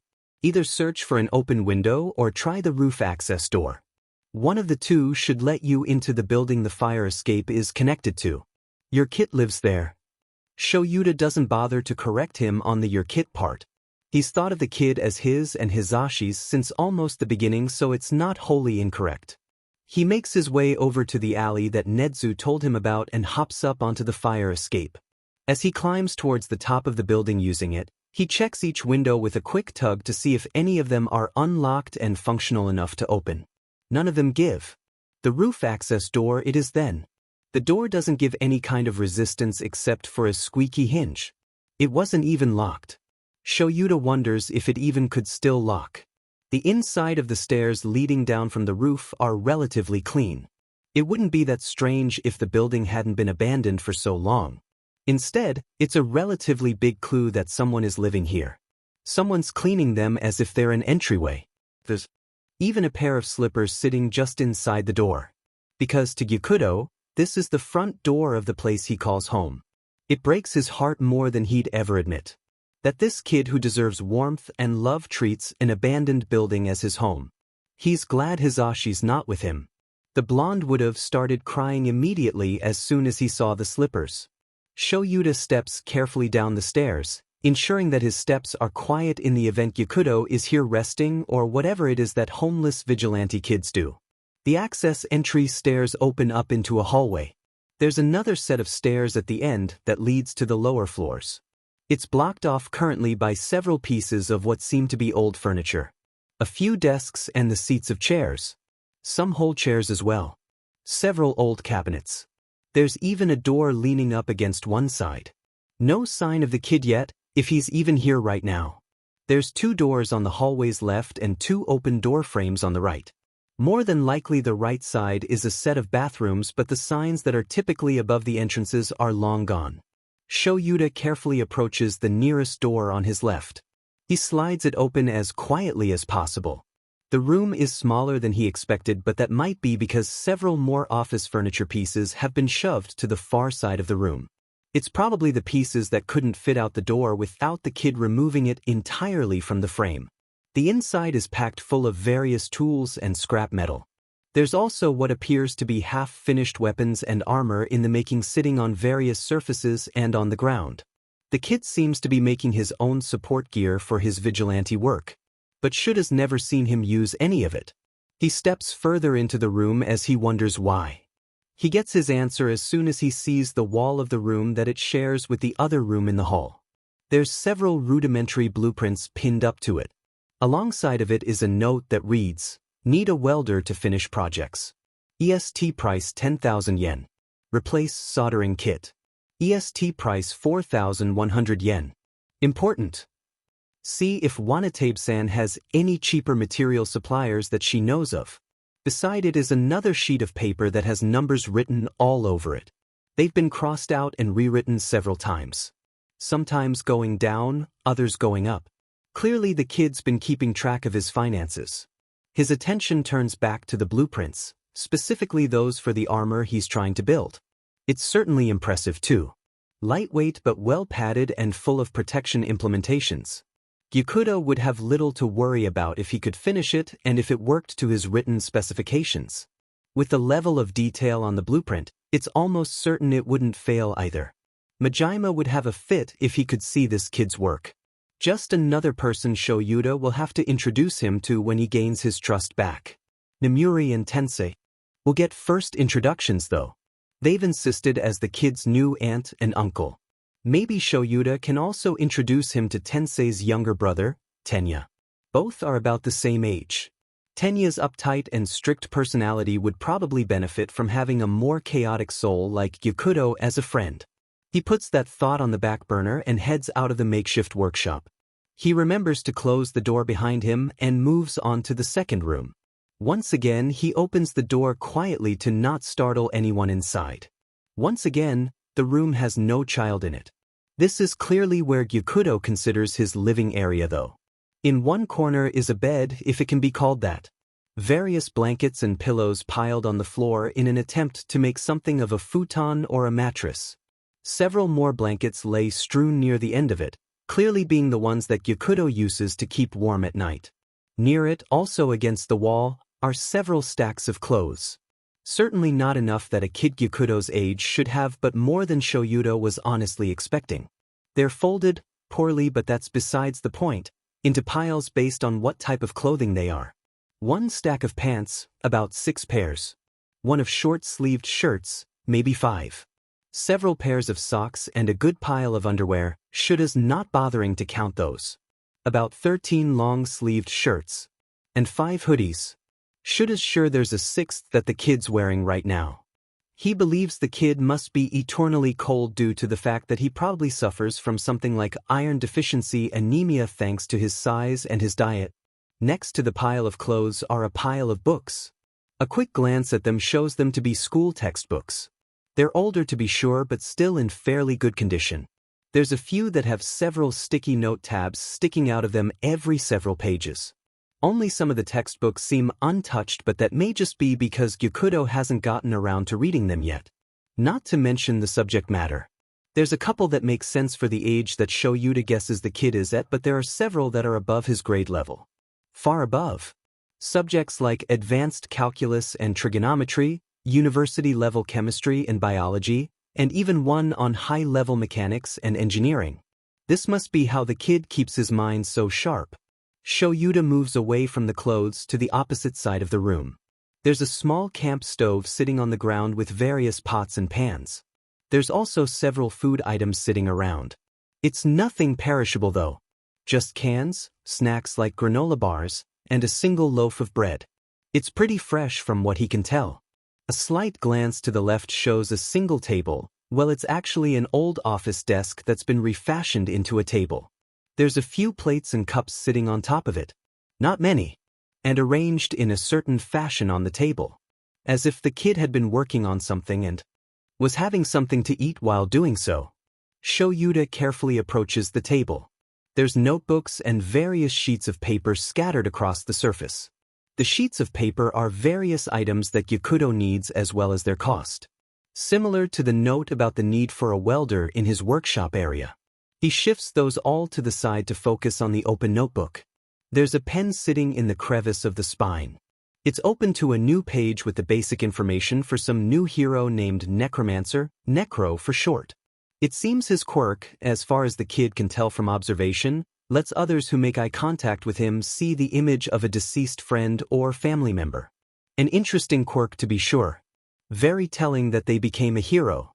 Shoyuda is almost certain he faced backlash for wanting to become a hero with a quirk like that. He's sure that they faced some kind of discrimination for a villain's quirk too. Much like himself. The rough sketch of the hero is quite impressive too. Nemuri would be drooling over the kid's art skills. God, he hopes he can introduce them soon. He travels backwards in the notebook, taking note of all the info the kid has on all the different heroes listed in it. Each one is also labeled at the top with a category: safe, caution, and do not interact. It's not hard to figure out what it's for. He eventually makes it to the first page and carefully closes the book, making sure the pen stays in the spine of the page that Gyukudo was working on, so he doesn't lose his place. His eyes slowly widen as he sees the front of the notebook. Hero analysis for the future survival, Midoriya Izuku. Midoriya Izuku. Gyukudo and Midoriya are the same person. No wonder Nedu kept it to himself for so long. He probably took great entertainment in knowing that Shoyuda would be so shocked to find out. He groans quietly to himself. He can't even be all that upset. Nedu did what he asked. He found Gyukudo. The fact that the child that he was looking for and the child Hizashi was looking for were the same person was just more entertainment for the Chimera. And less work for himself. He sighs softly and grabs the chair at the desk. He sits down in it heavily, crossing his arms with a slouch and tucking into his capture scarf to take a small nap. He'll wait here as long as he has to for Gyukudo, no, for Midoriya Izuku to return to the place he calls home. He'll apologize for making him feel afraid that night over a week ago. Then he'll give him an offer of a real home to come back to. Stupid, stupid, stupid. Izuku thinks to himself as he races back towards his hideaway. Why did I have to go and get myself shot by those DMN thugs? You accounted for the quirks. You accounted for the knives. So why the hell didn't you account for the DMN gun, Izuku? I'm still healing from being stabbed by an urchin's spine too. Yeah, today and tonight was definitely not a good night for Izuku. First, his known metal supplier let him know that he was going to be away for the week to visit family. Okay, that's fine. No big deal. His projects can wait. Then, a new girl at the pharmacy he goes to for medical supplies refused him services for being quirkless. His fault. He should have known to go on Thursday when Matsui works. She never refuses him. So that's on him. Then, when he went to the grocery store to pick up some food, they were all out of his favorite kind of canned soup. And there's no way he's going to settle for anything other than the kind he likes. Thank you very much. Then, patrol happened. He had run into no less than 2 attempted assaults, 6 drunken fights, 3 attempted muggings, and finally the robbery. For people of varying quirks attempting to rob a house in the lower end supposedly because the guy inside owed them money or a favor or something. He didn't really keep up with that. With no heroes around that he trusted and already a bit battered and bruised from previous altercations, he engaged them like the idiot he was. It had been going well until the last one standing pulled out a gun. Where did he even get a gun? Japan's gun laws are crazy insane. He probably had it smuggled in somehow. Regardless, now he's got a bullet wound. It luckily didn't hit anywhere important and wasn't life-threatening in the abdomen. He feels black and blue all over, and he's fairly certain he's aggravated the stab wound from that urchin's spine over a week ago. Lovely.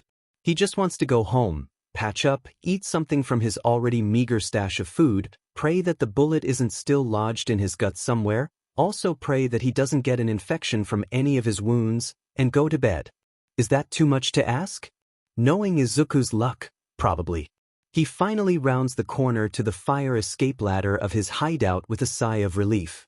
The small leap up onto it causes more pain than he was anticipating, both from his side and his shoulder. He weakly climbs the ladder as pain radiates across the wounds. When he makes it to the fire escape landing closest to the ground, he has to pause for a moment. He feels sick to his stomach.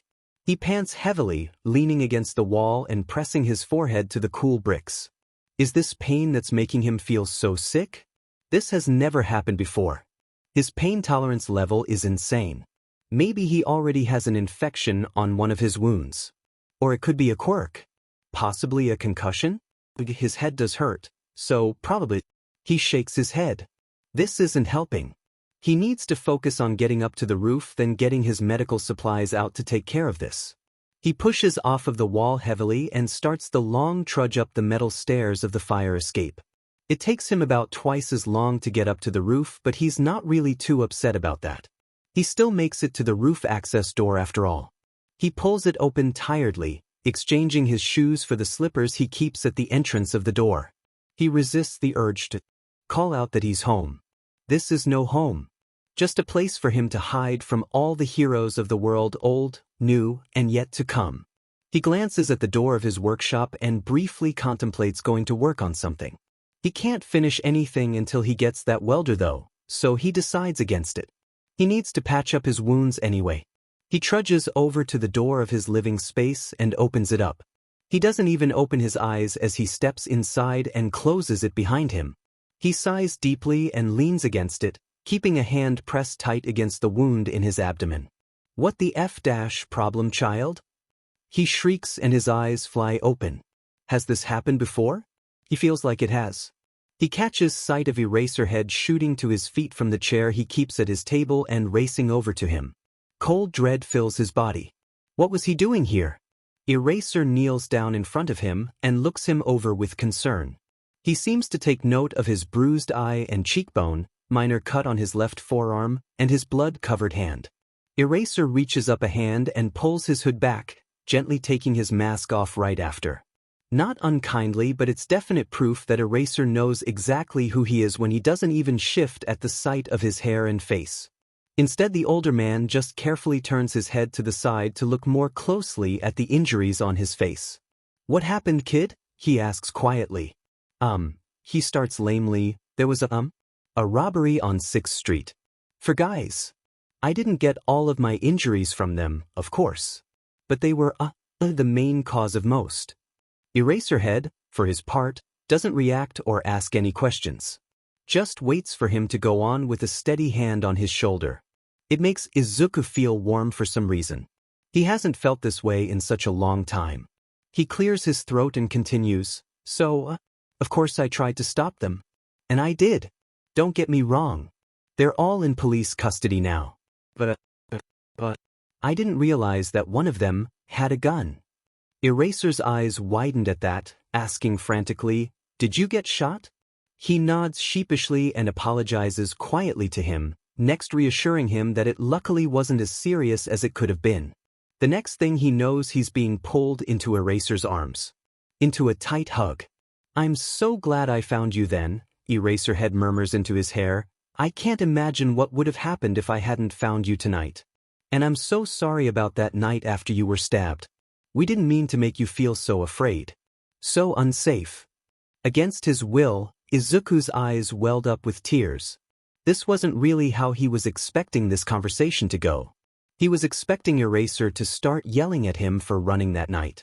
HIATUS being placed on his wrists. Being told what he was being arrested for. He wasn't expecting a hug and being told that Eraser was glad to have found him. Most people wouldn't be glad to find him after all. He wasn't expecting the apology either. Sure, Eraser left notes in those little bags with items in them that he was sorry, but he didn't actually believe them. He thought they were fake to try and get him to trust them. He never thought in a million years that they could have been real. He whimpers softly and buries his face into Eraser's shoulder. The man just holds him tighter, being extra careful of all his injuries. Izuku sniffles and pulls away after another moment. He reaches up to rub his teary eyes. I don't understand, he says softly. Eraser hums and questions, so Izuku looks up to him firmly. I don't understand why you worked so hard to find me, just to give me a hug and tell me you're sorry. Aren't you going to arrest me? You know my identity now after all. You and Hizashi figured it out that night I got stabbed with the urchin spine. You talked about how Detective Tsukachi was coming over to bring you my file. Eraser flushes in, is that embarrassment? He reaches up and runs his hand across his stubbly cheek. Let me be frank with you, kid. I thought your real name was Shoyuta, he jokes sassily. Not really the time for his sass, but oh well. Eraser glares sharply at him. He grins in accomplishment. The dark-haired man huffs out a sigh. You and Hizashi are definitely going to get along swimmingly. As I was saying before you rudely interrupted me with that horrible joke, I didn't know you and Midoriya Izuku were the same person until I found your notebook on the table there. He motions to it with his head, and Hizashi technically still doesn't know because I haven't told him yet. Izuku blinks in shock. You're serious? Dead? Unfortunately, Eraser deadpans back. They spend the next moment just staring at each other before a snort slips out of Izuku. After that, he can't stop the loud and hysterical laughter from escaping him. It's just too funny. He thought he had been caught. But it turns out he had fooled both Eraserhead and Present Mike to the point that they didn't know it was him until one of them was reading his name off of one of his notebooks. Eraser doesn't interrupt his laughter either. Just waits with a scowl for him to stop. Izuku's grateful he recognizes the hilarity of the absurdity of the situation. It eventually dies down with a last chuckle. That was a good laugh. Alright, you found both Gyakuto and Midoriya Izuku, so, now what? He asks loosely. Now we find boxes to start packing all your stuff here up, Eraser replies, turning to look around the room. Huh. He's confused now. What does he mean? Eraser turns his face back to him with a blank face. You think I'm going to let you stay here by yourself now that I know the truth? His stomach falls at that. So you want me to pack my stuff up and then you're going to put me in the system? Drop me off at the nearest home for wayward and troubled kids? Because if so, I think I'll just run away now and save the orphanage the trouble of putting up with me for the next few days, max. What? No. The man almost looks offended at that. The system's just as corrupt as the Hero Safety Commission in my opinion. There's no way in hell I'd chance placing you in any med place like a local orphanage. Another loop is thrown at Izuku. Then, what are you doing with me? Kid, Eraser calls calmly, pulling out a box he found hiding at the opposite end of the room. I'm a hero and a teacher. This is an established fact that everyone present here knows. He crosses his arms huffily. Which means, Eraser continues with a roll of his eyes, that I have my emergency foster license. I can foster you. So can Hizashi, who also has his being that he is also a hero and a teacher. With the intent to adopt you if you decide you're comfortable with Hizashi and I. And if it turns out that I'm not comfortable with you guys, he asks suspiciously. Then we find you a vetted home with someone we trust where you will be comfortable. I promise our intentions are not rocket science, kid. The only thing I ask that you do is that you let Detective Tsukachi come in and talk to you about your time as a not-quite vigilante. And that you're honest to him about it. That's it. Eraser sets the box down on the table, but nothing will happen after that talk. You'll still just stay with us like I said before. It would be hard to lie to Tsukachi knowing what his quirk is anyway. But he won't tell Eraser he knows that yet. Instead he just nods slightly and acquiesce. He can do that. Not too hard to do. Eraser gives him a small smile, different from the near terrifying grin he gives criminals he's in the middle of apprehending. The man pats one of the boxes. Here. Start loading these up with everything you want to take from in here and your little workshop space next door. I'll call Zashi and have him bring the car so we can get it back in one load. After I get off the phone with Zashi, I'll patch up your wounds again. Both of them. We'll talk about whether we should take you to the hospital after we get all your stuff in the car. You're letting me take stuff from my workshop? He asks in shock. He's ignoring the hospital comment for now. It's going to be a no-go from him anyway. Of course, is the reply he gets as Eraser pulls his cell phone out. You've worked hard on that stuff. No need for it to go to waste now. I'll talk to the head of our support class at UA to see if he'd be willing to let you utilize the lab to finish your projects. Izuku looks at him with a new sort of star in his eyes. Even Mom hadn't been that supportive when he tinkered with things. She thought it was too much for him and it was too dangerous. To the point that he hid it any time he tried to do any kind of mechanical work even on their broken appliances.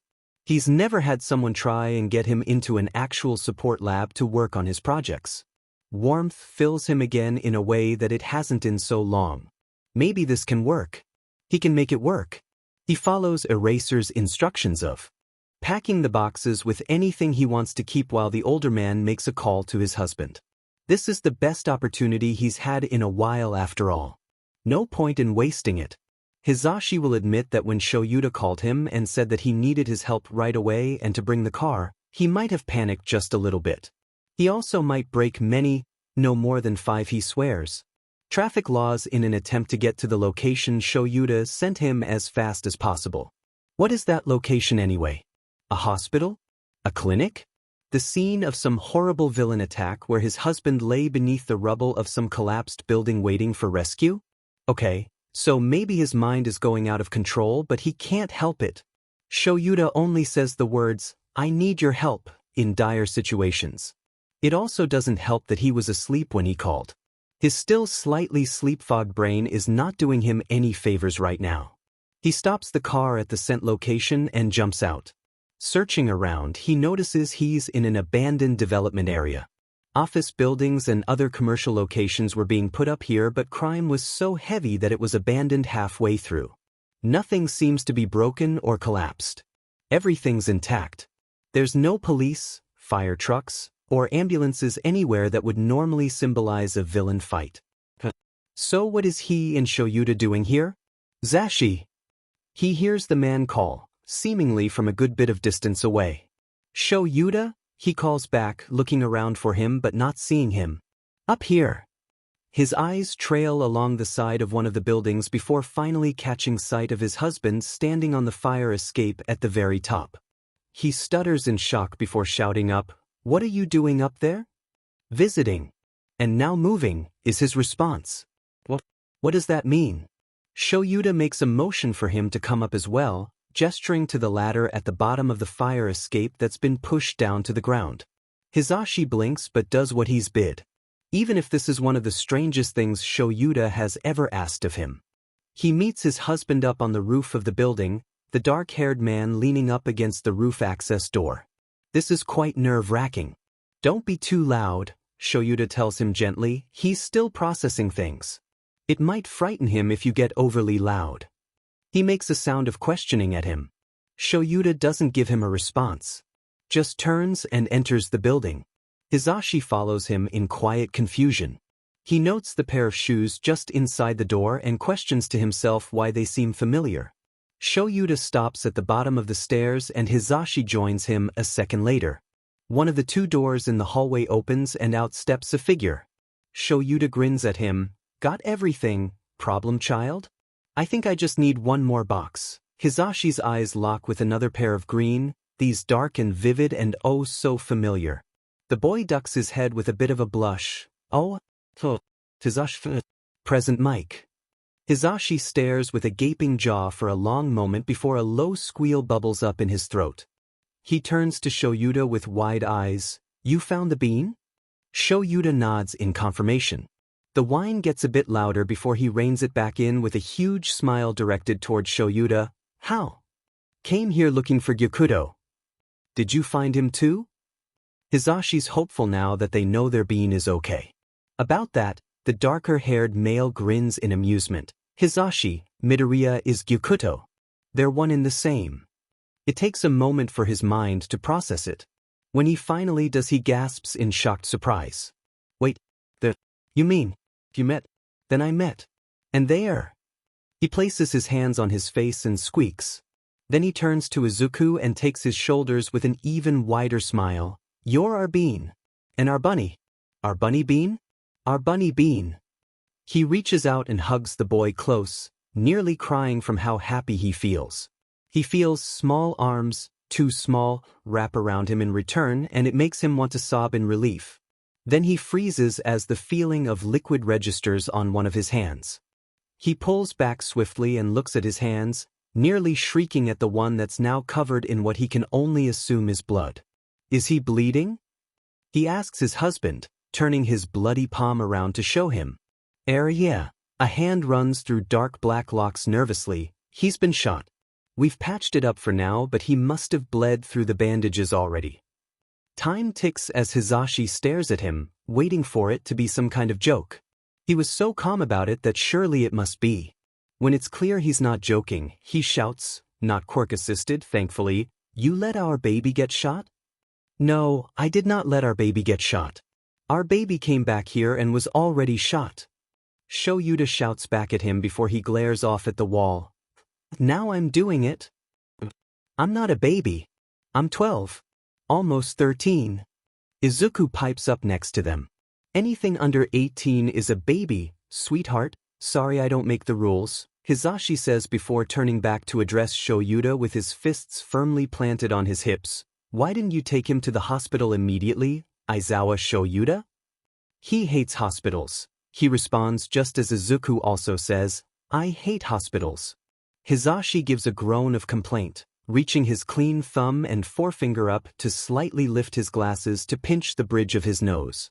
He takes a deep breath before turning back to his bunny bean with pleading eyes, taking one of his hands in his own. Baby, please.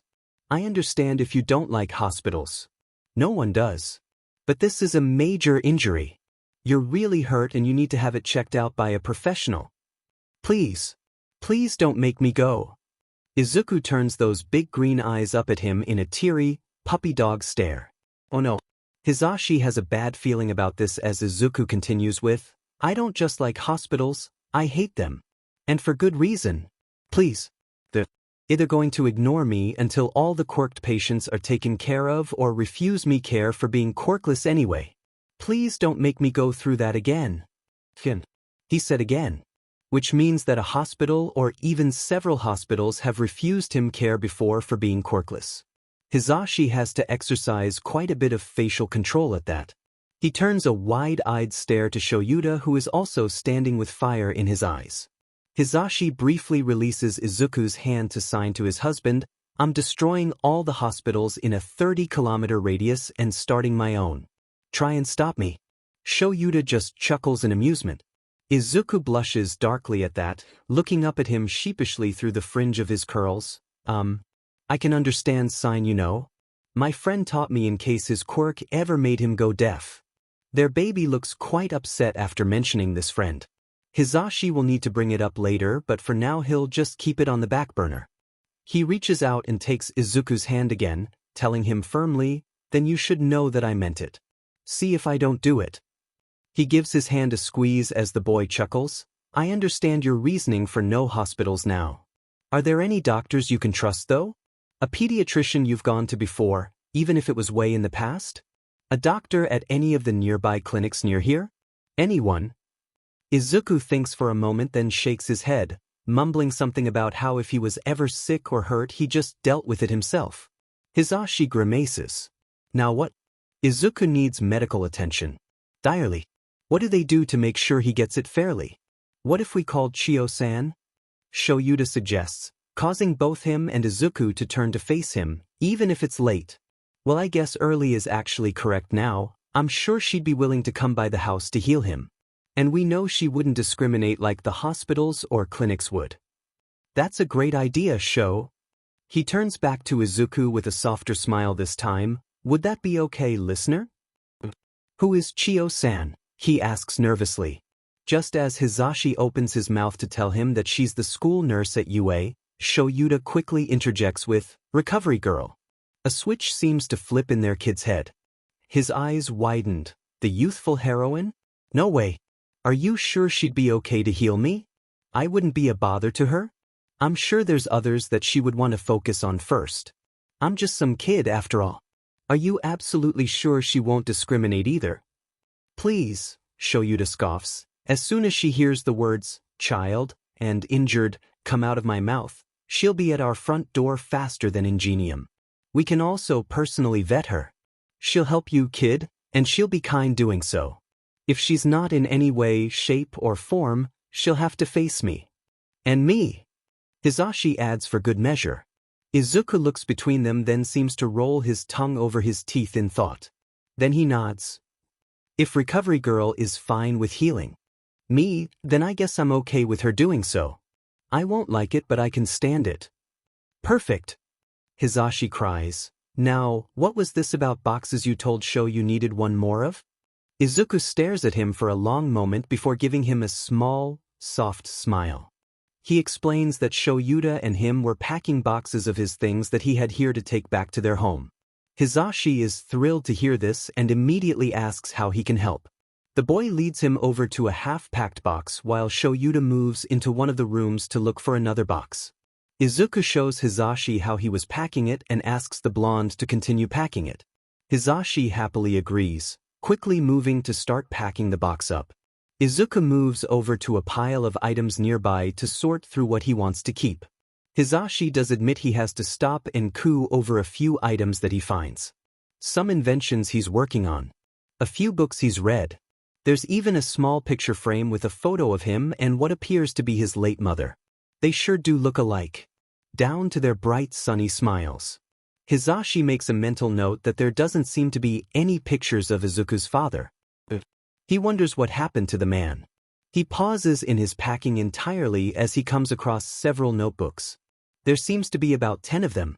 The first few are very childish, in that it seems like a child drew in them. Izuku's name is written on the front along with some sloppy kanji that reads, Hero Notebook. There's a number 1 written on the top corner of the cover. Hizashi flips through it with intrigue. He picks up the second one after he finishes the first. Hizashi will admit that his ADHD brain made him forget what he was supposed to be doing in favor of the notebooks. But Izuku doesn't mention it or seem to mind. Just continues to let him look through the notebooks. At an entry in volume 5 he squeals in delight. Shoyuta! Shoyuta, come here. The underground hero bursts back into the hallway, eyes wide in concern. When he notices that there's no immediate danger, he turns a sharp glare to his husband. Whoops, maybe he should have phrased that better. Regardless, he waves him over excitedly. Shoyuta rolls his eyes but does come over. What are you doing, Zashi? You're supposed to be helping the kid pack the boxes. Oh hush. Just look. He holds the notebook out for him to see. Shoyuta stares at the pages for a few seconds before his eyes widen. He figured he would be intrigued. It's an entry on Eraserhead after all. And a good one at that. Most of the writing on the page is very faded, a sign that it was written quite a bit ago. The only thing that is new on the page is the large note at the top that says safe.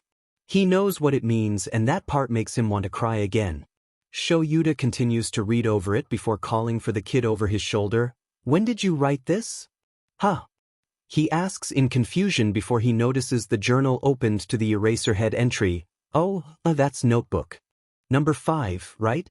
So I probably wrote it when I was about 6 or 7. Maybe as old as 9 when I finally perfected all the details. You had this level of detail when you were that young? Crazy cool. Hizashi turns the book back to himself and continues flipping through the various heroes in it. You don't have to pretend it's good. You can call it for what it is, you know. Which is? Shoyuta prompts. Creepy. Izuku shrugs, face neutral. Like it's normal for people to call him creepy. He is immediately offended by that for this baby of a bean. How dare anybody say anything along the lines of him being creepy? He was the furthest thing from it. He opened his mouth to tell him this, but Shoyuta beats him to it again. Kid, it's not creepy. Far from it. Most hero agencies would kill to hire an analyst with your level of caliber. And as far as I know, you've had no formal training from anyone. Izuku stares at both of them as if they had just given him the world on a silver platter. His voice is almost meek as he asks, really? Hizashi nods almost violently in confirmation.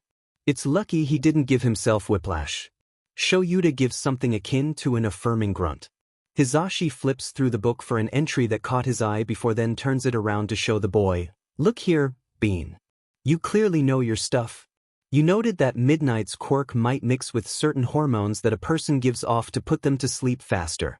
Which is why it takes longer for people who aren't attracted to her to fall under her quirk, because they aren't giving off that herm. Izuku reaches up to rub the back of his neck. Well, I believe that the gas her quirk is just an unknown type of chemical extremely similar to melatonin. But the real question that I was curious about was why attraction causes people to fall asleep faster.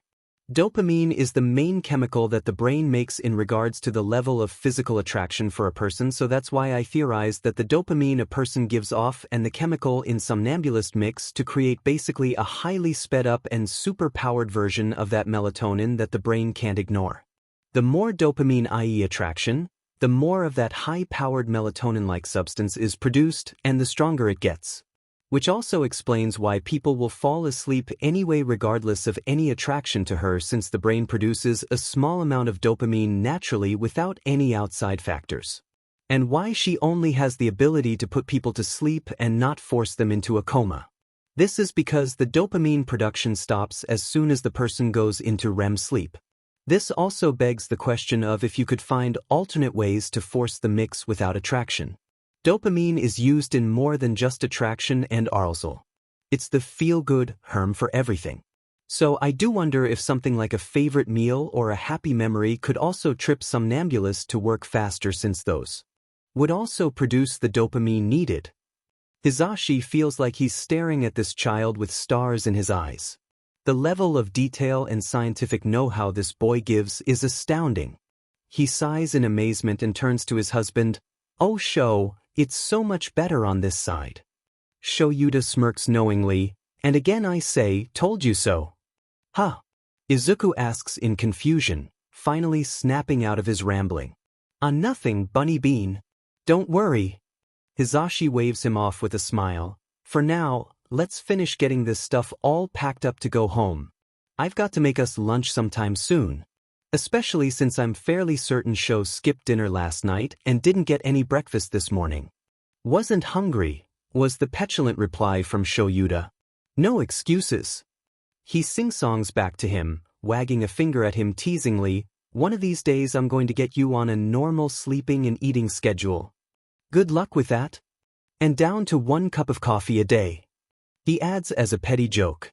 Now you're just being cruel. The other man stalks off back into the room he was in before. Izuku starts giggling up a storm at that. Oh, Hizashi wants to bottle that sound up and keep it forever. It's so sweet.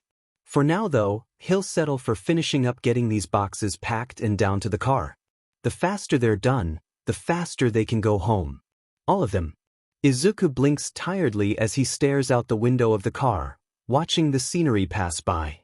Who knew packing up a few boxes, just 4 of them too, then ferrying them down a building could make someone so sleepy? The still bleeding wound in his side probably doesn't help with that fact either. He yawns with a bit of a stretch and winces as said wound pulls a bit. He makes a small groan and leans his forehead against the window. He glances towards the front out of the corner of his eye as Shoyuta hangs up the phone. Hizashi also glances over from his spot behind the wheel, asking, "So what did she say?" "Exactly what I thought she would," Shoyuta responds, putting his phone away. "She berated me for 2 minutes straight for not calling her before now. Then said she'd be over as soon as possible. She's pretty sure she'll arrive at the house about 5 or 10 minutes after us at most." "Perfect. That'll give us just enough time to get Izu's boxes into the house and up to the guest room." He tilts his head a bit to let Izuku know he's talking to him.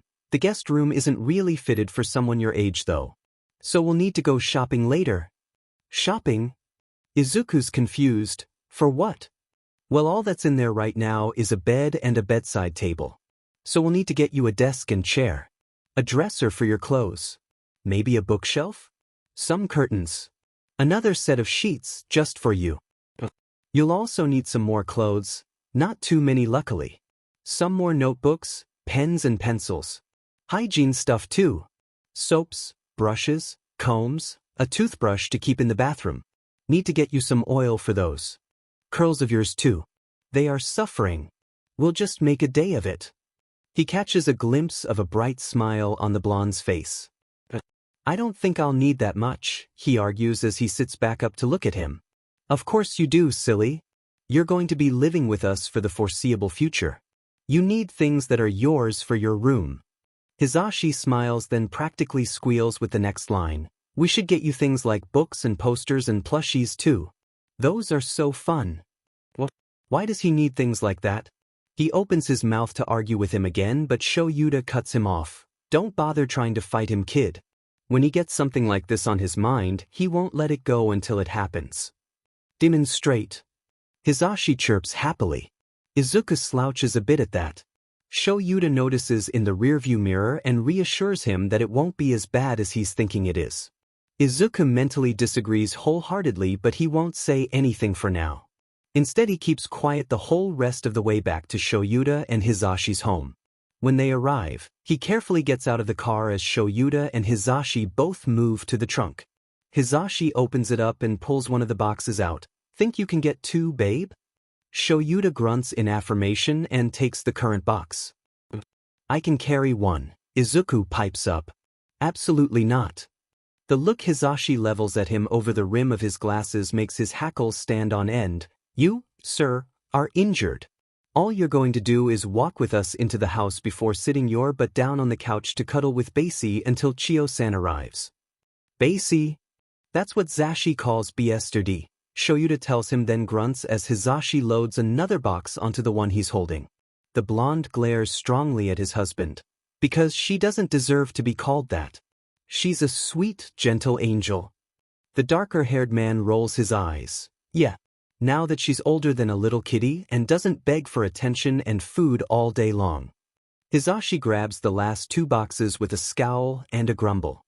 He closes the trunk and all 3 of them head for the front door.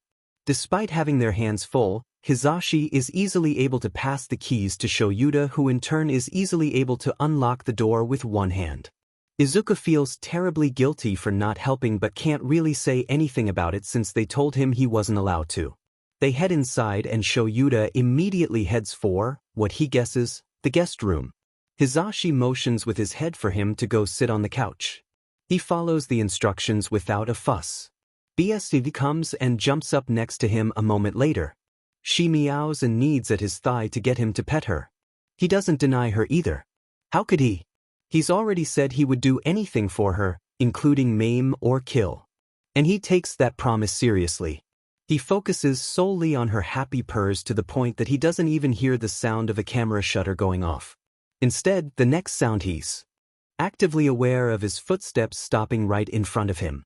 He looks up to find Shoyuta standing above him. "How are you feeling right now, kid?" Shoyuta asks him. He shrugs. "I'm alright. Hurting. Bleeding. But I've had worse. It'll be fixed soon anyway." A sound reminiscent of a tea kettle's whistle resounds throughout the area. Izuku looks around for the source of the noise, but Shoyuta just gives a look over his shoulder, hair floating with the use of his quirk, Hizashi. "Stop that. I am upset," is the furious reply. "I am upset, and I am allowed to be." "You are, but there's no reason to practice the art of shattering glass like an opera singer while being upset. Would murder be more acceptable?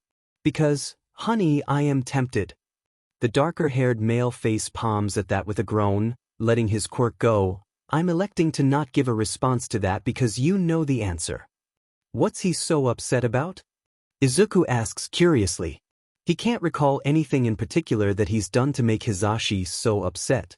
But it was possible he did something and didn't realize it. Shoyuta just waves him off with a blank look. "Nothing, kiddo.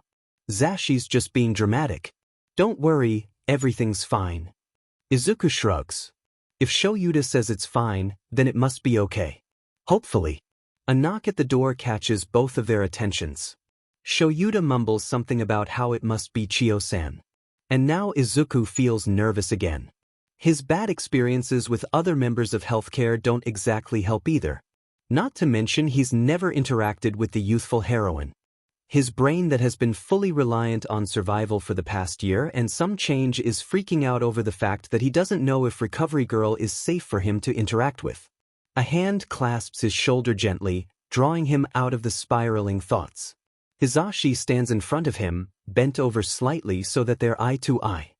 He's smiling softly and keeping his hand as a steady and reaffirming weight on his shoulder. He takes an exaggerated deep breath which Izuku instinctively copies. He's got to remember that Hizashi and Shoyuta are listed as safe and that they wouldn't bring in anybody who wasn't also safe. "Oh dear, I hope I didn't cause that." Izuku tenses minutely again at the sound of the older female voice. He shyly looks over to see a small old woman standing next to Shoyuta. If Izuku didn't already know who she was, he would have never guessed she was Recovery Girl. He mumbles a low hello. "Oh dear me," she says as she approaches him. She looks over all his injuries swiftly and tuts sadly. "This is much worse than I expected. Not to mention the remnants of that stab wound and the new gunshot wound on you, dear. You're lucky you're not on the floor right now." "Does that mean you can't heal me?" he asks sadly. "Oh no. It just means I won't be able to heal everything. My quirk relies on your stamina, after all. The most I'll be able to do tonight is both the stab wound and the gunshot wound. Perhaps also some of the more dire cuts. I'm not going to push it on those bruises and scrapes though. Those will just have to heal on their own, I'm afraid." That wasn't so bad. Certainly better than just leaving everything to just heal on its own. He nods in understanding to her. She gives him a smile. "All right then. Just a quick kiss on the hand and it's over. You'll probably fall asleep fairly quickly though, so off to bed right after, young man." "Weiss, ma'am," he stutters. A quick peck on his hand and immediately he feels like he hasn't slept in weeks. His limbs feel boneless. He could probably fall over. But he's not in the amount of pain he was before. So that's nice. He yawns loudly as Hizashi starts prodding him up off the couch. Recovery Girl moves over to join Shoyuta and speak quietly about something happening at UA. Izuku practically stumbles to the bedroom that he guesses is now his for the next little while. Or at least until Shoyuta and Hizashi decide they don't want him anymore. He doesn't realize that the blonde had followed him until his voice asks, "Do you have anything you can wear as jammies, listener?" Maybe? I usually just sleep in whatever I'm wearing then change into different clothes in the morning. I think I have some sweatpants in the clothes box." He sits down heavily on the bed with a jaw-cracking yawn, too tired to move much else. Hizashi moves over to the boxes stacked on the other side of the room. He sifts through them until he finds the box full of Izuku's clothes and starts to search it for said pair of sweatpants. Izuku watches him with bleary eyes from his perch on the bed. Hizashi makes a small noise of triumph when he finally pulls the pair of sweatpants out of the box. He passes them to Izuku, then turns his back to him to give him a bit of privacy. It's definitely uncoordinated, but the boy does get his pants changed from the cargo pants he was wearing to the infinitely more comfortable lounging pants. He tosses the cargo pants at the lip of the box, which barely hit its mark. Hizashi takes that as his cue to turn back around. Izuku shuffles weakly under the covers and lies down. The bed is very soft. Hizashi moves over and pulls the blanket up around him, tucking him in. A bit like a child. He guesses that's fine. He is still one after all. A weight dipping into the bed makes him jump a bit. Hizashi looks over with a chuckle. Looks like you've got a nighttime companion. He glances over to see what he's talking about. Just in time to see BSRD settling down at his side. Will she be okay sleeping next to me? I don't wanna, roll over onto her or anything, he slurs out. She won't let you do that. Trust me. Hizashi gives the Siamese a quick pet before leaning down to press a kiss to Izuku's forehead. Izuku blinks slowly, shocked, and reaches up to press his hand to the spot. The blonde looks a bit nervous at that, probably worried that he had stepped over a line. But, haven't had anyone kiss my forehead goodnight in a long time, he confesses quietly. "Es kinda nice." Yeah. I'll remember that then. Hizashi reaches out and ruffles his curls gently. Good night, Bunny Bean. You sleep for as long as you need. And I will see you later in the day, 'kay? Night. With that final word and Hizashi's gentle touch still lingering in his hair, he closes his eyes and falls into a deep, warm sleep. Chiyo and Shoyuta wait until Hizashi and Izuku are in the guest room before turning to each other. She then swiftly and without any hesitation smacks him harshly in the knee with her cane. He grunts out in pain and bites his lip to stop from letting out a whine. She harumphs in satisfaction. That's for waiting so long to call me. Because yelling at you over the phone was not enough. Do you have any idea what would have happened if he had waited until even an hour or two more to be treated? He was very lucky as is. The bullet grazed his large intestine but didn't puncture it, thankfully. Whether because whoever took that shot did not know how to handle a gun or because he happened to move into just the correct position, he was hit in the perfect way. A clean in and out. My work was mainly just repairing the torn muscles and busted blood vessels, then stitching the whole back together. Regardless, don't go waiting again for wounds this serious next time. Aizawa Shoyuta, I mean it. Yes, ma'am, he grumbles out in compliance, rubbing at his now sore knee. Good. Chiyo settles her anger down, then huffs out a sigh, long and sad. He honestly had more energy than I was expecting. Still less than ideal, but, given his situation, more than expected. Shoyuta hums. When I found where he was squatting, he had a pile of food. Mostly canned stuff but also a loaf of bread. By my estimate, it was enough for at least 2 meals a day. It's good that the boy was that resourceful then, Chiyo nods. I can't imagine where his injuries would be if I had tried to heal him with even a fraction less of stamina than what he did tonight. Hizashi comes out of the guest room a moment later. Shoyuta watches as his husband gently closes the door before turning to lean dramatically against the wall next to it. Shoyuta raises an eyebrow at him. Everything okay? He's so precious. He's so effing precious, oh my god. Hizashi places a hand against his chest over his heart. Chiyo chuckles good-naturedly at his display. Shoyuta just rolls his eyes at the ridiculous love of his life. Hizashi gives another groan of cuteness overload before pushing off the wall to join them. So when should we conduct the interview with Suki and the little listener? He asks both of them. Shoyuta rolls his tongue over his teeth before looking to Chiyo for her advice. She drums her fingers against her cane before groaning in displeasure. I would recommend as soon as possible. It will be painful for him mentally. But the sooner we get his statement, the faster we can start the healing process. Not to mention therapy and all the magic that comes with it. Both he and Hizashi wince at that. That'll be a fun time for everyone, should is sure of it. Tonight? Shoyuta asks his husband hesitantly. The blonde lets out a laugh that sounds very fake. Might as well, I guess. I would have preferred to let him settle a bit.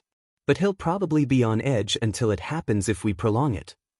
He'll constantly think that that's the day we'll get rid of him probably, Shoyuta agrees. It's more logical to just get it over with, I suppose. Then we can show him that we're serious about him just staying with us. Chio agrees before tapping her cane against the floor lightly. Now that we have that out of the way, I need to speak to the two of you on the best method to assist him as his new guardians. Just a few things. Dietary restrictions until we can get him back to a more healthy weight. Recommended exercises to help with bone and joint growth. Of course, I'm also going to recommend you bring him in at least every 2 weeks to see me to ensure he's on the right path to recovering physically. I can keep a check on how he's progressing.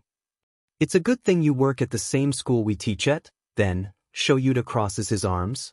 Hizashi gives him a tap on the arm, a quick sign of affection between the two of them, while excusing himself to go make both of them something to eat. Shoyuta turns back to Chio. Should we go ahead and get him a session with Ryo? Even if it's just a preliminary one to see where he's at mentally. That would be wise, she nods in agreement. I guarantee his mental stability is skewed.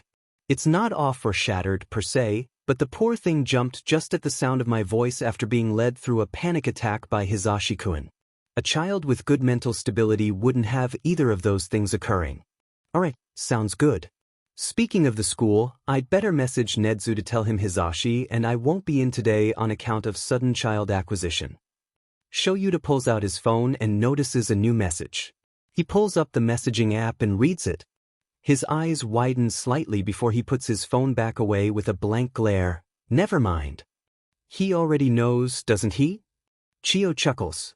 Yep. All hail the rat god. The sound of a snort of laughter rings from the kitchen. Also the smell of something delicious is starting to waft from it. His mouth waters. Oh right, he didn't eat last night or this morning yet.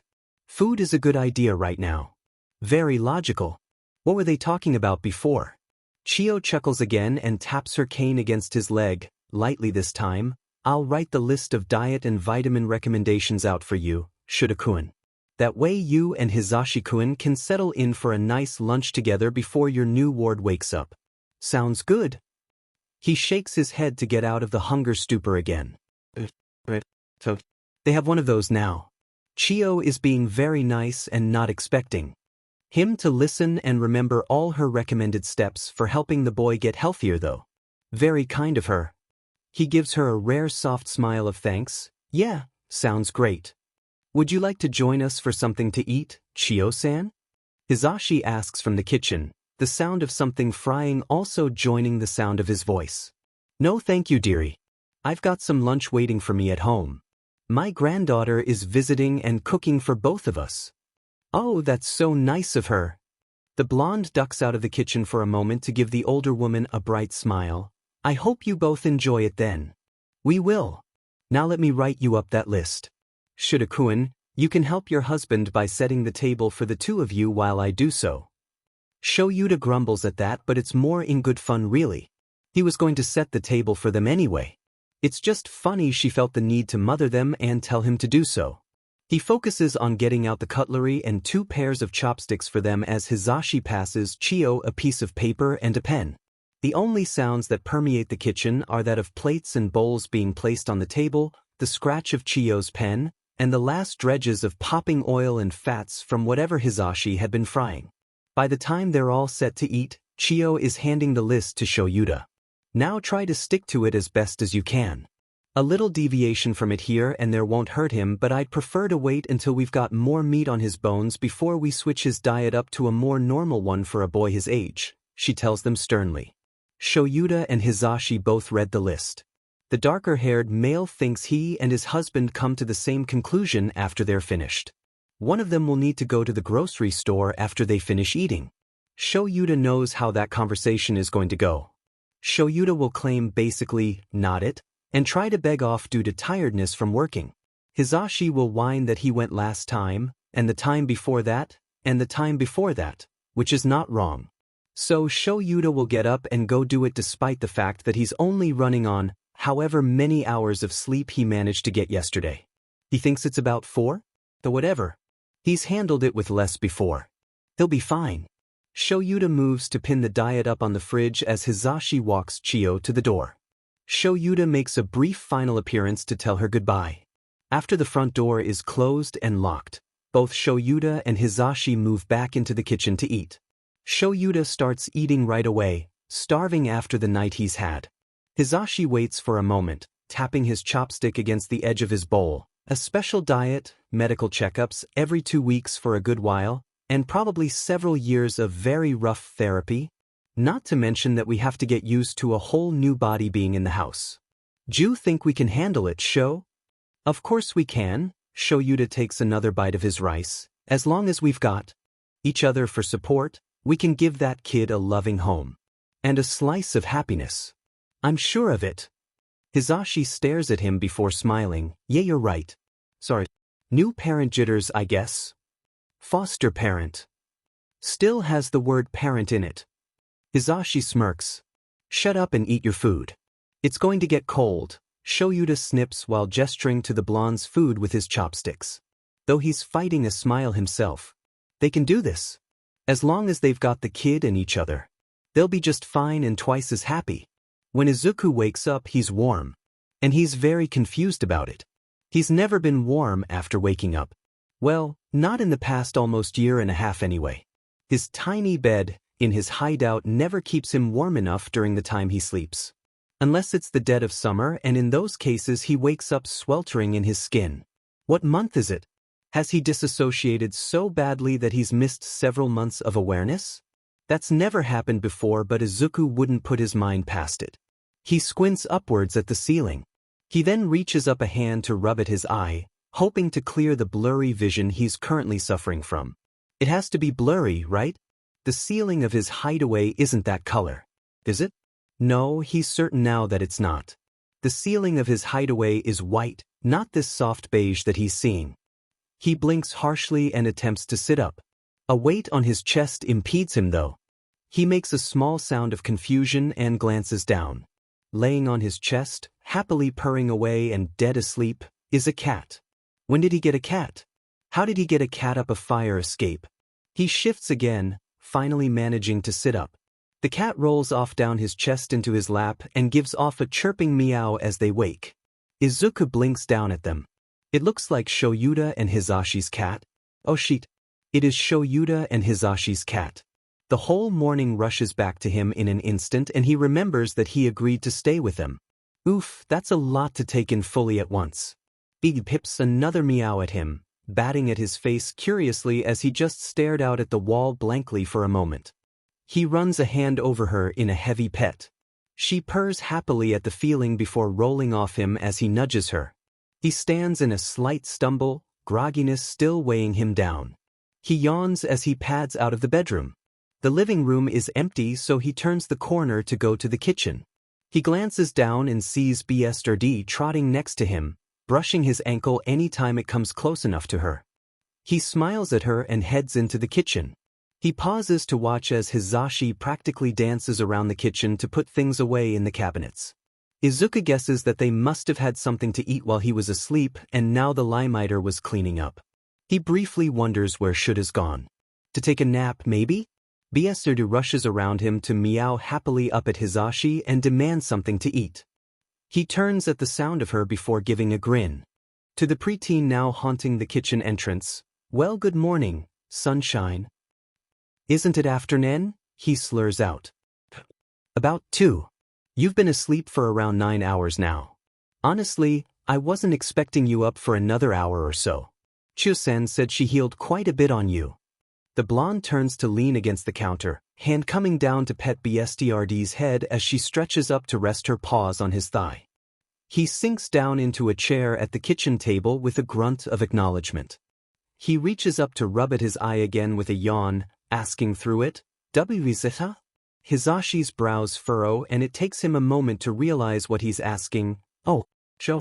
He ran to the grocery store. "You're on a diet for the next little while and we need ingredients to ensure we can make the stuff you can eat." "A diet?" He whines. "Yep." He chuckles as BSRD moves from him to hop up onto the table to demand more pets out of Izuku. Cans of beans, soup, and some vegetables as well as loaf of bread aren't exactly the healthiest thing for you to eat all the time, Bunny Bean. We've got to supplement your diet until you're back up to a healthy weight. Then we can go back to more normal foods. But I tried so hard to eat normal and healthy. He cries, I had vegetables, proteins, and grains. I tried. Sweetheart, no, that's not why we're doing it. We don't think you didn't try. We know why you ate the way you did and we're so proud of you for doing so. You're a lot healthier than most kids who ended up on the streets. But there's just some vitamins and minerals you were missing. Like what?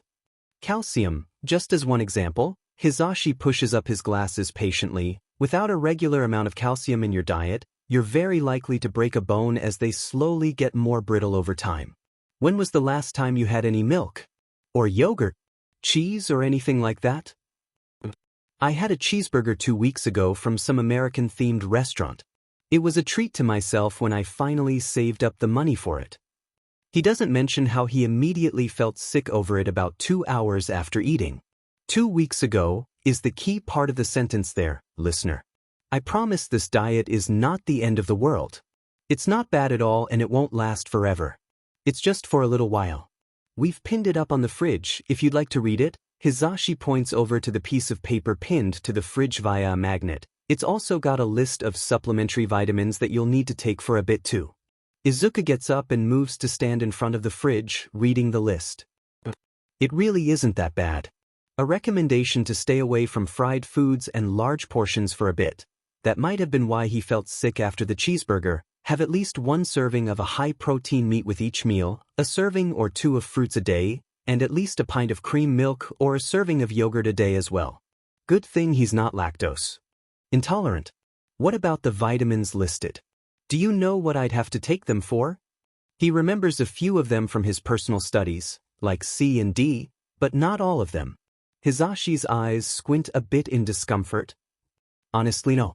I'm no good at that stuff. It'd be best to ask Chiyo-san for a full explanation of each one when you have a checkup with her. I do know that the B12 listed is for replenishing red blood cells just from what I remember from health and nutrition class back in high school. Should help you with your recent injuries and your anemia. He blinks at that. I have anemia? Hizashi chuckles, not cruelly but just in subdued amusement. Baby, yes. It's a bit obvious even when you just look at you. You live in your hoodies, Bunny Bean. I admit that I don't like the house to be too warm, but you're still wearing your sweatshirt even though it's probably about 22 degrees Celsius in here. It takes a moment to click, but when it does, he exclaims, oh, that's why I'm always so cold. Hizashi laughs again and confirms that. That makes so much sense to him now. He did wonder why he always felt the need to get warmer clothes even in the warmer months after about 6 months of being on his own. He was suffering from anemia. How did he miss that? He remembers reading about the condition not even that long ago in a medical textbook he found. Did he seriously just read about it and go, ha, that's crazy close to how I feel regularly, good thing I don't have that, or something? Well, he's definitely not fighting that diet now. It's a good thing Recovery Girl knew of a diet off the top of her head that would help him. It probably would have taken him forever to find a nutritionist to see about it. He can tell Hizashi knows that he's realized this too. The blonde just smiles widely and moves over to the fridge. I'm guessing you're probably a bit hungry right now. It's a good idea to eat something anyway since Chiyo-san sapped up your energy to heal you. I don't want to do anything big since I'll be making us an early dinner, so. After looking for a moment, he closes the fridge and moves over to a bowl full of fruit on the counter instead, orange, apple, or banana. The question kind of catches Izuku off guard. He thinks about it for a moment. It's been quite a while since he's had any of those food items. Fruits in general were rare for him out of the streets. Apple, he eventually settles on, remembering that they're both crisp and sweet. Hizashi snaps out 2 finger guns at him. He pulls out an apple from the bowl and a knife from a nearby drawer. He goes about coring and peeling the apple before cutting it into slices. Izuku wanted to protest that he didn't have to do that but felt like Hizashi would probably say something along the lines about how he didn't have to but wanted to. So he just sat patiently, waiting for the man to finish. Soon, a plate full of apple slices and a glass of water are set down in front of him. Hizashi also grabs BSRD and sets her down on the floor so she's not sniffing at the plate of food. He thanks Hizashi for the food. Just as he's about to pick up one of the slices, one of the blonde's hands covers his own. He looks up at him in confusion. Listener, Hizashi starts, softly and calmly, crouching down to be at his level and look him in the eyes. I want to go ahead and warn you now. Sho is also going to meet Detective Tsukachi while he's out, and both are going to walk back here together. We're going to go ahead and have you get the talk with him out of the way. I know it's going to be scary, especially because you probably think we're going to try and get rid of you afterwards, but after it's done, I promise you that nothing will change. This is your home now. Nothing you say or tell him will change that. Izuku's stomach flips with nerves.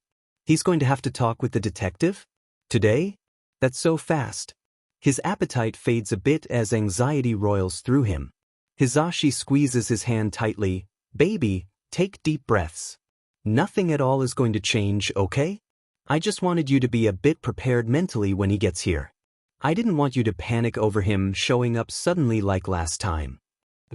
Why you promise nothing will change? He asks hesitantly, even knowing a lot about why I was out on the streets and being a vigilante? Yes, of course. I absolutely promise. On my hero license. Hizashi chuckles a bit, eyes full of an emotion that Izuku can't quite pinpoint. Looks familiar though. Another set of green eyes, slightly darker than the blonde's, looked at him like that before. Hizashi smiles widely and states, I would gladly give that up than let anything happen to you, Bunny Bean. Sho feels the same way too, I know he does. We would never, ever make you leave or let anyone take you. We would only let you go if that's what you wanted, and only if it was somewhere safe and warm where you could be happy. Izuku nods in understanding, feeling his heart rate settle down at the adamant reassurances. Hizashi lets go of his hand and Izuku finally picks up an apple slice to nibble on. It reignites the hunger he was feeling, and soon he's scarfing down the rest of the apple pieces. Meanwhile, Hizashi tells him random stories about things that he and Shoyuta had done during their high school years together. Izuku can't help but laugh when Hizashi tells him the story how they first met at UA's sports festival in their second year, at how Hizashi had cockily believed that Shoyuta was an easy target in the finals only to be beaten into the ground within minutes of their match starting. It's more than amusing to say the least.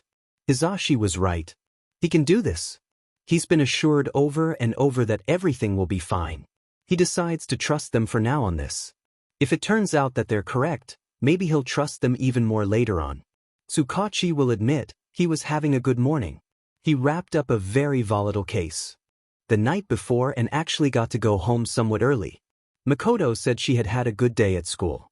They both got to sit down and have a nice meal together for once in a long while. Then he went to bed and got a nice, full 9 hours of sleep for once with no interruptions on a new case. He even got to get up and have some coffee at home before going back into the precinct instead of having to stop and buy it on the way. It was nice. Then Aizawa calls and says he needs to come by his and Mick's home to talk to Gyakuto. This doesn't ruin it, per se. He's mostly extremely confused. The boy ran out on them that night over a week ago when he heard that Tsukachi was coming over. How on earth did the two find him and convince him to come back to their home? Guess that's a question for when he gets there. Aizawa decided that they would meet at the corner near a local grocery store that the other man would be visiting to pick up some ingredients and other food items. Then they would both walk to the home the Erasure hero shared with the voice hero. Tsukachi is waiting on the corner where Aizawa said they would meet, reviewing his questions. He had so many for the boy, but he knew he should limit himself so as to not make the literal child uncomfortable. Well, more uncomfortable than would be average for a conversation/interrogation like this one. He sighs as he finally decides on which questions he's going to ask when Aizawa finally joins him. The hero is carrying multiple bags in his arms and greets him softly, "Thanks for coming now." "Sure. Am I allowed to ask how you got this meeting to occur?" he asks skeptically. "You can. But it's probably better to wait until we get there to explain," the man replies easily. The passive part of his quirk immediately starts doing its job. That's interesting. What's so groundbreaking that it's better to wait for the explanation? He doesn't push it and instead quietly follows Aizawa towards his home. When they get to the front door, Aizawa pulls out his keys and says, "Zashi's probably warned the kid you're coming." He's got a bit of a weird mental state that makes him distrustful of adults in general, but especially heroes and police officers to an extreme level. I'm just warning you now, he may not cooperate easily, which will make your job harder, but please don't push him too hard on some things. We're still trying to fully gain his trust. It shouldn't surprise him. It doesn't really. The kid had run out of the Yamada Izawa home via a window in the bathroom when just hearing that he was coming over last time. For the kid to know he'll actually have to talk to Tsukachi probably has him freaking out a bit. He reminds himself that Izawa is right. He needs to play a little bit nicer than normal. While this is somewhat of an interrogation, it's more of an interrogation to see who harmed Gyakudo and how to help him. The boy isn't going to trust him because he has no reason to. That's fine. He's allowed after the year he's had. He takes a deep breath to steady himself and nods to Izawa in understanding. The other man returns the nod and opens the door, calling out that he's home. Yamada's voice calls back that they're in the kitchen. Izawa swiftly heads that way and voices are heard as he assumes Yamada and Izawa move to put away the groceries. Tsukachi makes his way into the kitchen, wary of the skittish child they have in there. Then he freezes in the doorway. "You've got to be kidding me," he groans tiredly. Because sitting at the kitchen table, drinking a glass of water, is Midoriya Izuku. The boy stares back at him with nervous eyes and even more nervous energy. "Suki!" Yamada whips around to hiss at him, "Don't curse like that in front of the baby." "Don't curse in front of Dash? You told me I was meeting with Gyakudo." "You are," Izawa intones. What does? Oh no. He pulled a Nedu, didn't he? Izawa gives off that horrifying grin of his. "Now, meet Midoriya Izuku, also known as Gyakudo. Tsukachi is going to have an aneurysm. Or commit murder. One of the two." He lets out an extremely frustrated sigh. "Is this also the reason why Nedu hasn't called to tell me Midoriya had been found?" Izawa shrugs. "Probably. You know he finds our struggles entertaining." "Unfortunately." He huffs out another breath and pinches the bridge of his nose. "It's okay. It's fine. He can do this." He moves over to sit in the chair across from the boy. The boy he just learned is both legally deceased thanks to the stupidity of some officers at his place of work and also apparently a high-profile vigilante. "All right then, Izuku," he starts. "We've never met in person, but I'm Detective Tsukachi Naomasa. It's nice to finally meet you." The boy mumbles a half-hearted return of the sentiment. Tsukachi nods. "Let's get right to the nitty-gritty of it. Izawa and Yamada have asked me to come in and interview you. I'll be recording the whole process on this tape recorder." He pulls said tape recorder out of his BRST pocket to set on the table for the boy to see, to be referred back to in the future and be used in the event we can make a case that can go to court. If you need a break at any time, we can stop for a bit. Don't feel pressured to force yourself to give answers right away if you need a minute to think about it. Another thing you need to be made known is my quirk. It's called Lie Detector. It allows me to know if a person is lying based on whatever it is that they've just told me. I urge you to be truthful with me from the get-go because I will unfortunately know if you're lying to me. It'll just make this process a whole lot faster. Midoriya takes that all in and nods. "Okay, I understand. I doubt a case would be necessary though. There will be at least one, but I don't need any kind of statement from you about that one. Trust me at least on that."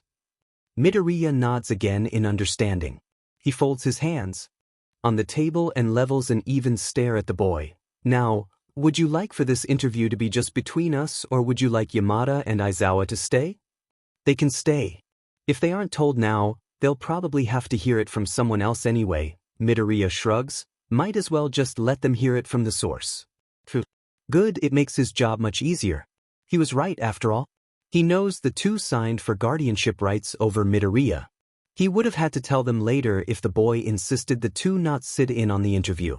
He nods with a small smile before reaching out to press the record button on the tape recorder, speaking slowly and concisely. "This is Detective Tsukachi Naomasa, conducting an interview with Midoriya Izuku, age 12. Also known as Gyakudo. Also present in the interview is Izawa Shoyuda, hero name Eraserhead, and Yamada Hizashi, hero name Present Mike, who have assumed guardianship over Midoriya. The time is 14:03 on Sunday, October 10th of 2/12. Tsukachi opens his notebook to the page with his interview questions. "We'll start with something simple. What is your full name and age?" Midoriya Izuku. I'm 12. True. Alright. Now for something a bit harder. What was the day that you became an orphan? Hard to forget really. July 20th of 2/11. True. And how did it occur exactly? I was out with my mom, we were shopping for something. I don't remember exactly what now, but I had noticed a hero battle going on a few streets over. I broke away from her to go watch the action. I was really obsessed with watching them. She called to me to try and get me to come back, but I didn't listen. I watched the fight at the sidelines like all the other bystanders and then followed as the hero and villain both headed back towards where Mom and I first were. She died there. I saw it happen. True. How did she die? Tsukachi pressed. I can't tell you. Oh boy, he's already reached resistance. They're only 4 questions in. He just told them he saw it happen. Now he's saying he can't tell them? He thinks the boy is just being flippant or purposely uncooperative. Midoriya, please, I really need you to cooperate.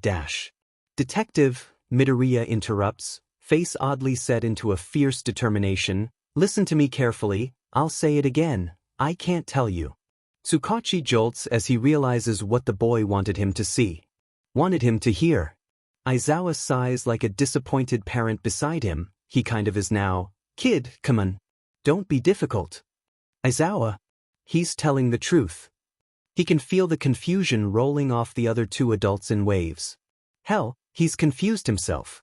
He asks Midoriya to explain what he means. The kid leans back and crosses his arms over his chest. What I mean is, if I tell you, it would upset every single balance of the world as we know it.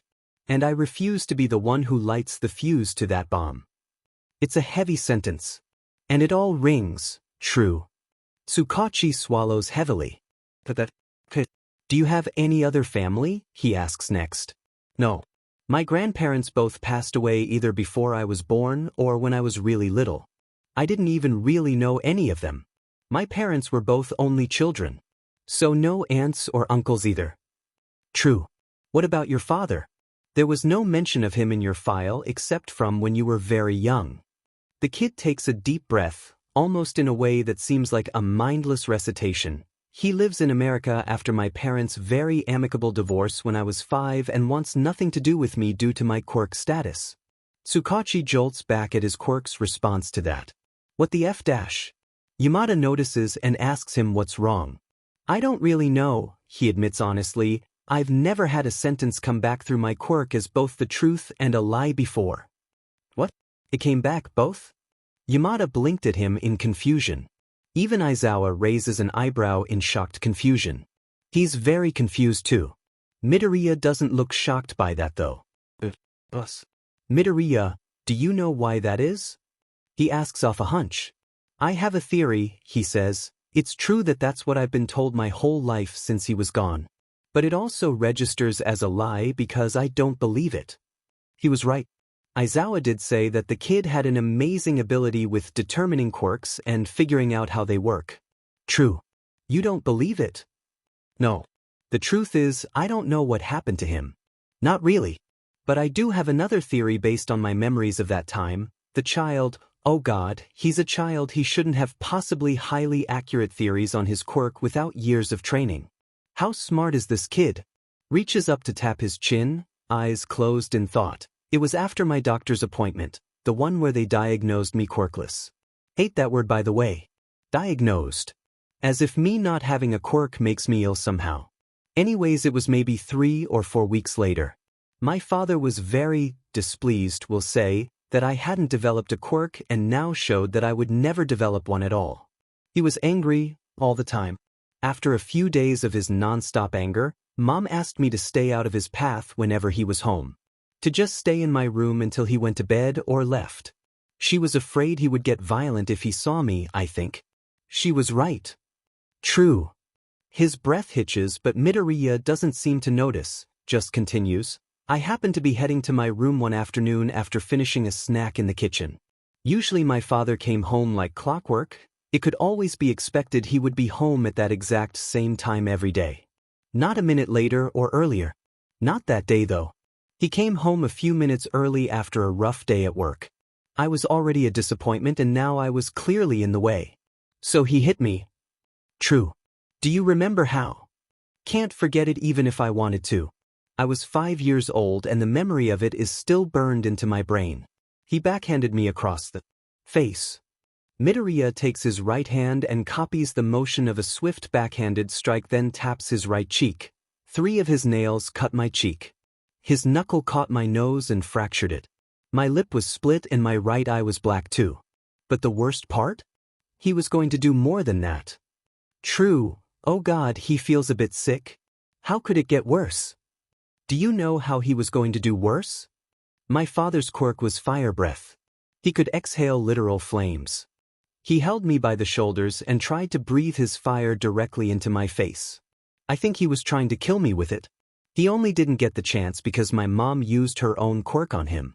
Attraction of small objects. She targeted his nose bone with it and forced him to turn his head by pulling it with her quirk. She broke it in the process. He was really sad about that too. Oh God, he shouldn't have asked. It's worse. It's way worse and it's all ringing. True. He clears his throat to regain a bit of his composure. What happened next? She rushed over and pushed him off of me.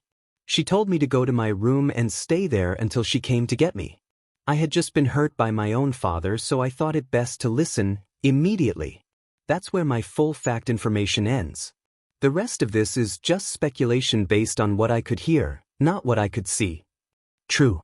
All right, and what's your theory based on your speculation? The kid starts to look nervous, fidgeting a bit. You know, maybe we don't want to do this. Can I get away with saying he left and joined up with villains in America instead? Lie. Sorry, but we're already on this train now. Better ride it all the way to the station. Midoriya bites his lip, almost harshly, before muttering out a soft apology under his breath, though Tsukachi doesn't know if it's for him for lying or for his deceased mother. I think my mom killed him. Tsukachi is floored.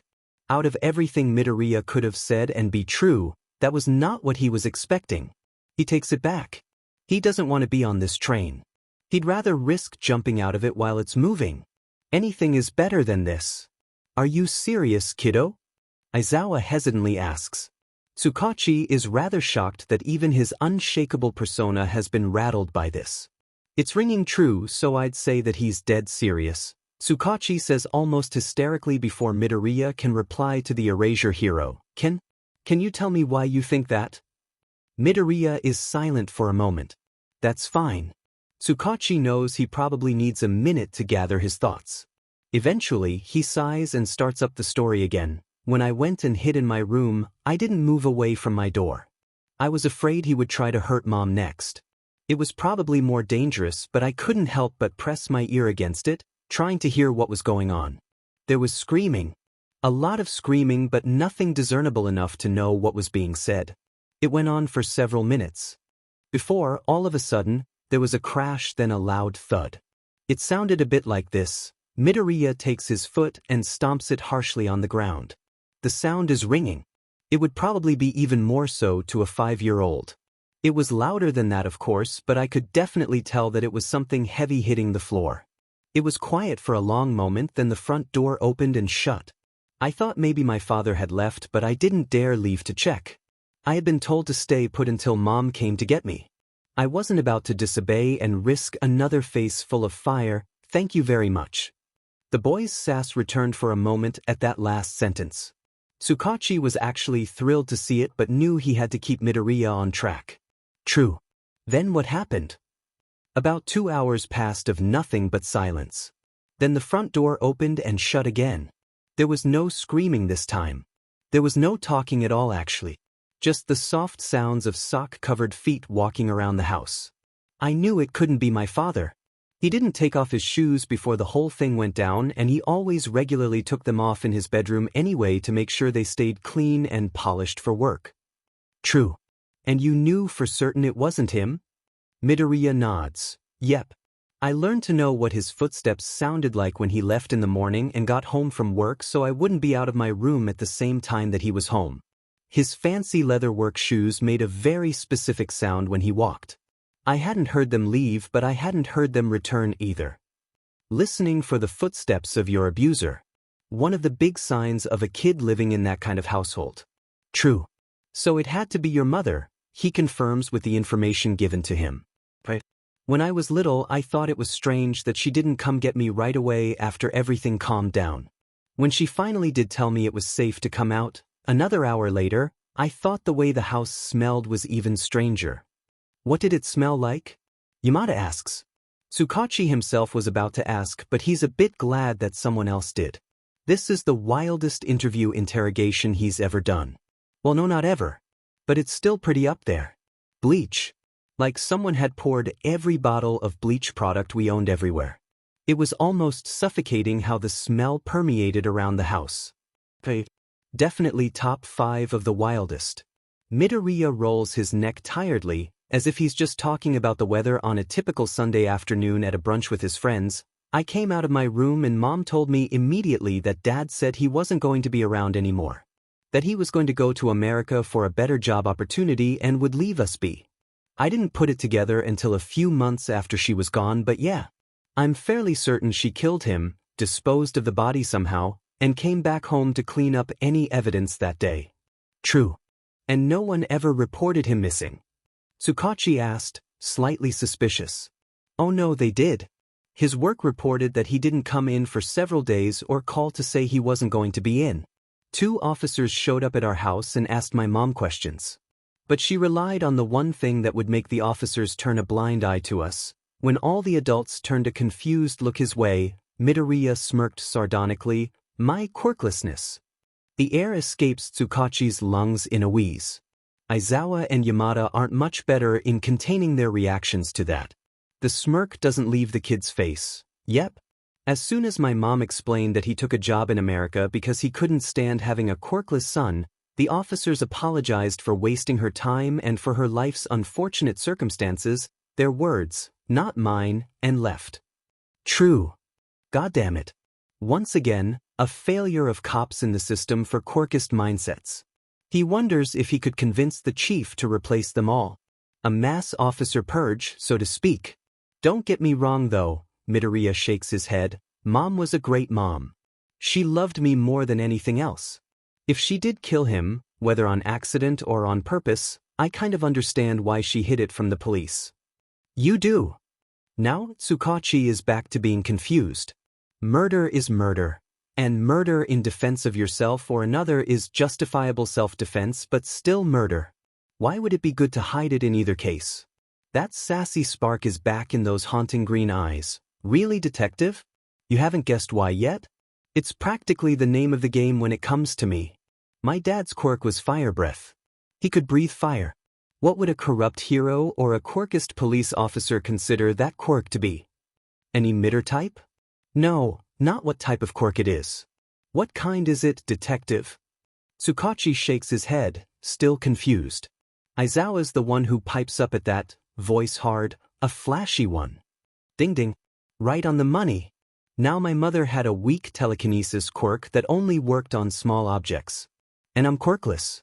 So here's that in theory scenario once more for you. My weak quirked mother has just, intentionally or not, killed my flashy quirked father to protect her quirkless son. Except in this scenario, she decides to go to the police and explains what she did and why to them. What do you think the police officers, the same police officers who called my mom's life with me unfortunate circumstances, do in response to that? It clicks. He doesn't answer. He doesn't have to. The implications of it all are enough. Midoriya can see that too and just smiles at him somewhat sadly. As if somehow saying it's not your fault. The world's a effed up place. Don't blame yourself. He's going to do so anyway. How is it that their society is as effed up as it is? That it would rather be preferable to people to let an abuser and an attempted murderer go free rather than protect a quirkless child and his mother? Glances over at the 2 pros. Aizawa's stare is 1,000 kilos long and Yamada looks about a minute away from a full-on breakdown. Tsukachi reaches out, hitting the pause button on the recorder with lightning speed. Small break, he calls, just a few minutes. Yamada lets out a pitiful-sounding sob, rocking back and forth a bit. Aizawa is up in a flash to kneel next to him, talking quietly to him to try and calm him down. Midoriya looks a bit ashamed, mumbling an apology to both of his guardians. Yamada, who had been sitting directly beside Midoriya, doesn't hesitate to throw his arms around the child and pull him as close as physically possible. Midoriya is stiff but doesn't fight him as the blonde rocks them both. The voice hero mutters reassurances to him as he softly pets Midoriya's wild green curls. Even Aizawa's hand has come up to pet Midoriya's back gently as a form of comfort. From his place buried in Yamada's shoulder, he sees Midoriya's eyes well up with tears before they start falling steadily. The kid deserves to cry a little bit. He's had such a shit life and he's not even an adult yet. He deserves to cry about how unfair the world is for a bit. Eventually, the three separate and return to their seats. They also wipe the tears from their eyes. With nods from everyone around the table, Tsukachi resumes the recording. He makes mention that he's not answering Midoriya's last question on account of the obvious conclusion that can be drawn from it. Okay, let's move on, he says thankfully, flipping to his next page of questions. Did you know that you were falsely marked deceased by a police officer who was on the scene during the fight that resulted in your mother's death? Midoriya shakes his head. Not at the time, no. I only just learned about 5 days ago. A friend of mine learned it from somewhere and told me. True. And what was the reasoning for deciding to be homeless instead of alerting an officer or a hero that you were now alone? Mostly because I knew what would probably happen if I was put in the system. I'm not treated kindly by society as a whole, so an orphanage putting up with a quirkless child or a group home dealing with a child they don't want. I decided I would just take my chances on the streets. In a way, I knew it would be safer than the alternative. True. And boy does he hate how true that was. And your reasoning for being a vigilante? Not technically a vigilante. According to the law, I can't be one unless I have a quirk to use without a license. Not a vigilante then. A concerned citizen, I suppose we could call you, he corrects. When you live on the streets you see all kinds of things. Murder, drug deals, thieves, arpitas. And nobody is ever around to help stop them. I tried once to get help from a hero. Told a limelighter that happened to be doing a nighttime patrol that a woman was in trouble from a SXL assailant in the alley nearby. They told me to come back and talk to them. When there was a real emergency for them to handle. It was the first night I tried to help. Got myself beat black and blue and only didn't get killed because I was a kid and a pretty little thing. Don't worry, he didn't touch me like that. The woman that was getting attacked helped me fight back at that point and we escaped together. When she thanked me so sincerely for stepping in to help despite the fact that I got horribly beat for it, that was when I decided I needed to do it again. Preferably several times. People need help and sometimes heroes don't help. Made sense to me to just step in when I could. Not like I had anything to lose, Midoriya shrugged. Tsukachi winces harshly at all the information. True. What about your life? Surely that was worth something to you? Midoriya's voice is nonchalant as he replies with, no, not really. Everyone expects me to be dead by 18 or a little after anyways. At least then I would have died fighting instead of just laying down to wait to be killed. The detective has to work very hard not to let his mind blue screen at that. His quirk whispers again that the boy is telling the truth, but it's hard to even focus on that right now with the swell of emotions that are filling him once more. Damn it, he's going to get attached to the kid, isn't he? He takes another quick breath and decides to move on from that. Last thing before we conclude the interview, could you tell me about your time at Aldra Secondary School? One word, awful. True. I'll just go ahead and save us some time. I'll let you know what we suspect that they've done and you can just agree or deny that it happened to you. Sounds good to me, Midoriya shrugs. So Tsukachi begins to list. Falsely downgraded tests, ignored or encouraged bullying, infractions leveled against him despite the fact that he had actually done nothing wrong. Each one Midoriya agrees to it happening to him with at least one example at the ready. Each agreement rings true, which he relays aloud for the tape recorder to pick up. When he finally finishes, he closes the notebook. That's everything I needed. Interview concluded at 16:11. He clicks the stop button on the recorder. He releases a deep, tired sigh. It's done. They're done. Thank God. He tucks the tape recorder away back in his BRST pocket. The boy slouches down in his chair, likely glad that the questions were over. But Tsukachi has one that's burning on his mind. He bites his lip before opening his mouth. Can I ask you a question of my own? The answer will just be for me and won't go on record anywhere. Midoriya looks skeptical at him but agrees nonetheless. Now how to ask this? He takes a deep breath. When your mother was killed that day, in that attack in July, can you not tell us how it happened because a hero caused it and you don't want to get them in trouble? Midoriya is silent. He just stares. Tsukachi stares right back. He can't shake this hunch. How would reporting that a villain killed your mother would upset the very balance of the world as they knew it? No, it had to be a hero. No, of course not, Midoriya says evenly after another moment of silence. But he's lying. It was a hero. One that probably has enough power to turn the community against one traumatized child should it be dragged into the light. That's why Midoriya is telling the truth when he says he can't tell them. If he did, the repercussions would more than likely be against him, not the hero in question. He gives no indication outwardly what his quirk said in response to that. Yamada and Aizawa both seek it out on his face or his body language, but he's had years of practice keeping the indicating twitches down when he wants. He bids the three of them farewell and leaves without another word.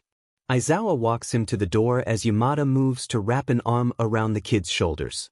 Aizawa asks him to tell him if Midoriya was lying with that last question. Tsukachi just stares him dead in the eyes and tells him he won't say. He doesn't want either Yamada or Aizawa getting involved. Just in case. For now he'll head back to the station to archive the recorded interview. Then he'll do a little bit of his own investigation into the heroes on scene during Midoriya Inko's death. Perhaps he can figure out exactly which hero was responsible. Or at least get a deeper understanding of what happened that day. The kid deserves it after how badly his choice of employment screwed up the first time around. He really was attached to the kid now, wasn't he? Izuku, for all intents and purposes after the interview, basically shuts down. Hizashi can see it in the way that their bean curls up tightly on the couch with BSRD, eyes glassy and distant. He hates that. He hasn't responded at all to his and Shuta's questions or small talk to him.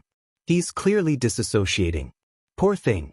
BSRD is doing her best to calm the boy down. She's taken to grooming his face while purring up a storm to try and comfort him. Hizashi knows from his own attacks that Izuku will only come out of it when he's ready. They all just have to be patient and wait for that moment. In the meantime, he and Shoyuta settle down on either side of the tight ball that is Midoriya Izuku on the couch. Hizashi next to his head and Shoyuta down by his feet. Both have pulled out grading, agency paperwork, and other menial distractions to work on while they wait. Hizashi decides to grade some of his first year's essays. They only get about 45 minutes in before Shoyuta turns to glare at Hizashi after he's groaned for what feels like the millionth time. The blonde notices and asks him what's up. Seriously? A dark brow raises high. You keep groaning. Stop it. It's distracting. Hizashi gasps in mock offense. It is not. I groan all the time when grading essays, you know that. And I can't help it. Some of these are just atrocious. They're first years, Zashi. That doesn't matter. If you don't know what verb tense to put in a sentence, don't just guess. Ask me for help. I'm a teacher, that's what I'm there for. Listen to this, listen. He flips back a few pages and reads off the essay, Cementos running to be placing the wall between the villain and us to protect us. Atrocious. Shoyuta winces at the butchered English and nods in agreement. Verb tense is off for three things, not just one. Also the sentence sounds better if you switch the nouns. Between us and the villain makes the sentence flow more cohesively. Mark extra points off, is murmured between them. They both glance down at Izuku lying between them and take note of the small bit of light now shining in his eyes. Hizashi is quick to toss the essays aside while Shoyuta puts his own paperwork away in a file folder. Baby! Hizashi calls to the boy, you feeling okay now? Izuku shrugs, but it's a response, so it's better than nothing. Shoyuta reaches out to hold his shoulder, grip squeezing just the slightest bit to try and comfort. You sure, kiddo? We lost you for a little while there. You were so out of it that I think B gave you enough of a bath to last a week. Izuku grunts and nods his head yes. Hizashi reaches out to pet his wayward curls. Do you want anything, listener? Some water or something? Water would be nice. His voice is very scratchy sounding and it makes Hizashi's heart ache at the sound. Shoyuta immediately gets up to go get a glass for him. Hizashi is grateful for that because it means he gets to continue to sit here with him. He continues to softly pet his hair, hoping to help keep him calm enough to tell them what happened. When Shoyuta gets back with a glass of water, Izuku pushes himself up to a sitting position. The glass is handed off to the child and Shoyuta sits back down beside him. Hizashi has to refrain from squealing as Izuku scoots over to tuck himself into Shuta's side while sipping his water, much to the surprise of the darker-haired male. It's just further proof to the voice hero that Izuku really does trust them, even if it's just enough to try and seek some comfort from them in small ways. Maybe he's also realized that they haven't tried to get rid of him yet either. Hizashi hopes so. After the glass is empty and placed on the table, Shoyuta speaks. What happened, problem child? You were so confident during the interview but then you disassociated for almost an hour. I think, Izuku grimaces a bit. I think I was hiding behind my Gyakudo persona while I was talking to Detective Tsukachi. I'm not saying that Gyakudo and Izuku are separate people or anything like that. That's not what it is. I've always felt more confident when I'm being my vigilante self than I do when I'm just the normal me. It's been like that since I started being Gyakudo. So, sometimes I become the vigilante Gyakudo when taking on tasks that my anxiety thinks is too much. It helps me get through it. But when it's over, I can't help but fall into an anxiety episode, whether that be a panic attack or a dissociative episode. Hizashi guesses. Izuku nods in confirmation. Yeah, that's about what he thought. Anxiety is really weird like that, Bunny Bean. It makes you think that you can't do anything, but as soon as you think you're someone else, suddenly there's nothing you can't do. It's not a bad thing, but it is worrisome because you're basically waiting to panic until you think it's safe to, which can be a problem for your health, both mental and physical. Zashi's right. We don't want you to get into such a state with no way out or no one to help you through it. Shoyuta looks up at him over Izuku's head, eyes questioning. Hizashi knows what he's trying to ask and nods a confirmation. Shoyuta turns back to Izuku. Izuku, we think we're going to need to get you some therapy. What? Izuku's head snaps up at that, eyes filled with something akin to betrayal. No. I'm fine. I don't need therapy. I don't need some stranger telling me how bad my life is and how fed up my brain's gotten. I already know. I don't need drags pumped into me until I'm a literal unfeeling zombie either. Hizashi's brows scrunch up at that. That's an odd way to phrase it. Sweetheart, therapy is not like that at all. I promise. Shoyuta and I both attend therapy to help us be the best heroes we can be. All it does is give us a peace of mind over everything that we see on the daily. Shoyuta nods in agreement. What? But, you guys are pros. Why do you need to go to therapy? Isn't it just for people who are, extremely mentally ill? Now Izuku looks confused, eyes flitting between the both of them as if searching for where either of them are lying to him. Shoyuta takes over from there. Kid, you've been a vigilante for a while now. You've seen up close and personal what heroes do every single day. You've said so yourself. Murderers, assaulters, robbers, traffickers, drag users. All of these things are the norm for us as heroes. But it doesn't make it any easier on our mental states just because it's something we see every day. That's right. Hizashi agrees with a soft smile. Some situations that happen are really scary or really hard to deal with emotionally. Even or especially for heroes. Therapy is a place we can go to talk about how it makes us feel and all the things still stuck in our minds and hearts about those particular cases. We can talk about anything that was too scary or too sad or too filled with rage to think about at the time. About all the things that we didn't do and wish we had done. And getting the affirmation again for the 100th that doing the best you can in some situations sometimes means that not everybody is going to be saved at the end of the day. It's a sad reality but a true one. And it's not your fault as long as you've done your very best. Hizashi reaches out and ruffles his hair again. That's the kind of therapy we want for you. A place that you can go to. Talk about the things that made you sad. Or angry. Or scared. Or even happy. Sometimes happy memories and thoughts need a quick glance through by a therapist as well. Shoyuta reaches out and knocks Izuku's shoulder lightly with his knuckles. Plus, we're not just going to stick you with some stranger. You're a kid now. That would be illogical. We're going to try and get you an appointment with Hound Dog. Izuku's eyes widened exponentially at that. Hound Dog's a therapist? As in the hunting dog hero. Really? Licensed and trained, especially so in therapy and counseling for minors. That's why he's the guidance counselor at UA. Hizashi chirps with a thumbs up. He's really good at what he does too. Huh. The boy looked down at his socked feet, brow furrowed in deep thought. I'll be honest, that doesn't sound like the kind of therapy my school was going to try and put me in. They made it seem like I would be locked away forever in a mental hospital and pumped full of a million drags to make it to where I couldn't feel anything at all anymore. How the people there would just scream at me about how I was crazy and useless and worthless to the world I was until it finally stuck. Hizashi's look turns blank and disgusted at the mention of that awful school doing yet more awful things to this poor child. Yeah, baby, but that was Aldra telling you that, and they SCK. Izuku giggles at that while Shoyuta rolls his eyes at his dramatics. The man should be used to it by now, honestly. They've been married for 3 years. He should know that Hizashi is dramatic and not afraid to show it. He needs to get with the program. It falls quiet for a moment. Hizashi and Shoyuta both enjoy the peaceful silence with their ward. Izuku then clears his throat. I lied to you guys, by the way. A quick glance at each other shows that neither of them know what he's talking about. About what, Bunny Bean? Hizashi questions. I'm not almost 13. I just turned 12 in July. July the 15th. What? July birthdays for the win. Hizashi cheers before grinning at Shoyuta. Sorry, Sho, our sweet autumn child, but the summer babies are taking over the house.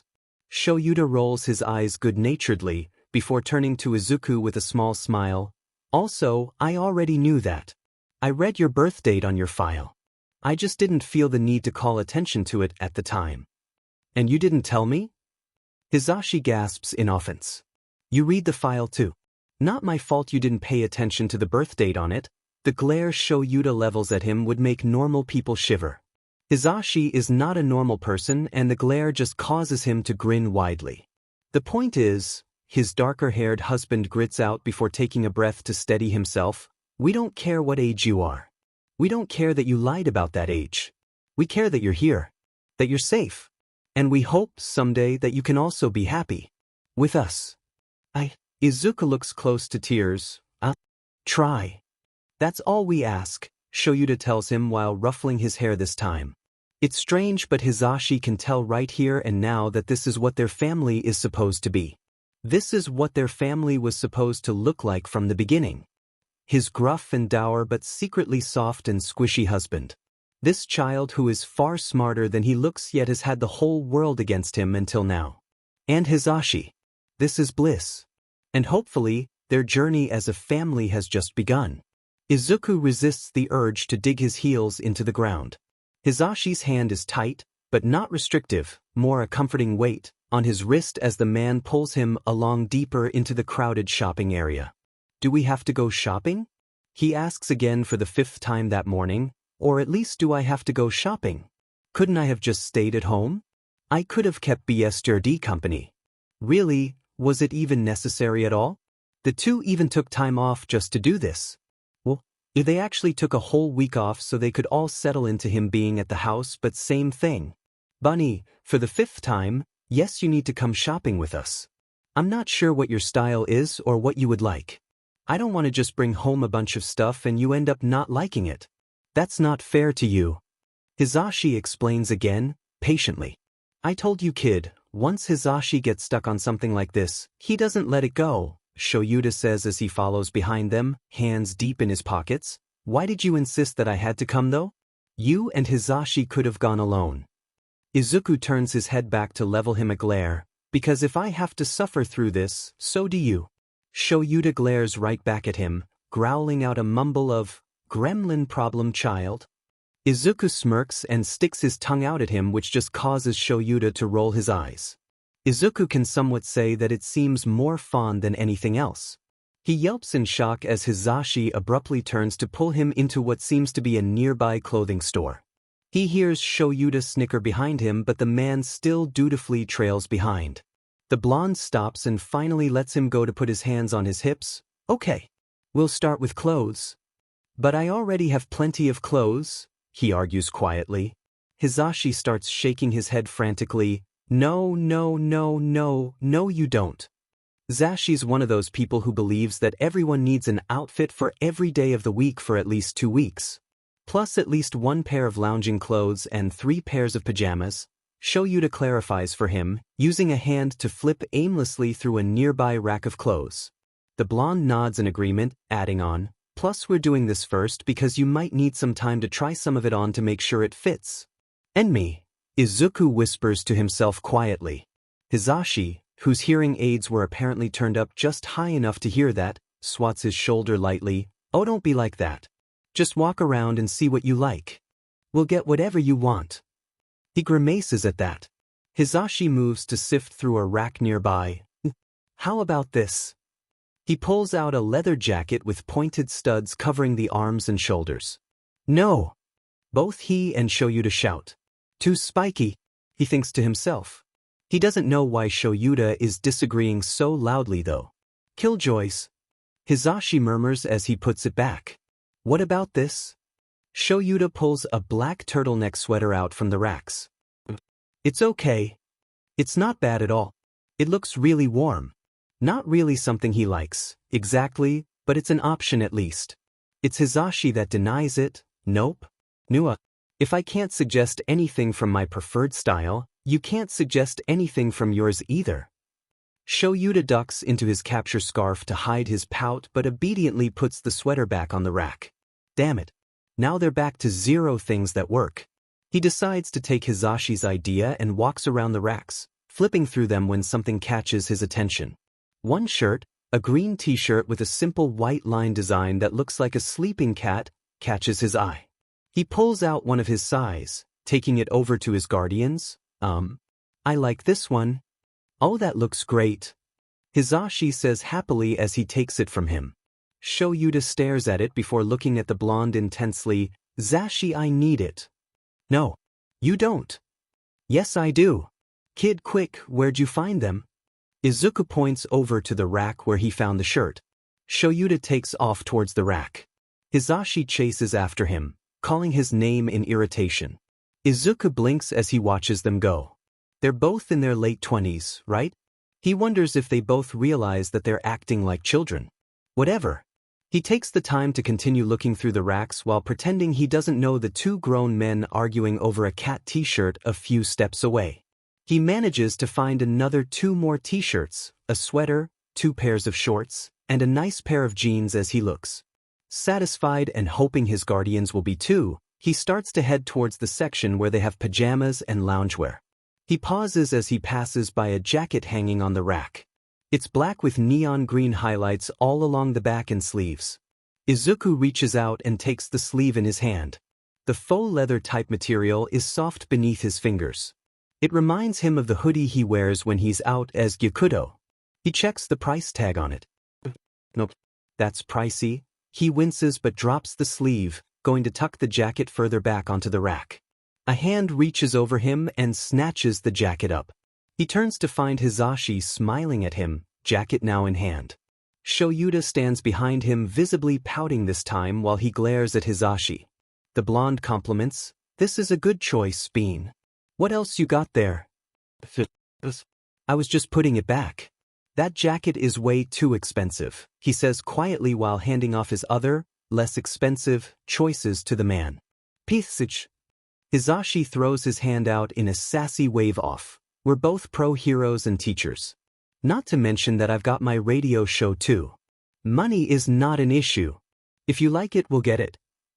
He stares at him in disbelief before dropping his head. His cheeks flush as he mumbles that he would like to have it if that was okay with them. Hizashi grins and happily agrees. Picking pajamas and loungewear is just the same as the rest of the clothes. Though Shoyuta does get Hizashi to agree to let him get a pair of lounge pants that are black with yellow cat paw prints all over it. Izuku thinks he only fully agreed because the darker-haired man said they reminded him of both of their hero costumes with the colors. Hizashi is sentimental as all get out like that.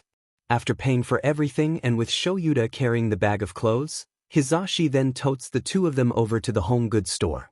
This one is much easier for Izuku. There's not many different styles when it comes to the furniture he supposedly needs for his new room, so he just has to pick out colors. Simple enough. He feels drained though, and they've only gone into 2 stores. Plus there's so much noise from all the people milling around. Izuku really wants to go home soon. He wonders how he started associating Shoyuta and Hizashi's house as home so quickly.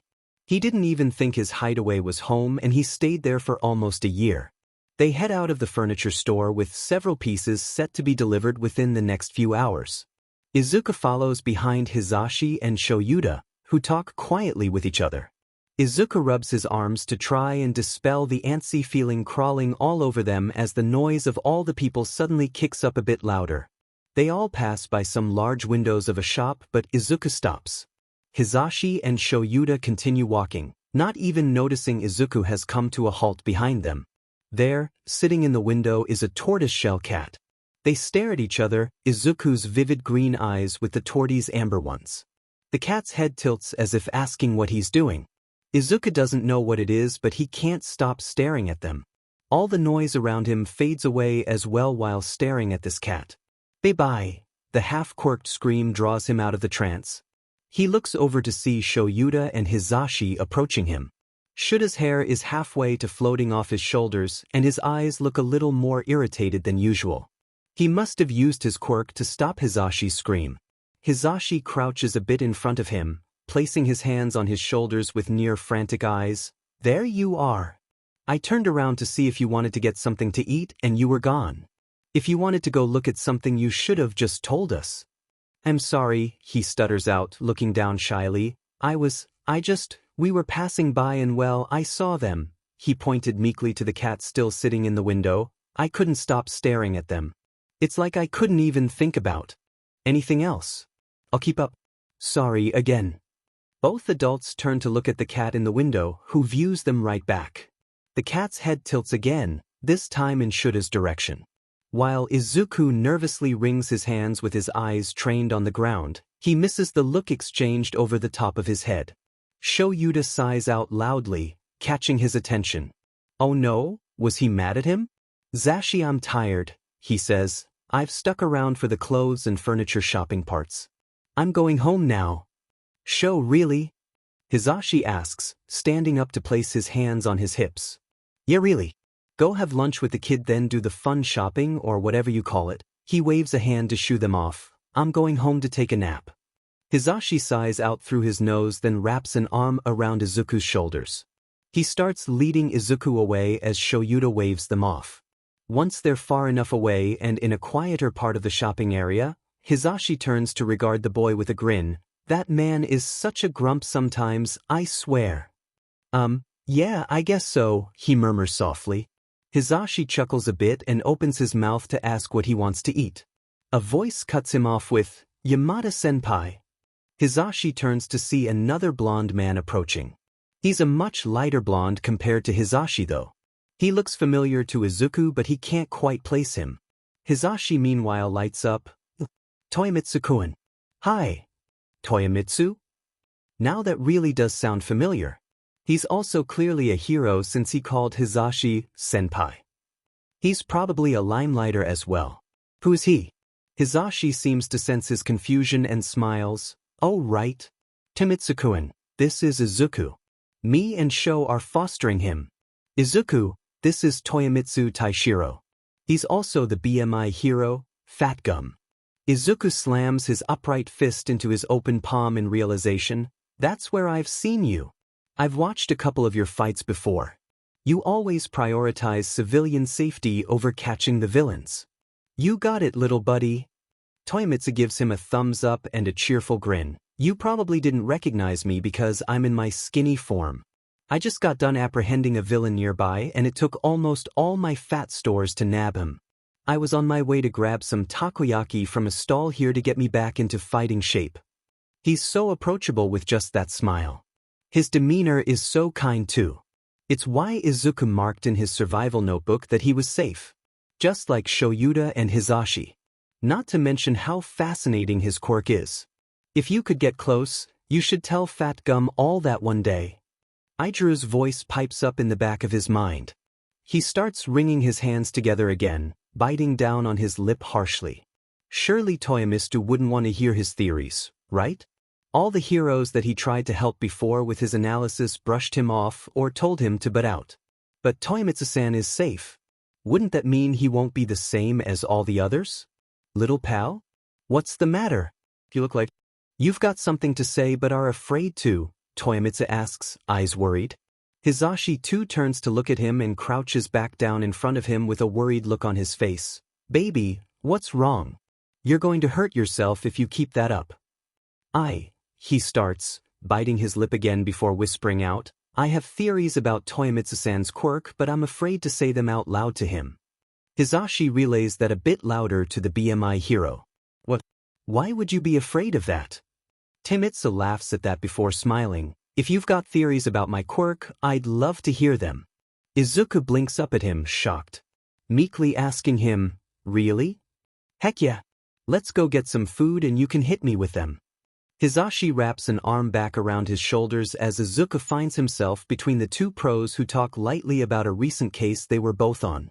How did this become his life? Oh yeah, by being homeless and a not quite vigilante, then by being fostered by two pro heroes. When the three of them finally have some food, they sit down at one of the more private eating tables in the area. Himitsu gets about 6 takoyaki in before speaking again. All right, little buddy, lay it on me. Well, he stirs his food around with his chopsticks. Where to start? Have you ever had someone tell you which type of fat you store? Which type? There's types. Izuku hums. Each humans have 3 types of fat in their body. Essential, subcutaneous, and visceral. Most would think your fat was visceral, because it's the fat around the abdomen. But I think yours is actually subcutaneous. Really? What makes you think that? Toyomitsu is now completely ignoring his food in order to keep all his attention on Izuku. The subcutaneous fat is the fat under the skin. So I think you build up that layer and then when you get hit, you basically shed the layer into protein and nutrients. Whoa, that's interesting. Huh? Is there a way to be able to tell? You could probably go to a physician or the hospital and ask them to take a sample of your fat cells. They should be able to tell what type of fat category it falls under. Alright, and does that mean anything towards my hero work? Like, does it change anything that my fat might be a different type than just the abdomen fat? Toyomitsu picks up 4 takoyaki and eats them in swift succession. Izuku swiftly shakes his head. No. Not really, it's more just a general, did you know kind of thing. But I also think your fat might be able to be utilized in ways besides just defense. Like I think it might have some similarities to the BL blubber like seals have. Really? I think if we ever get a big unexpected snowstorm like we did 5 years ago, you would be really good for needed rescue efforts. Your fat probably makes you more insulated and less sensitive to the colder environment. Also, you're probably more buoyant in water than most people are since. Blubber is also used to help animals that have it like seals stay afloat. You might also want someone to check what makes you gain the fat fastest. Because while takoyaki does have quite a lot of fat, it shouldn't have enough to make you gain weight as fast as you do. So it might be a certain starch or protein that could be amplified in a simple snack or in a takoyaki recipe to make it where you can replenish yourself faster. No kidding. Toyomitsu's eyes seem to sparkle at that. I'll be sure to mention it at my next checkup then. And snow rescues. That would be awesome. Sheesh, little buddy, you're good at this. Really, he asks weakly, you don't think it's weird, or creepy, or like overstepping a boundary or telling how to do your job? No way. They're good theories. Fantastic even. If this helps me to do my job better or help me rescue more people, then more power to ya, little guy. Toyomitsu turns to Hizashi. Yamada-senpai, you've gotta let me borrow him to talk to the others. They would love him. Or at the very least, let him watch me train so he can tell me how to do it more efficiently. Hizashi laughs, loud and boisterous, at that. I'll talk to Sho and we'll see, Timitsun. That's not a no, so I'll take it. The smile turned back to Izuku. Have you thought about becoming a hero? You're so smart that I'm sure you could become an intelligence hero as good as Nezu-san or Sir Night-Eye. I can't wait to introduce you to some other heroes. I know they'll agree with me once you show them what you can do. Being a hero was a pipe dream when he was younger. The only thing that he ever wanted as a child that he knew could never happen as he got older. Yet here's a popular hero sitting right in front of him, saying he could be a hero up there in the ranks of someone like Sir Night-Eye or Nezu, and not once, not one time, did this hero ever ask him about his quirk or if he even had one at all. He liked his analysis and his theories. He said they were good, fantastic even. His eyes welled up with tears. Why couldn't he have met a hero like Toyomitsu sooner? Maybe he could have kept his dream if he had, instead of letting it die with his mom, the only person who's ever supported him wholeheartedly. He ducks his head down and mutters a small thank you to the man. For what? He doesn't exactly know right now. But for the first time in so long, he can look at a hero and doesn't have to worry or even think about if he's written in his notebook that they're safe or not. He feels Hizashi place his arm around his shoulders again. It's comforting and he turns into the man to bury his face into his shoulder. He doesn't see the silent exchange passed between the heroes, Hizashi mouthing a sincere thank you to Toyomitsu who gives him a thumbs up and a smile as wide as the sun. Hizashi, Izuku, and Toyomitsu finish up their food after their emotional hurdle has passed. Toyomitsu gets another 6 orders of takoyaki to go and is looking much more like his recognizable fat gum self by the time he's got the rest of his food in hand. He watches fondly as Izuku bows and thanks the BMI hero for his kind words again. Timitsu waves him off when Izuku calls him Timitsu-san. Ah, just call me Taishiro, little buddy. I hope to be seeing a lot of you in the coming while. Toyomitsu leans close to whisper to him as if Hizashi can't hear him. If Yamada-senpai forgets to ask Aizawa-senpai, remind him to. I want to hang out with you again soon, little pal. Izuku flushes and agrees quietly with a soft little smile. It's so precious that Hizashi's heart aches. They wave off Toyomitsu as he heads out of the shopping area. He wraps an arm back around Izuku's shoulders and starts steering him towards one of the home decoration shops. It doubles that they sell hero merch here too. So, he says happily, I know you probably don't want to get too much stuff from here, but I insist you get at least 5 things from here to decorate your room. It doesn't matter if it's hero merch or not, I just want you to get anything that you like. Anything that catches your attention. Or that'll add a bit of pizzazz to your room. Izuku nods in, albeit reluctant, agreement and heads off deeper into the store to look around. Hizashi waits kind of near the front. He knows this is new and doesn't want to crowd him or pressure him into choices he may not like. Just like with clothes shopping. His phone pings as he waits and he pulls it out to see a new text message from his husband. He smirks lightly at the picture that's been sent of BSRD grooming the head of tortoiseshell cat that Izuku had a staring contest with, who sits as if the answer to life has just been given to them. It has a caption of, I think they like each other. He snickers quietly. Well, that's good. At least BSRD isn't being territorial with a new cat in her home. He hopes Izuku likes their little surprise. He sends back a quick response before wandering into the store to try and find his foster son. He pauses as he spots him standing awkwardly and sheepishly in front of several little fake succulent pots. A girl, with short brown hair and the pinkest little cheeks he's ever seen, is standing beside him, glancing over at him from time to time. Izuku hasn't seemed to notice her yet. He waits to see what they'll both do. The girl picks up 2 of the same room decorations that are 2 different colors. She goes up to Izuku and quietly says, excuse me? Izuku jumps, turning to her with wide eyes and a frantic, I'm sorry. I didn't mean to scare you. My parents are in town for a job and told me to come pick something out for my room with some of the money we got from it.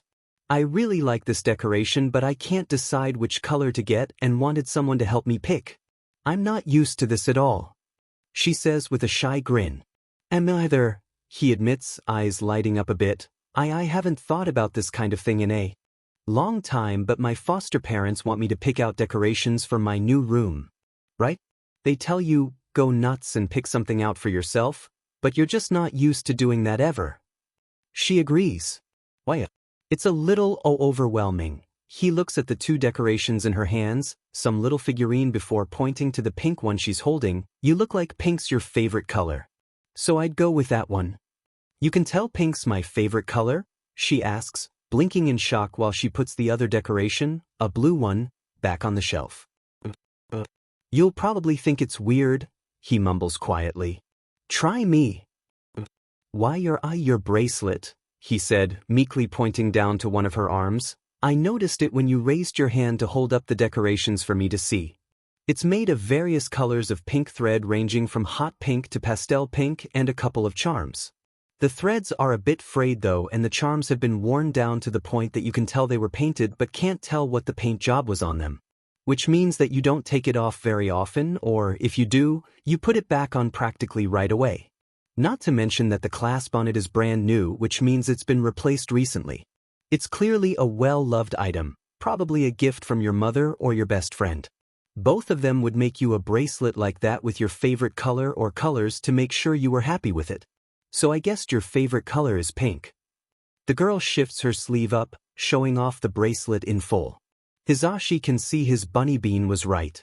The threads are fraying and the charms are all worn. She looks back to him with stars in her eyes. You're so good at that. What else can you tell just by looking at me? Well, your quirk is a 5-finger activation one, right? He points to the decoration in her hand. I noticed that you don't touch things fully. You always leave one finger out, which is a sign for emitter types that need all 5 fingers to be touching whatever they're trying to use it on. Whoa, that's right too. My quirk is called zero gravity. When I touch all 5 of my fingertips to something, I can reverse the gravity in it to make it float. Touching my fingertips together stops the effect and causes whatever I was floating to drop. That's amazing. I'm sorry, I don't think I got your name. He blushes a bit, eyes darting nervously. He's flustered over a girl. Cute. Hizashi clamps a hand over his mouth to stop the squeal trying to come out and keep himself hidden from the 2. Oh, I'm Uraraka Ochako. I'm from Ye Prefecture, but, like I said, my parents are here in the area for a construction job. She smiles brightly while pointing to herself. It's nice to meet you. I'm Midoriya Izuku. It's nice to meet you too. Hizashi smiles at the sweet scene before jumping as his phone pings with another new text. It's Shoyuta again, this time asking how much longer they're going to be. Oh, they've been in this store for the last 45 minutes. Oops. He finally approaches the 2 preteens, calling out softly, Izuku-an, ready to go yet? The green-haired boy startles at the sound of his voice before turning to him with wide eyes. Oh, Hizashi. I only have 3 things. He holds up the items in his hands. A simple sorter for pens and pencils that can also hold a notebook or 2, one of the little fake succulents he was looking at before, and a pack of color-changing fairy lights that hang on the wall. Good choices overall, but simple. Izuku looks down, clearly something he does when thinking of something on the fly, before smiling a bit and grabbing a red-colored figurine of the same kind that Uraraka got. He holds it up for her to see and explains, I'll get one of these too. That way I can look at it and remember I met Uraraka-chan today. Hizashi clutches his heart as it aches at the cuteness of that sentence. Oh my god, so precious. Uraraka must think so as well. She presses her lips together tightly to muffle a squeal, a smile also threatening to burst across her face. Okay, Hizashi says weakly, heart full of soft fuzzies. Just one more thing then, bunny. We'll head out after and grab all the other things you need before heading home to show. Izuku starts thinking again, turning his head left and right to see what he can get. He spots something just behind Hizashi and walks around him. He comes back with what is clearly 2 poster tubes and says he's ready to go. Hizashi can't tell what the posters have on them, but he doesn't pry. He's just happy he got 6 things instead of just the minimum 5. He's sure he'll see them hanging up later anyway. Izuku and Uraraka tell each other goodbye, with Uraraka also writing down her phone number on a slip of paper, giving it to him happily. For when you get a phone again. My phone's kind of old but you can text me, she informed him happily. That's something they'll also have to grab before they go home, Hizashi guesses. He informs Izuku of this and sends a quick text to Shoyuta telling him of the extra stop they'll have to make. He gets a picture back in return of BSTRD curled up with the new cat in a spot of sunlight taking a nap with the caption, "I think we'll survive." Good to know everything's going fine then. Hizashi tries to be quick when getting the hygiene stuff Izuku needs. He can tell that Izuku is getting more anxious the longer they're here. He does check with the boy to make sure scents are too strong for him. By the time they finish up there, his poor bunny bean is a knot of nerves. Just one more stop for Reals this time, listener. He placates, then we'll go home to show. He watches as green eyes light up at the sight of the phone store before they immediately dim as Izuku tries his best to dissuade him from buying him a new phone. Not worth it, he says. Too expensive, he says. Hizashi doesn't know the meaning of those words, especially when it comes to this special little listener. Hizashi does find a model that Izuku likes instead of one he's found that's as cheap as he can get it. They pay for it and get it attached to his and Shuta's phone plan. The first numbers the boy adds to the contacts list are his and Shuta's. The third number he adds is for Uraraka with a quick text to her that he's got a phone now. After that, they both head to the car to go home. Hizashi glances a few times in the rearview mirror to see Izuku tapping away in wonder at his new phone, likely exploring all the features it has. Hizashi bites down on his lip to keep the excited smile off his face. He really hopes Izuku likes his and Sho's surprise gift.